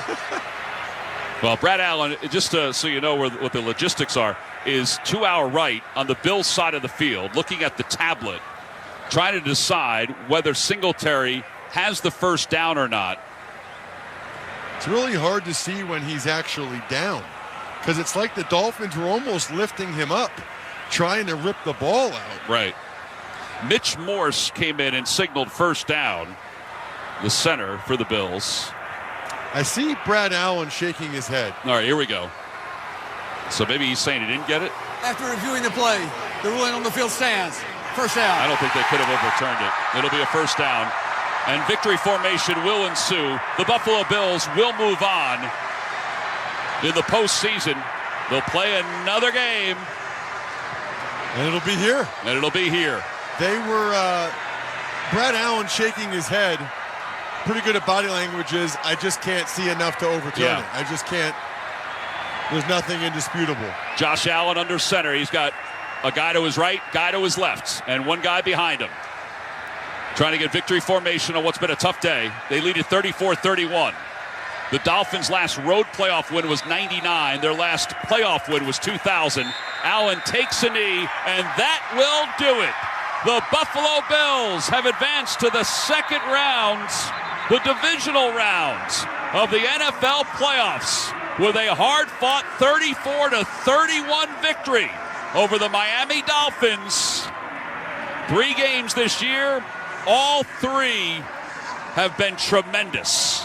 And as celebrations begin, some pushing and shoving begins as well on the 25-yard line. Well, it's time to select the Wendy's player of the game. What do you think there, Ross Tucker? Well, Josh Allen had an awesome game, as did Gabe Davis and Stephon Diggs. But how about Matt Milano? 8 tackles, 2 assists. He had 8 solo, 2 sacks, 3 quarterback hurries. I know it's a 34-31 game, But I thought Matt Milano was the best player on this field today. I'm giving him the Wendy's player of the game. Giving the defensive player the player of the game. So he's the player of the game, sponsored by Wendy's. Wendy's fries are hot and crispy every single time. Natural cut, skin-on fries prepared to golden goodness, perfectly sprinkled with sea salt, just the way they should be. Choose Wendy's hot and crispy fries today. The final score, it's the Bills 34 and the Dolphins 31. Stay tuned for Game 2 of our NFL Wildcard playoff tripleheader. Up next, the Minnesota Vikings host the New York Giants. Kevin Harlan, Mike Mayock, and Scott Kaplan are standing by to bring you all the action right here on many of these same stations on the NFL app or streamed live for free on our website, westwood1sports.com. Now, for Ross Tucker, Aditi Kinkawawa, and Scott Graham, I'm Tom McCarthy. Thanks for joining us, everyone. You've been listening to the NFL Playoffs on Westwood One.